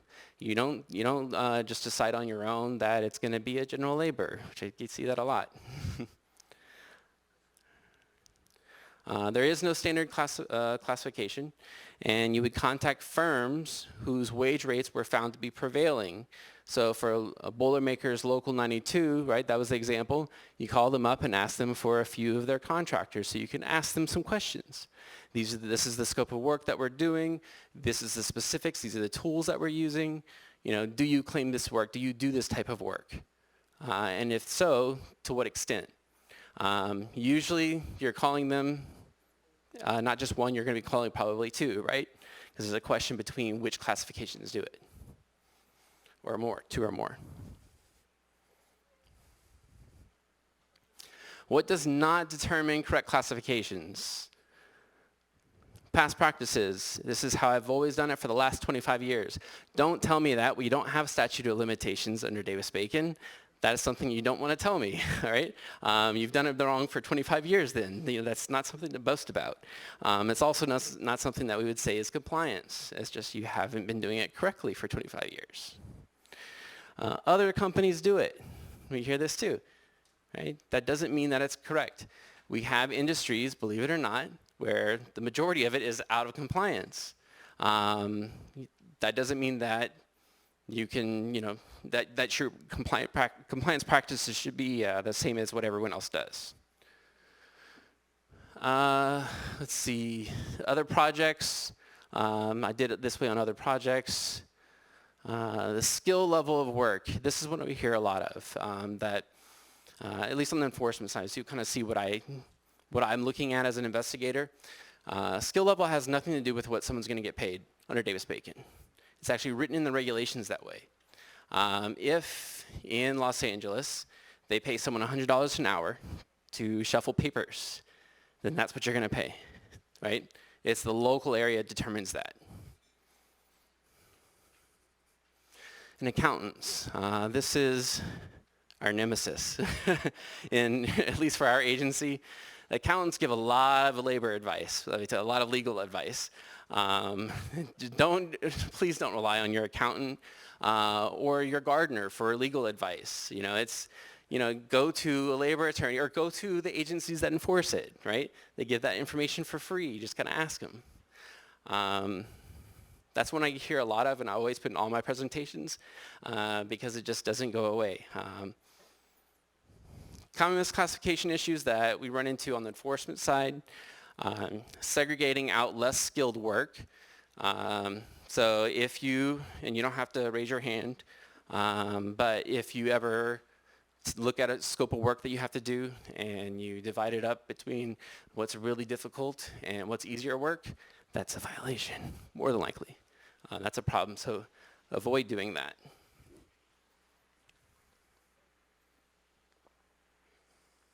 Sorry, a little parched.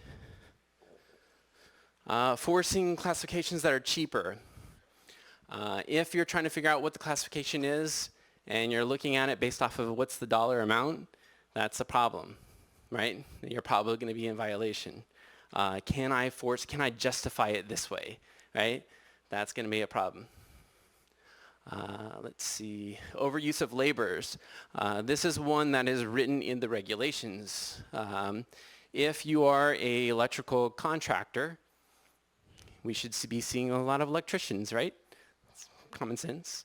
If half of your workforce is laborers, it's probably an issue, right? Contracting only one trade to confirm classification that the contractor wants to use. This is one where they come to these conferences, right? And they hear, oh yeah, I just got to call them and confirm that they do this type of work. And if they do, we're good. But you have to contact the others too, right? See if they claim it and how much of that work do they do. You can't just confirm what you want to know. That may make you feel a little bit better, but whenever I come along, it's not going to be as, I don't know, nice. Not nice. I'm going to be nice, but it's going to be a dollar amount. The slice and sub. So this is something, it's a little bit more of a newer practice, or maybe we're just catching on, who knows. The slice and sub. So you take a scope of work and you slice it up into the parts that are obvious, and then the parts that maybe go into a little more of a gray area, and you sub it out. The easier work going to a different trade or a general labor or something like that. The drilling, we've seen that. We've seen that as well. So the slice and sub of scopes has been a practice that we've been kind of catching on to, that for general contractors, that's something that you'll want to be mindful of if you have a certain scope of work that's going to be done. I'm trying to think of an example. Like drilling a hole, right? A hole is not a hole in construction. It comes down to what is that hole for, right? Because that's going to determine what the classification is. So if you have a company and that's all they do is dig holes, they don't know why they're doing it, you may end up having a classification problem because you essentially broke that portion of the work up and subbed it out to a contractor who has no idea what this trench is for, right? All right, fringe benefits. What can qualify for fringe benefits? Your typical things of insurance, right? Those are obvious ones, pensions, vacation, holiday, and sick leave. Those are listed there, but it has to exceed your statutory requirements. For California and a lot of our western states, there are leave requirements, paid leave requirements, right? And under federal law, if it is a contract that is let by a federal agency, then you have to provide paid sick leave. So that is a requirement. It's no longer a fringe benefit. What cannot qualify? Workers' comp insurance, right? That should be an obvious one. Legally required paid leave, Social Security, can't claim that as a benefit. Per diem, I don't know why, but that's been popping up a little bit more lately. I think for per diem is because some contractors are trying to pay to the max of per diem and maybe it's as a benefit to the worker. I mean, that ends up violating multiple laws at that point, but that shouldn't be, that's as if it becomes a wage when you do that. So if you're trying to supplement wages, tax-free. Tools and uniform costs, that's not something you can claim taxes. The CAC fund, that should actually be a separate line, not as a tax. But the CAC fund, that is required under state, that's not a fringe benefit. That's a common we see in California. So if you're taking credit for your fringes and for CAC fund, under Davis-Bacon, that doesn't apply. That's not a fringe benefit. So it's a little nuanced, I know. It's a tiny little amount, but keep in mind that's something you can't count towards the prevailing wage. Safety equipment and unapproved, unfunded plans. For that last one, the unapproved, unfunded plans, actually we're going to get into that. Yeah. What's the difference between a funded and unfunded plan? So this kind of, I can already hear some of the eyes rolling, right? Funded and unfunded plans. Funded plans are essentially your insurance. You're paying it to a third party. That's a funded plan. Now, your Cigna and Blue Cross, Blue Shields, and all those fun things, right? That's to a third party. You're sending that money off. You're not getting it back. Probably either you can try to go to the doctor, but you're not getting it back, right? That's your funded plans. Your unfunded plans are going to be things like your vacation leave policy, that you're not sending it anywhere, right? You're not sending it to a third party. You just have some hours on a book somewhere. That's an unfunded plan. It's provided by the employer. It's not irrevocably paid to a third party. If you have that, you have to get approval, written approval from Secretary of Labor for that to count as a fringe benefit. If you don't, it's not a fringe benefit, right? So this is something, if you do have that, you want to go ahead and get that plan approved now because we're enforcing that a lot more, in California particularly. Self-insured health plans, if you have that, PTO plans is the two examples that come up the most. How to get approval, I'm going to let you just go through the notes on that. You can look at, if you actually need to go through it, either contact my office or you can go through these steps. Essentially, it's sending it off so it can be reviewed that it's enforceable. You actually have that money somewhere. It's not just 8 hours on some notebook in someone's drawer. Just making sure it's a responsible plan. Once it's approved, then you can take credit for it. Additional topics, withholding. So what withholding is, essentially is if you disagree with what the findings are from our agency, or you don't have the funds, or you don't want to pay, whatever it is, it's our means for the federal government to withhold that money from being paid out to you until we can get it resolved, either through a settlement or through a administrative law judge decision. We'll estimate the amount that'll satisfy what we're claiming is due, pending resolution. If that contract is done, we can do what's called cross-withholding. You have a contract, you're working on another project somewhere else, we can request that agency to withhold those funds. I don't think you'd have any issues on that with withholding, hopefully not. Debarment. So this is one that prime contractors should be really aware of. One of our strategies in our agency is we're putting a lot more responsibility on prime contractors. And that is to ensure that their subcontractors are in compliance. For far too long, we've been doing what's essentially the whack-a-mole. You have a contractor that has a problem, you whack it, another one pops up, right? And we have a lot of prime contractors, mainly our big prime contractors, that aren't really doing anything other than collecting payroll, right? When we ask them what's their compliance plan, what are you doing to ensure that your subcontractors are complying, they say that they're collecting certified payroll. That's not going to cut it anymore. We need to see a compliance plan. If we don't see that, and we see a lot of subcontractors out of compliance, under section 5.5A6, we will debar that prime contractor. If we see repeated issues, we'll debar that prime contractor because they're not ensuring the compliance of their subcontractors.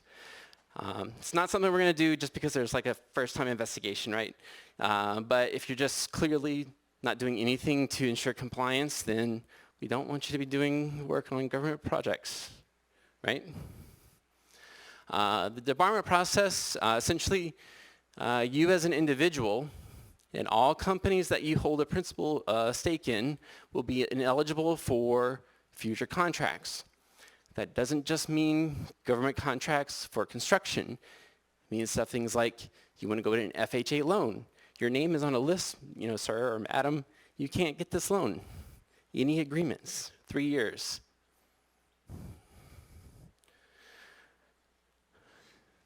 There's also some states that will use our ineligibility list in addition to their own state listing, which I think California is also one, right? That uses the federal department list. Maybe, maybe not. I believe so. So you get debarred on the federal side, you get debarred on state as well. Executive orders. These come and go. Right now we have 13706. It has to do with paid sick leave. This one we're finding a lot of contractors don't have any of the records that they're supposed to have for this, which is, in California you provide sick leave. Make sure it's easy just to review this, understand what your requirements are, and that you're complying if it applies to you. It establishes up to 7 days paid sick leave for employees of federal contractors. It includes your office staff. This is the part a lot of contractors aren't realizing, is that if you have someone who works, like say 20% of their hours in that week support the contract, then they are due the paid sick leave. So you can see where a lot of office staff start to be covered, right? This will really come down to whether or not this would apply to you. If it's related acts, which would be your city and state governments that are administering that, typically those are not going to be, not going to have the executive order apply. If the federal agency is administering the contract, they're the awarding body, that's where it's going to apply. Minimum wage, 14026. This one you probably don't have to worry about, right? 'Cause the state of California has this as their minimum wage. Contract clauses. So this a little bit earlier, full text. As a contractor, contract agencies, you're fine to do a reference. You really should do the whole full text because it's much easier for the prime contractor and all those below to just kind of print that same attachment or exhibit. But at the requirement for the contractor and all those below, they must have the full text of the Davis-Bacon clauses. You cannot reference. You cannot say 29 CFR 5.5. Can't say that. You have to put the full text. And then the wage determination, you must put the full wage determination as well. For one thing, just so you'll have an idea from the compliance side, whenever we see that the clauses are referenced, is usually indicated that there's going to be problems. Usually the further away we get from the prime is where the problems are going to be. When we have the full text of the clauses in their contract, we see less problems. I'm assuming that they're reading it, but for whatever reason, that is something that if you want to ensure compliance, put the full text. Not only will be compliance for us, but you're probably going to have subcontractors that are going to comply. And the reason for that, if you've ever seen the references page, it's just a bunch of laws that are written down. You have to go look them up yourself, right, to see what I'm supposed to comply with. That's probably what's going on with these smaller subcontractors. They're not going in and reading it.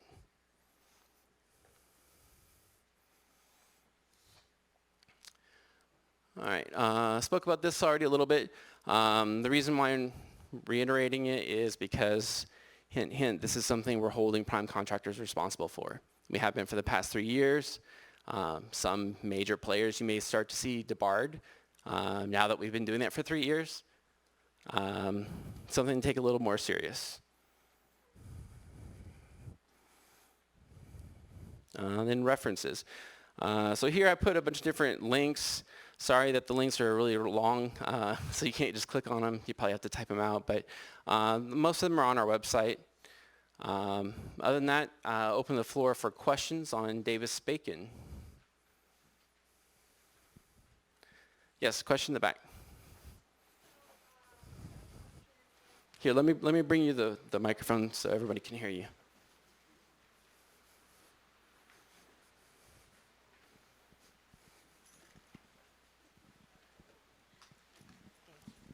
So my question is, if there is not a wage classification under Davis-Bacon, but there is a wage classification under California prevailing law, would you use that?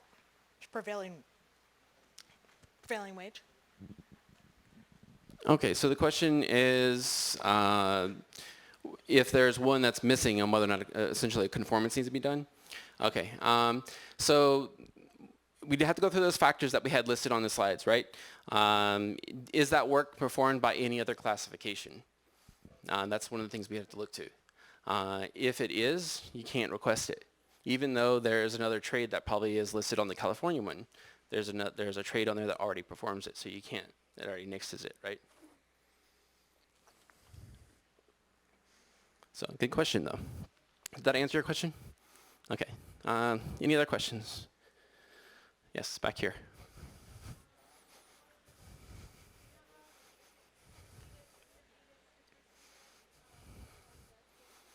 Mm-hmm. Stops getting superseded, right? So the question's on the dates that it's superseding, and when do you stop with the modifications? When do you stop? We don't stop. We keep on issuing more and more modifications, but that's nothing you need to worry about. Are you a contracting agency or a contractor or what? A contractor? Okay. So what you look to is what's in your contract. That applies. All other stuff you can just ignore. All other modifications and supersedings and everything else, you can ignore it.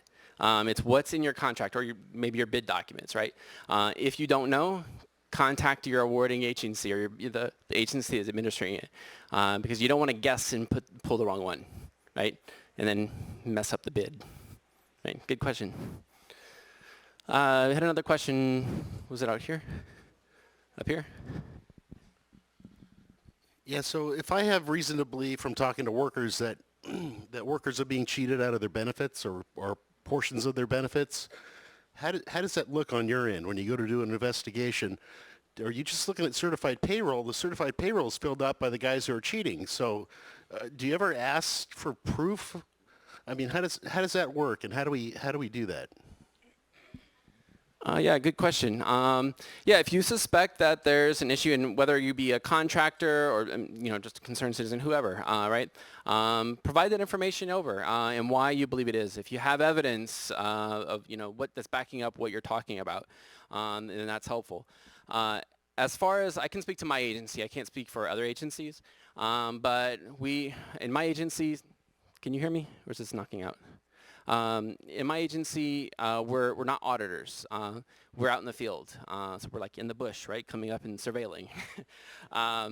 We don't just look at the paper. What I tell our newer investigators when we're looking at certified payroll, that's not payroll. That's a report that they want you to see. What you have to do is go and check the records. And a lot of the time, that's not accurate. Not that there's necessarily anything nefarious going on, but the certified payroll can look really pretty, right? If I see certified payroll that looks perfect, I think there's a problem. There's always something in payroll there's always something that's wrong, right? It's going to happen. That's the norm.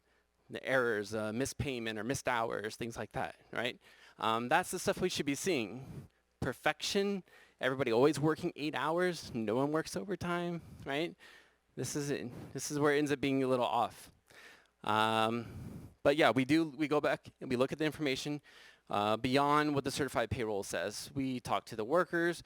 We do surveillance. We actually watch you while you're out there.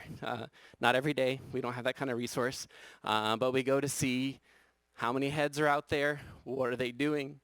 We take pictures or videos sometimes. Then we can go and look at the certified payroll that follows to see how many people are listed on certified payroll. We do have, what's the phrase we used to use? Ghost employees. We used to use that until Congress, there was some Congress hearing and they saw ghost employees and this became a big old thing. So we don't refer to them as ghost employees anymore. We refer to them as ENOPS, employees not on payroll. But yeah, we go beyond just what is being reported to us because, let's be honest, when we do investigations, we're being lied to. To me, I'm being lied to a lot. Right, as an investigator, by all sides. And it's my job to figure out what's true. What do the facts say? Does that answer your question? Okay. Other questions? No, oh yeah, one more.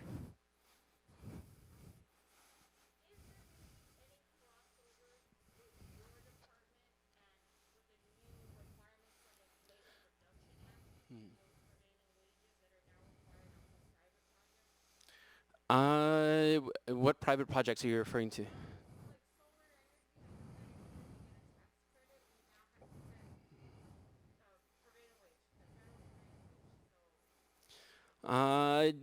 If you could send me the information you're referring to on that. There may be, because there is some provision. Her question was on the Inflation Reduction Act, I think is what it's called, right? And there being terms about prevailing wage having to be paid. If the way that the law is written for Davis-Bacon, it's also like loan guarantees, right? That can cover Davis-Bacon, make him applicable. Where it looks like it would be private work, but in actuality the government is giving some type of subsidy. That's where it may be kicking in. But yeah, good question. Any other questions? No? Question? No? They're really excited about Davis-Bacon. You need a whole course. Well, you can come by our office. We'd much rather have a visit with a contractor, even agency, whoever, outside of an actual project and investigation going on, right? You know, it makes it much easier to address those issues early on. But if that's all, thank you so much for your time. I appreciate LMCC and everyone else for coming out.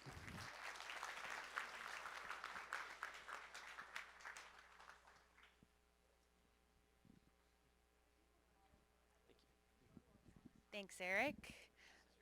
Oh, thank you. Is this on? Yeah, okay. Well, everyone, that concludes all of our presentations for today. Let's do another round of applause for all our guest speakers. And another round of applause for all of you for sticking around till the end. I believe Andres has a few more words to say and then we're officially done. So thank you. Thank you. Okay, so I'm going to be very, brief because I know that everybody just is thinking about traffic. Remember my mention about the 101. I hope you enjoy it on your way back the same way I do. But I would like to thank each and every one of you for having spent the time and come here. And I hope that you're taking with you, a lot of information. Once again, thank you so much to the speakers. For spending that time and sharing with us that wealth of knowledge. We really appreciate that. But I also want to make a special mention to my team, and I would like to bring them all here to the stage with me, because without them, this will have not been possible.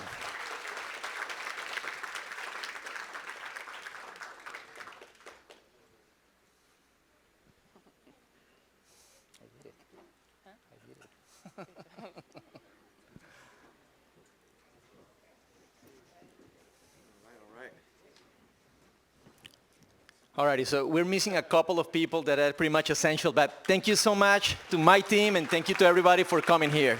Have a great rest of your day.